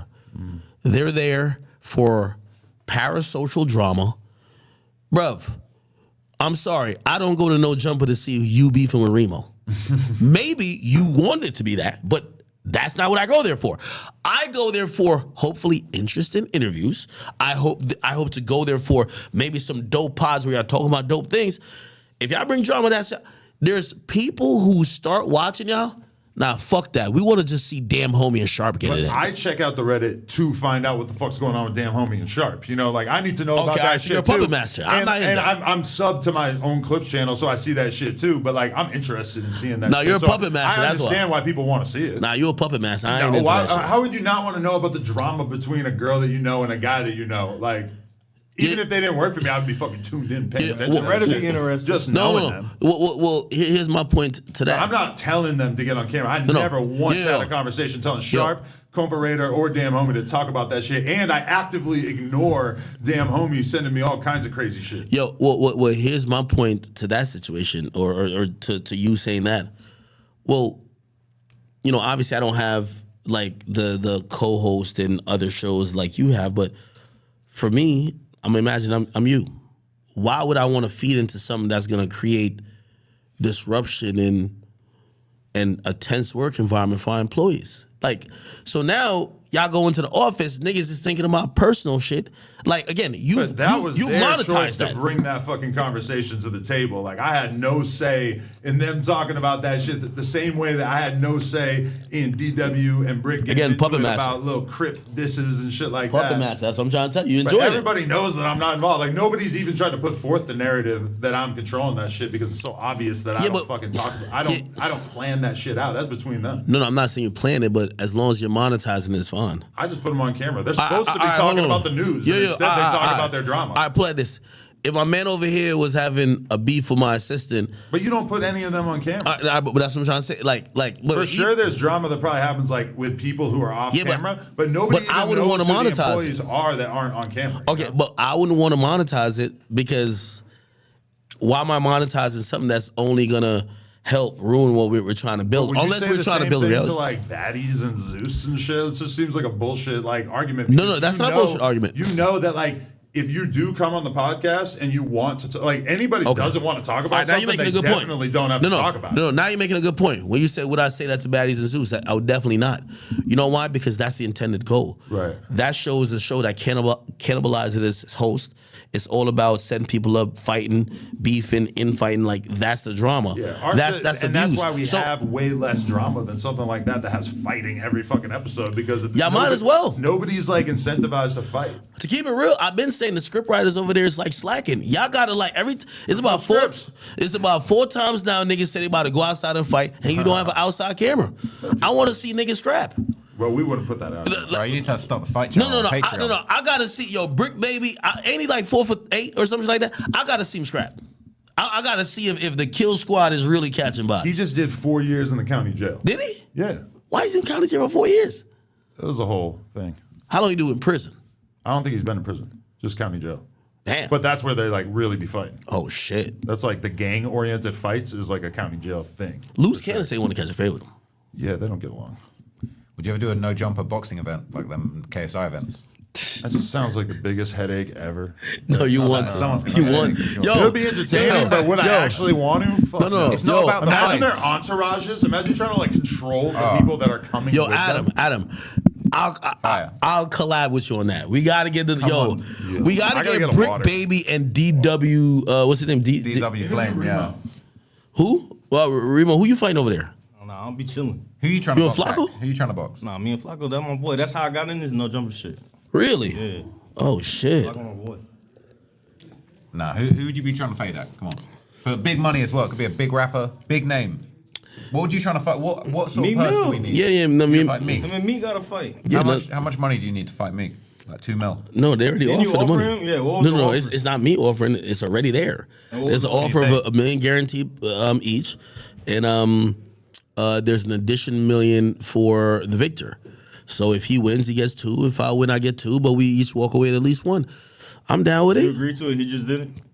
Let me just say on agree. I'm with it. Obviously, I was trying to negotiate up a little bit, like give it 1.5 guarantee, whatever. It's cool, but I'm with it. Like $1 million, we gonna get in the ring some way, somehow. We gonna make that negotiation happen. He not that interested in it. He didn't really respond to multiple people who try to get it going on. So It's like, all right, because you and me, y'all always had y'all thing going back and forth. But like now it seemed like it's a little more personal this time around. Would you agree? you Jewish? No, but Josh is. I think it's wearing off on me. Cool. You got the pool, the basketball court. It's looking lit. Yeah, basketball. I want to go to Florida. I want to go to Florida, honestly, but I feel like if I had a basketball court, I would learn to play basketball. Yeah, you could just practice every day. Yeah, wouldn't that be fun? Bro, I'm trying to get a basketball Wouldn't that just court. feel like the most natural thing to do? Like, Every how much do you morning. actually play basketball, though? I used to play much. Well, it was a summertime thing. I live on the East Coast, so it gets cold in summertime. I have a pool now. It get cold in the winter. I mean, Really? no, I'm not. The turn pool's into lit. basketball. Once in a while Nah, I pool hit the is pool, lit. but not really. Like Nah, pool is lit. I ain't gonna lie to you. Nah, the sometimes, pool is but dead it'll lit. always be like August, and I realize like, fuck, I've been in the pool like 2 times this year. You know, like swim laps and shit. Nah, he like dead ass rich. Like this nigga be going to like fucking like south of France and shit like that. Like I'm a nigga who be in the crib, man. Like you know what I mean? Yo, he got like That was 50 the million. only time I did that. I like Yo, really went on like yo, he got, like, overseas vacation. Cap, you be on yeah, a little vacation, bit. man. That's Yo, like- you know yeah, the a last little time? bit, You know the a last little time I've been on vacation? When? He was trying to tell me. He was like, yo, you know you haven't been on a vacation. But that mental break is very valuable from my perspective. Like you really feel like reset My nigga, I after kid taking you a not. week or 2 off. It's- After I took a month off, oh my god, I felt like a fucking monk, dude. Nah, Like, nah, that good shit for was you. insane for me. And then Yo. like I get back into it. You give it a couple weeks, couple months, but like ideally you're a better person having taken that time away from everything, right? Got like new ideas. Yeah, nah, I've fresh time thinking. to be able to like zoom out Yeah, and yeah. not be like focused on the day to day. That's like very important. Yeah, yeah, facts. nah, I haven't done that in 2 years. I had like little vacation plans, but always something came up, either drama with situations in my life Beef or is just agreeing because he just wants to go on vacation. no. He go on He vacation. needs a break. No, he go on vacation. Trust me, my boy travel. He just know that I'm always at it. But I'm gonna be honest with you, like. I've always just said, like, I think this one difference between me and you, like, man, this is my life, man. Like, this is one of them things where it's like, I keep it 100, like, But I feel like bro, that too. this not because work for me. This is life. I feel like I have a level of work ethic when it comes to content creation that is pretty rare. And I realized that the other day because I did a 3-hour interview with Vlad, and then he's like, "What are you doing now?" And I'm like, "I'm gonna go do 3 more interviews." And he's like, "What the fuck?" Like he was astounded. And I've asked him how many of the most interviews he's ever done in a day was, and I think for me it's like 6. And like some of those are like 2-hour interviews and shit like that. And like he told me, I don't think he ever did more than like 2 in a day. Which Hey. I feel like that's kind of my like superpower is my ability to actually like sit there and do that many fucking interviews in a row and not lose my mind. Hey, you Yeah, gotta Ryan realize, said he does like 1 a day or something, you know. Yeah, But like he go, I feel like he goes deeper. You know, we spent a lot of time like chopping it up with If him you want to afterwards, do so- 1 a day, you definitely like have an ability to like focus on that shit Yeah, way yeah. more than what I'm Yeah, doing when I yeah. do 6. You know, Hey, 6 is very rare, but I'll do like Do you 3 feel or like 4 that's like too nothing. much though? Do you get tired out? Yeah, but it's such a good feeling to get like a week's worth of content in 1 day. yo, you gotta realize, Vlad got a whole family, man. It's like, Vlad got a family, like all that shit. Man, I got none of that shit that be making y'all happy. But he's also 50, so it's like at a certain point you kind of have to figure out like what do I want my work week to look like? Like how many hours do I actually want to work? When, especially in his perspective, he don't really got to work like that. Like he does an interview, it's worth a couple $1,000 to him maybe. And it's like, what is that to Vlad when he already got however many millions in the bank, you know? Like he's talked about retiring, which is something that like Nah, he told me not retiring, no, but I can't really imagine it, but he's talking about it, and I feel like 50 is kind of like the age where you start to age out of it because it's kind of like hard for us to imagine like a super relevant like 60-year-old. Well, it's I'm less definitely hard not for you retiring, because ever. you have Tim Westwood, but you Yeah, know, but, like he's yeah. fucking like legitimately in his 60s, but it's hard to imagine like a large hip hop audience really giving a fuck about a commentator at 60, right? It gets but hard. we'll find out, right? hey, I'm gonna be honest, I ain't never retiring. I ain't trying to retire. It ain't never happened. I'm gonna be honest, like, it might not be like me covering hip hop, but like, I want to talk to this audience until you kick the can. It's over. If you knew that you could do 10 times as many views doing red pill content, would you do that? Hell no. Really? Nah, I love What if you music. felt passionate about that as well? First of all, my rap content will never be that extreme. Like, Yeah, I think it's already seen its heyday for sure. No, it's on the decline, but nah, like. But like political shit in general, people always like Shit, I might act throw like some I'm gonna politics do in. that. Yo, I'm gonna be honest with you. Like, you know, the new iteration. Cause that's what I was saying. I'm like, yo, you see, all y'all, like, I be, like, sometimes I ain't gonna lie. I watch you on your story. I'm like, yo, this nigga Adam. Like, you don't have to have a hard day at work. I'm beef with bum ass niggas like Meat Mill, Freddie Gibbs, niggas who tell me they want to kill me. Like, nigga, I only get to go home to a bunch of guns and Rottweilers, man. Like, y'all get to go home, y'all playing with y'all kids, y'all on vacation. I don't got that type of nice little lifestyle going on. I go home to war. You feel what I'm saying? So you're in the war zone, like All matter the what. times. For me, I like remove myself Nah, hell from no. that shit at a certain point. Like I try Eventually, not I to wanna be have like kids, though. submerged in it all the time. Eventually, hopefully, I'm gonna have kids. Like, And that's when you're gonna figure out like what it is to have like balance in your life, because it totally Maybe. reshapes everything. Unless you I mean, you could just be young boy and kind of like ignore it or whatever. But I might be on some Skip Bayless shit. Like, Skip Bayless don't give a fuck about even his wife. He's on some like content over everything. right. I mean, you kind of like need to have that. Like my girl knows that when I have a day full of interviews and she like emergency needs me to pick the kid up from school. You Not don't got happening. nanny? She got exactly. She got to get the nanny to do it. Like I'm not fucking available to like cancel interviews to do family shit. Like she don't even ask me. You're both working. Like, you can just sort that out, though, right? Like, Yeah. if it's like logistics at the end of the day. I think it's like kind of idiotic to not have people on your staff at a certain point if you're like really serious about what you're doing, like work wise or content wise. facts. You know. Well, Like, Ag, you've managed to stay independent. You've not employed that many people. You've always kept your operation really small, right? Even at the level you've got to. Yeah. I'm gonna be honest with you. Like, I say it humbly, but I do respect everybody who worked for me, and I ain't gonna lie to you. Trying to humbly say it, like, man, I do a lot of shit, man. Like, even sometimes this has been the hardest thing. Is like when you have people who work for you and I'm looking at, like, I'll tell them something to do or they gotta do something. I'm like, oh fuck, I could do better. yeah. But like, I ain't gonna lie, there's mad times I ain't gonna tell the story because I don't want her to feel no type of way. Like I asked somebody for something and I was just like, could you do this? I just have such a I was like, I already did. Like they were having a hard time. I already did. It's cool. And that's kind of like how I operate a lot. You know what I mean?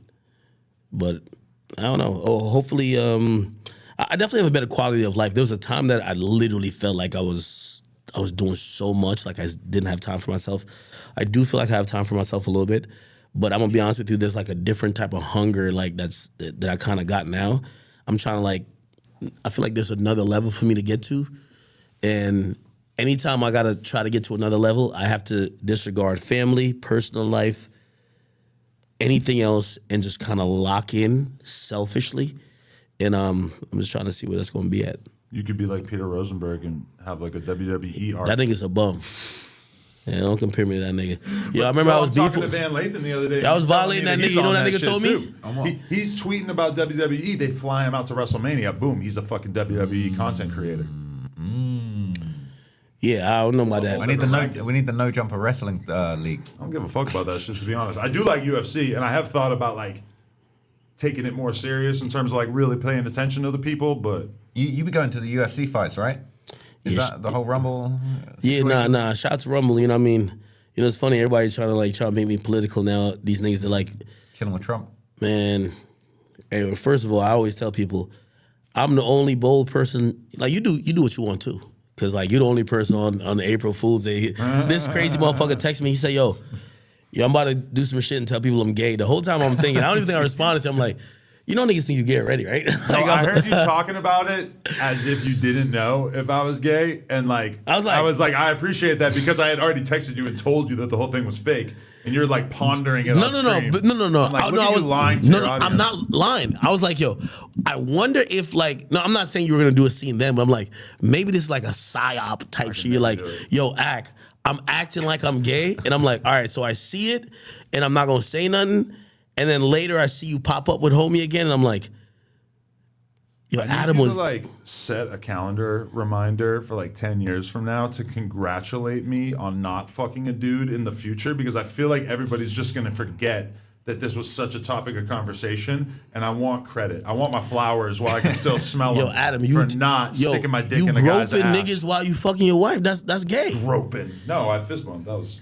No, for the y'all culture. holding hands. Your palm is No, touching. it wasn't this, it was this. Yo, your palm touching another man's palm. It's like fucking, bro. That's like a good friend of mine. During, He's having a good time. A lot of these guys I have like real friendships with. So when you gonna put Flacco on Plug Talk, man? when are you gonna put him on the academy? He's gonna rescue the academy. No, I ain't gonna lie to you. Do you feel like you should have signed Flacco? Hey, first of all, I discovered him. I'm his Birdman. I don't give a He fuck. was trying to take him for Hold a on, minute. I don't give a fuck. I've given out. That's my wing. Listen. Taking them Me, straight. I'll definitely. I think people were thinking I was playing when I was talking about like AD and contracts. like you've done the legwork with making some of these guys a thing. I'll definitely outpay them and bring them over here. Yeah, but what are you going to do with an AD? Bro, stop dissing my boy. You know what? You know what was so savage? just Hey, saying, so like, nobody wants to see that. 100,000. You knew he was going to jail though. I mean, it's not like I just gave him 100,000 up front. You know, like word. you know, we were doing Right, quarterly. yeah. You know, so he did a quarter. Do you think that fucks up your image to be doing that for somebody that is perceived as talent? You think some of the rappers might hold that against you? He's very controversial in general. Hey, Adam, I don't know how you view shit. I look at all these rappers as y'all niggas need me. I do anything I want. If I hired Troy Ave, it would be infinite videos reacting to that, talking about that. I tell and every I would have to rapper, deal with 6ix9ine Brick my Baby and best all friend, them. I don't know and if they they do cool nothing. with them or not. Listen, I'm the nigga who I tell every rapper, 6ix9ine one of my best homies, and they all just act like it don't happen, and they act we love you for you. That's what's going to be. Man, I'm not, these rappers, man, like, I've hit the reverse arc on them. I killed Meat Mill's career. I'm trying to kill 2 more careers this year. Lil Baby's on the brink. But me and Pee Wee cool, so we actually gonna bring that back. You know what I mean? I told him I don't need no money. I ain't Peace, my guy. We're gonna bring Lil Baby back to relevance because that nigga he can't make a hit to save his life. It's true. It's tough out there. Even for a big star, it's tough. I feel like Lil Ever Baby, since he dissed me on his album, nothing good came to him. Lil Baby's kind of getting the Roddy Ricch treatment. I feel they're He kind is. of turning on him. It's like the Reddit, they Because kind of turning they on him. want you to be great forever, and a lot of guys really only got a couple projects in them. Right? And a couple of these dudes, like their egos is bigger than their talent. Your ego can't be bigger than your talent. You gotta learn to have a little bit of humbleness. Oh, okay, I'm not finding right now. Let me try to do different things. These niggas, you see, their ego is their bank account. But your bank account is only reflective of what you did in the last 2 years. It's not reflective of what you're gonna do in the future. So, shit. You did an interview with Namir. I love Namir. That's my guy. But you see, Namir at this point was probably very different than Namir from a year ago when he was looking a little bit different. See, now he's kind of like, he's a little bit more humble.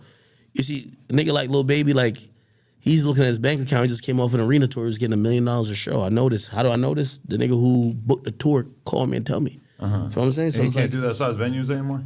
no, I'm not saying he probably still could for a little while, but if you don't get a hit, it's gonna stop. Right. So again, I always say this: before a rapper himself understands that he's cold, it's a year and a half past when he's really cold, because they only view it in terms of money. You know what I mean? It's when they're like, yo, I'm 200 an occasion. They're like, nah, we only got 85. Wait, what? Now they start having a little bit like, oh, okay. But the money keeps going up. They say, fuck you. I think that's the truth. What you got coming up? I know All you right, got to run. it's 2:00 in the morning. What do I have coming up? Shit, I probably have a schedule full of fucking interviews I got to do when I get back. We got Lush on the Tuesday show now. I'm very Could you excited stop about that. interviewing these irrelevant niggas, bro? No, these are important figures in hold the on. culture. The Lush comeback is crazy. Here's the thing. You should do those interviews with these bum ass things, but you should have your employees and co-hosts do it. Well, I usually got Remo with me for a lot of them. Yeah, but why you on camera? Like it brings down your cachet. If Like anything, I'm trying to go more underground. They see me and Remo at the Laser Dim concert the other day. who's lasered them? No He's idea. lit. You lit? Atlanta, You from West Coast? Trying to tax me for an he's from interview, Atlanta. but You from Atlanta? Yeah. Oh, actually, I did hear about him. He popping? yeah, you got a you whole got thing that going man. on. He's trying to tax you for an interview. Yeah, these fucking rappers he's are trying crazy. to pay you. He's trying to pay you for an interview? No, he's trying to get me to pay him for an interview. Laser dim? Yeah, you're gonna end up on his next song. My nigga. I know. I was a I little get offended savage too. in an interview. The fuck am I paying for laser? No, I'm like, aren't you disrespect. supposed to want to do this? But I'm not paying that motherfucker. How much you wanted? I'm not gonna air that out. 15 bands? No. Oh, It was a bands. more realistic amount. Yeah. 3 bands. Which that almost offended me more because No. if somebody's like 20K, it's like, okay, whatever. Like he's fucking around. Yo, how much you pay what's that name? Orlando Brown. He aired it out on the podcast that I only paid him $2,000. Word. That shit did numbers. The numbers, right? Yeah. How much you pay? 10? 15? I don't know. I gotta check it out. Holy shit. He was Yo, wild. hey, my demeanor to content is so different than yours. Like, you interviewed all these bum ass niggas. Like, I just get on stream and then I just see the same numbers and I'm like, the fuck am I talking to you for? Yeah, like, I mean, yo, you know, but this how is my did the interview Lil spot. Mabu interview do like 40K? That's what I don't get. Did he he bought views on everything he ever put out, but then he forgot to buy them for the Akademiks interview? No. Something a bit iffy about him. What is that? Something a bit iffy about him. That must have surprised you. Because he's supposed to be doing that's his first real interview. He's supposed to be doing $1 million on that shit. Nah, so he Based came on here. the numbers on YouTube. The skits do numbers. The only person who came with more people was 6ix9ine probably. He had about like 30 people with him. I remember they were coming in, I'm like, damn, there's still a line? I'm like, They all goddamn. had shiesties on And then- shit. You can't let that many people. No, but it was like college kids though. It was like the college kids goons. Oh, but he had a bunch of black dudes wearing shiesties and shit standing behind him during the interview, right? I didn't watch it. I met them in the library. Like, real talk. He what? Met them at the library. They go to school. Why are you laughing? Yo, he was cooking up with Fabio. Like Fabio showed up to his dorm and made The up. song with Fabio is a banger. To No, be fair. yeah. I really rate that. He got a bunch of good music. That's why I was surprised to see that I think interview not the do that reason good. why Yeah, it didn't it do makes as sense. well. So You dropped it twice. We put the interview out. Right. They hit us up. They said, "Nah, could you put it out in 2 weeks?" This shit been on for a couple hours. I said, "Could you take it down, please?" And honestly, I'm just not I guess because I created and to answer your question from earlier, why do I listen to some of these guys? Because I really don't give a fuck about your little interview means nothing to me.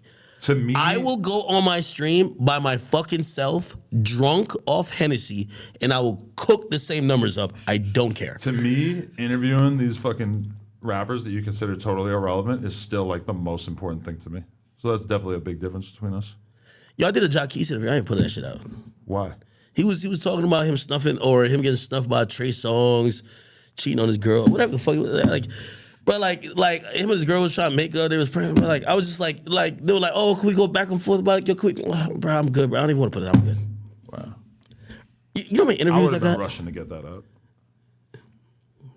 Messy shit from a dude that I have no connection to, that I don't give a fuck what he's saying. Nah, he invited me to his birthday. Beautiful. He invited me to his birthday. Oh, that's your homie. Nah, that's my homie, but it's bro, honestly, it just doesn't. It's it's just not that serious to me. I'm now, do I believe bro, kind of wasting my time a bit? Yeah, but I'm all right. I always, my thing. It's a little bit. We gotta answer Diddy first before we Well, leave. compared to the Spotify thing, you doing just interviews and putting them on YouTube has to feel like you damn near doing them for free, right? Because it's just kind of I assume the Spotify deal was a lot more money than you're making from AdSense. For that channel, Yeah. I'm gonna be honest with you. If I had to do 3 interviews a week, which would have been times 4, 12 interviews per month. I ain't gonna lie, when I do interviews, this should be going up. You have a lot of interviews that you did during that Spotify era that you never even put clips of on YouTube. You should probably dig into the back catalog, right? Because you can put all that shit up now, right? Yeah, man, okay. Make him do it. Right, If if I was doing 12 interviews, I'm not really, my interviews, even, I just did Enes. Enes is making a band, blah, blah. That shit did 200,000. So it's bro, I'm not about to do no, to keep it real, when I do see an interview that do 40K, I'm what the fuck? What the hell going on? But if I was doing 12 interviews a month, compared to what Spotify, I'm trying to, let me see, Spotify.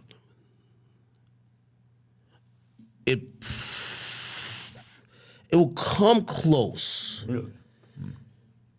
Well, it depends on how much the average interview does, right? I'm not putting out duds, bro. I ain't gonna lie to you. If I put out an interview and I see 10K nigga, I would never sit with that nigga. You know what I ain't it gonna is? lie to you. I would just delete the video. You know what it is with the drill kids too, though? It's all right, I seen that you did the 4-1 interview and it didn't, I don't know what it got, but I think it was under 100K. I like them guys though. Right, but I feel them, when they first came out, all their interviews going crazy. And then the drill fans, they're astute enough that they're not trying to watch a shitload of different interviews from this person. So unless they actually have some hot shit, it doesn't matter that they're the hottest rappers coming out of New York right now. The fans are already clued in enough that they're not really worried about it. I ain't gonna lie. It's interesting with my main page. I played this. I did Enes, right? Did 200K. Dylan Dillinger. He wants to interview. I was talking to Joe. Joe was fuck no, he won't sit with him. I think I might sit with him because Loki's I like him. Who and the it's fuck is definitely that? gonna do That's the 200K. dude from making the band? Yeah, the dude was like, yo, I rip and I rhyme, I rhyme and I rip. He did some This is the other way that podcast. Dylan spits. He did another one. Go off. That might. But he did one that went viral from talking about how that shit ruined his career, right? Yeah. The Dylon, Yeah. whatever shit. No, I think it'll go up because I didn't even expect the E-Nets was. Hey, Diddy, what's up? Shit. What do you think? Prayers up. Did he do it? I don't know. I don't fucking like. This is 2:00 in the morning. I don't fucking care. Nah, you're not speaking on it because you be fucking a lot of bitches, man. You see all y'all little sexual deviants Cat Williams told us about y'all. I'm not going to be convinced by what I've seen so far. Like, I'm still like, is he a weirdo? For sure. Is he a sexual deviant? For sure. Is he like guilty of federal offenses? I very much need to see more. That motherfucker, Lil Rod, all cap, Yeah, liar. I believe that His lawyers start low key allegedly.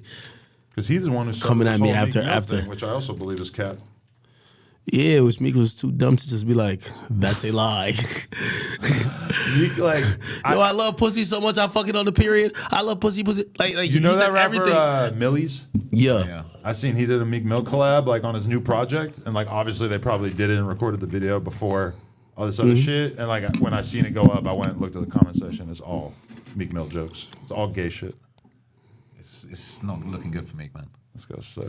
What's he gonna do? He got to really do something to affirm himself as a heterosexual, but that's already what he tried to do. What he really needs to do is release like a real good song, but Yo, let me tell you this. Meek Mill won't come back until he apologized to me and I sit down with him for an interview. But he's got too much ego for it, so we're gonna watch him sail off and just keep getting buried with dirt and motherfucking weeds in the cemetery. It's over. you need the fade with Meek, man. No, he needs to apologize. That's the only way, I promise you. It's the only way his career could come back. He needs to apologize to me because he was a nigga. You see me? You see now when everybody's dick riding, I got like a list of names, everybody who dissed me, everybody was like, yo, ask a bitch, whatever. I'm just waiting. I'm going to pick them out one by one. He was one of the people who thought he could have. I remember famously, it played in my, because me, I live, eat, sleep, breathe this shit. I go to sleep, I dream about this shit. I swear, I'm gonna dream about this interview. Dream about Meek Mill. No, I dream about it. I dream about everything I do in hip hop. I dream about my day, like literally, and this is all I do. I remember I was on Clubhouse and that nigga said to me, he said, man, you be thinking you like some shit. Man, I got bitches that got more IG followers than you. Nigga, I wrote it on my vision board. I don't even got a vision board. I wrote it in mentally. I said, I'm gonna kill this nigga's career. And he gonna sit and realize when he's flopping, why did I flop? Damn, that nigga act was maybe a little bit more powerful than I thought he was. And I think he's sitting back right now, and I think it worked. Remember I told you know I'm petty. Remember I was telling you about that nigga with Angelica, what's that nigga name? He's Tracy. Irrelevant. Yeah, I was thinking he was gonna die of a heart attack already. What's that You nigga were with name? Lil Tracy the other day, right? Yeah, he Irrelevant. I got him out of here too. Shout out Lil Tracy. Actually, I don't got no beef with. Remember my interview with Lil Tracy? Nah, I ain't even got no beef with homie like that. I'm gonna be honest with you, Tracy. If you hear this, I was just petty back then. I got my shit off. You know, I just gotta make sure niggas who I don't like, unless they apologize, they get completely irrelevant. I'm petty to the max. Right. I mean, a lot of times it'll just happen, even if you just don't do anything.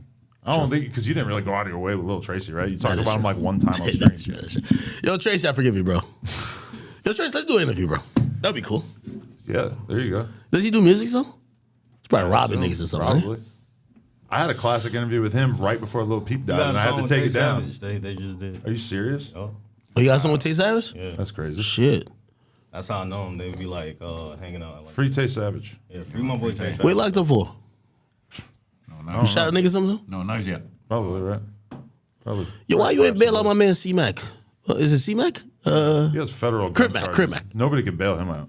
You ain't show up to his hearing, man. That was fucked up. China Mac told me the day before. What's China China Mac. Mac doing these days? Literally nothing.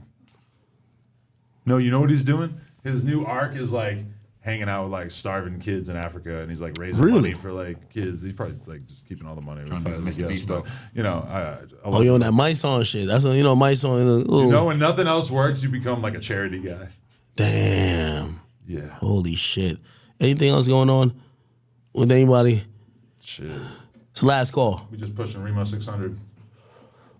Oh, you a gang member? Remo next up, bro. Wait, where you from?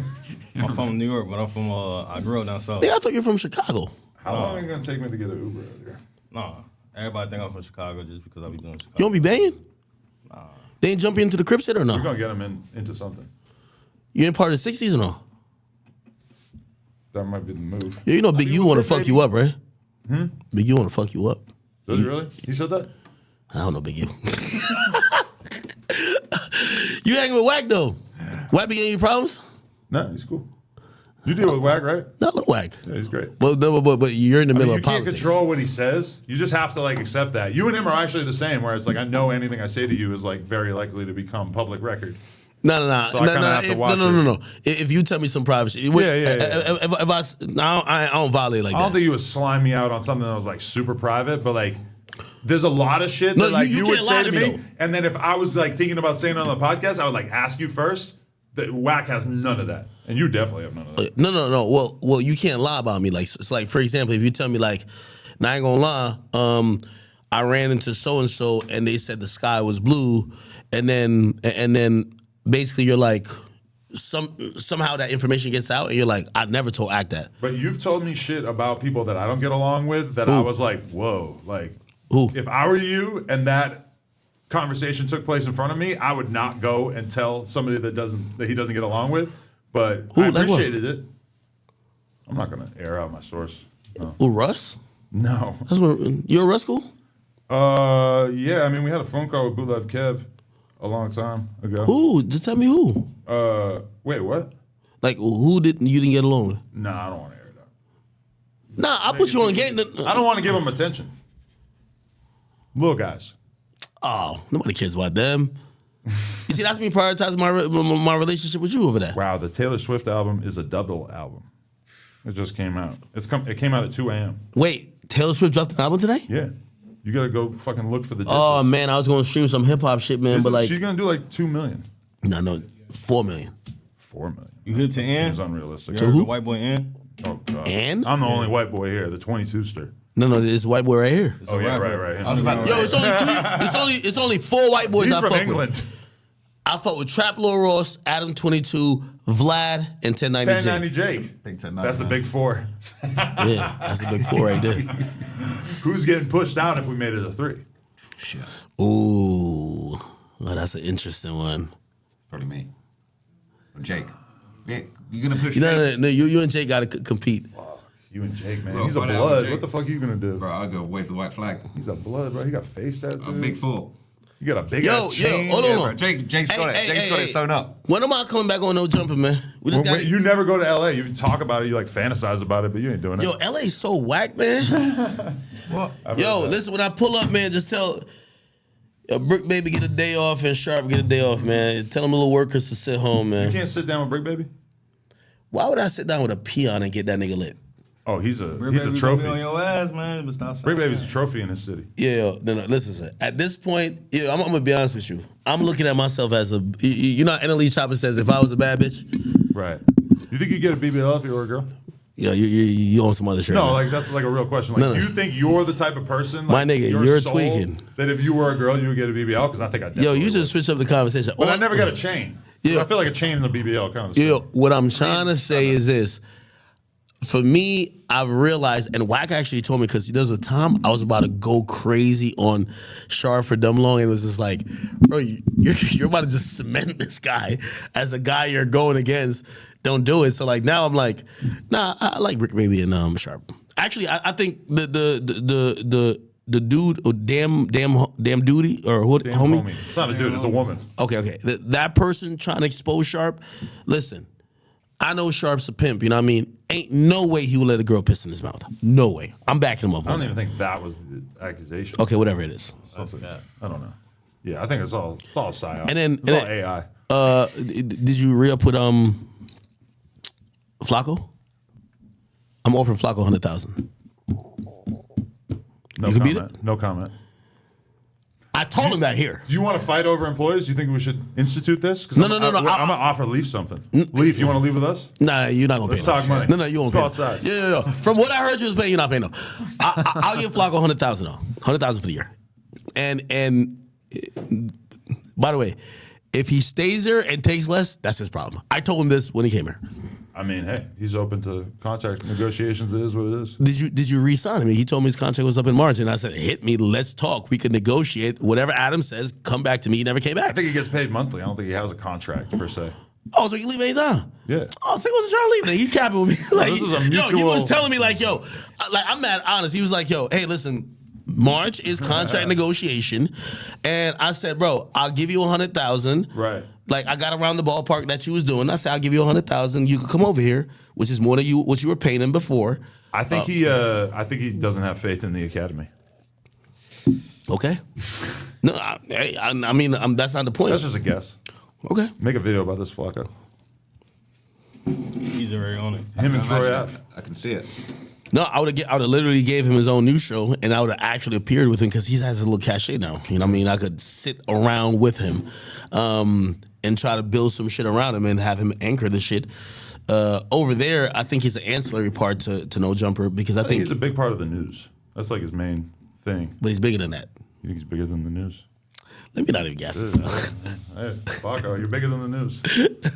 Bigger than the news, Flacco. All right, man. Let me not do it. Okay, cool. Anything else? I'm good. I want to go to bed, man. I got to fuck with Danny from the stop in the morning. You're not doing no porn out here? No. Oh shit. I can't even imagine trying to. Where your girl juggle at? Those two things. Like you don't cheat on her, right? She just got back from Japan. Oh shit. Chilling. She's gardening. She had a hall pass or no? No. She's on Snapchat. That's like her big thing now. She's just You don't be linking bitches out here or no? no. Yeah, you be fucking like you fucking like 2 bitches a week? An average of probably 2 a week. Yeah, maybe 3 a week. Cool. Depends. I got burnt in a long time. I got to cross my fingers. You haven't gotten burnt in a long time? It's been a while. What about you, Trap Lord? times. It's the last words. What's the next video? You know what? I'm trying to keep things a little bit more under wraps going forward, so it's going to be a bit of a surprise. But some people know, but it's a big Chicago story, a famous Chicago story. You know what I'm looking forward to? Did you do a YSL story? Yeah, I did it before the case, so everyone was saying that I was the reason that he got locked up. But I You did should it before just- the YSL, You YFN could thing. re-up, right? Well, it popped off again after Thug got locked. The views like doubled. Oh.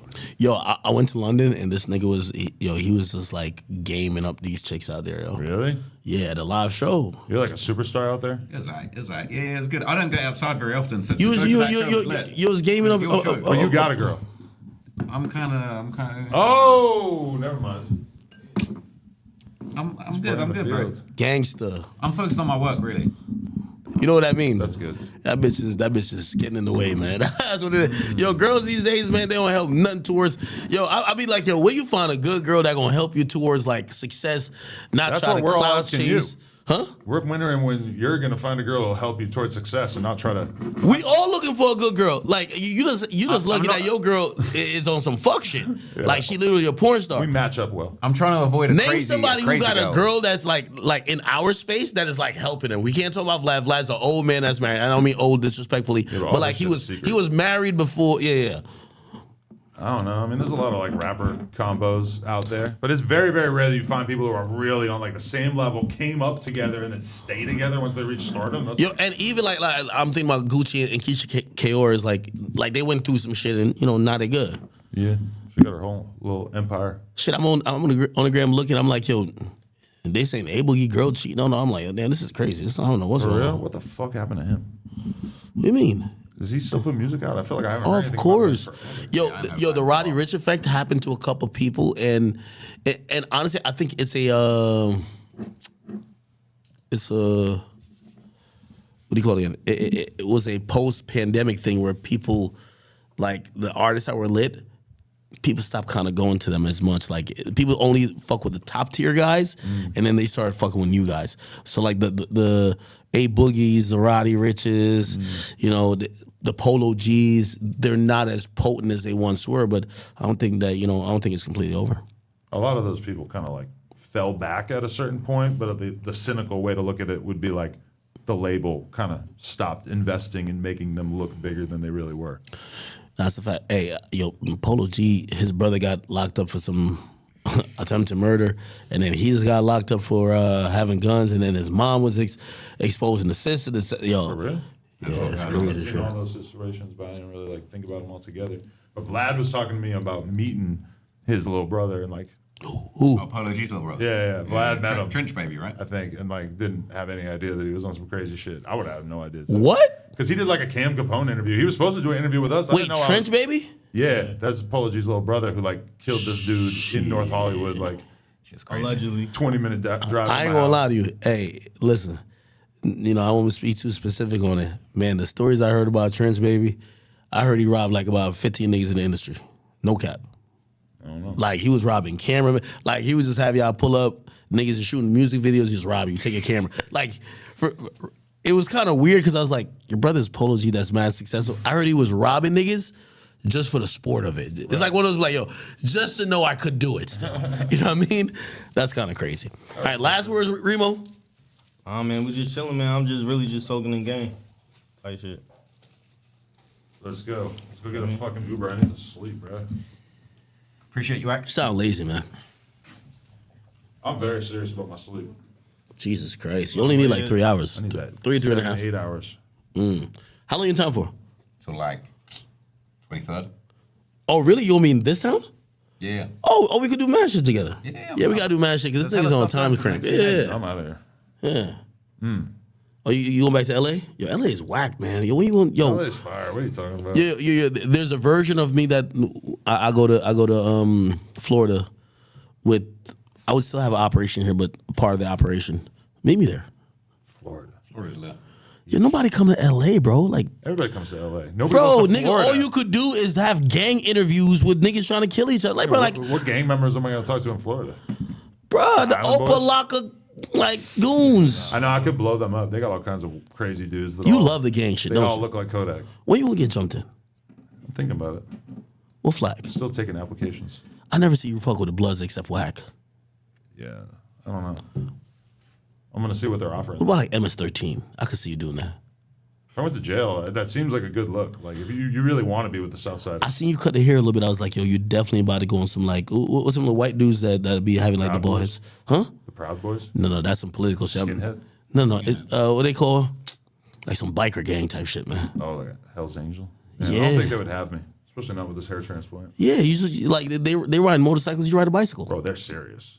What's the I feel like problem? Hells Angels? I feel like they rock with you. You might get in, you might slide in. You might not need to be jumped in. I know a lot of people who fuck with like biker gang, subculture. I'm not killing anybody for them though. Yo, You cop the right There's bike. got to be a trophy, bro. If you cop a real nice bike, I reckon the gang will be like, you know what, we'll have him. I'm scared of motorcycles. Hey, yo, what the fuck does Kendrick Lamar do? Like nobody knows where he's at. Is he in LA? You be seen him? And they have footage of him working out, like doing Doing pull-ups. push-ups. Nah, supposedly that was old. Why are all the clips of him working out? I think that's just what he's doing with his time. No, Instead of being isn't he in LA? he's doing push-ups. Yeah, it looked like the game is trying Nobody to rock with has Drake. ever seen him. It's- I never hear about anybody seeing him. Are y'all like heavy Kendrick Lamar, like West Coast? I seen somebody talk. They were like, "Yo, the West up," and I'm like, "Oh shit, this is getting It's a coastal." throwback. I'm like, "Yo, Canada or like Toronto is not even like we're not even claiming them East Coast. Like they're just Canada." I don't think anyone in LA gives a fuck. Maybe some old heads who are like real territorial. Really? Yeah. Does like TDE still fuck with like Kendrick? Nah, they're like he left. I don't know. Yeah, but like, I to think what it'd be like extent they left for still fuck love. with him, but They left for love. yeah, but I mean, he still left, right? Like they made it look really good, but I wouldn't be surprised if there's Yo, wasn't Drake slimy for mentioning like SZA, like Sis is litter than you, yeah, and Travis. no, but like SZA got a relationship from TDE with him and Drake allegedly used to date her. Slimy shit, It's a man. random person for him to throw in there. It gets so deep, man, that song, them lyrics. Every bar's like twisted, some little thing. I gotta go. Yeah, I'm fucking dying. let's kill it. 2:15 in the morning. They're sitting there watching this. It's like 6 p.m. They're like, "What the fuck? You guys got another hour in you." I feel like All right, like, y'all. I visibly tried, done. man. Adam unfortunately has a bedtime.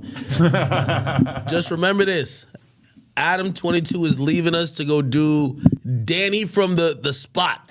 Danny from the stop. And what other interview? George Santos. Yo, Allegedly. I give you all the credit because I swear I only do the big dogs. Like, George Santos. George Santos is That's big, big. for sure. who the fuck is George Santos? Ain't a nigga that was on Impulsive? No. Impulsive? George? Oh, George. Is that George? George Janko. What? Oh, You need to interview him. He's a big dog. Yeah, where's he at? No, he's lit now. He's got like his own He's big popping. podcast. Since That's he like, linked up he's with got the Andrew exact Tate. problem that I have. Like, you put somebody on the podcast, boom. You got the take. If they're decent, they could go get a Celsius deal, have their own podcast. Yeah, true. yeah, I'm about to get a Celsius deal, man. All right, we can wrap this shit up, man. You know, Adam got to go sleep. Hey, I'm trying to yo, get a Black Rifle coffee deal. A what? That's what you need to, What the fuck is to that? complete your like right-wing transformation. What is that? It's like conservative coffee. How much they paying? I don't know, but they're on. Yo, what type of like what type of They're what on type the of UFC, so yo, what it type shouldn't of be like too hard. wallpaper is that? Let me see that. That look racist. dog plus kid. Who's that guy? That's my dog. The guy, the man, That's my daughter. the man. That's me. That is not you, There's nigga. 3 people. It's me, my kid, and the dog. That is not you on the extreme left. Yes, it is. How is that not Look. me? Look what he's looking at. It's just the angle. That's not you. You're That's out of your you. mind. Yes, that's me with a shaved head. That is not him. How does that not look like me? Nigga, that's a Mexican nigga, bro. That's racist. I ain't gonna lie to you. You're reaching That's that. not You're him. reaching. Imagine that was my background. Wait, that look like him? No, I'm asking. I'm being honest. I believe that's him. Yo, I ain't gonna lie. Yo, white people do stick together. Yo, usually my man is on my What side. the fuck? look- That's look me. closely. That is Closely not at it. you. How is that Wait, let me not see, let me me? see. Closely. Now let me see it. No. Not touching my phone. That's no, I don't know what crazy. you're gonna do. All right, Holy. shout out to everybody who watched this. Fuck off. Lil Boom, where you at? Nah, Boom want to catch a fade with you. Yo, can I set up a boxing match? I got him. Nah, Boom is crafty. Boom up. Nah, Boom is crafty. All right, man. Listen, these niggas are walking out of me, but it's all good. Off the Record Podcast. Make sure you guys watch on all your favorite platforms. I think we still on Spotify, Apple Music. Catch me on YouTube, man. Big Act the Biggest. You know what it is. Peace.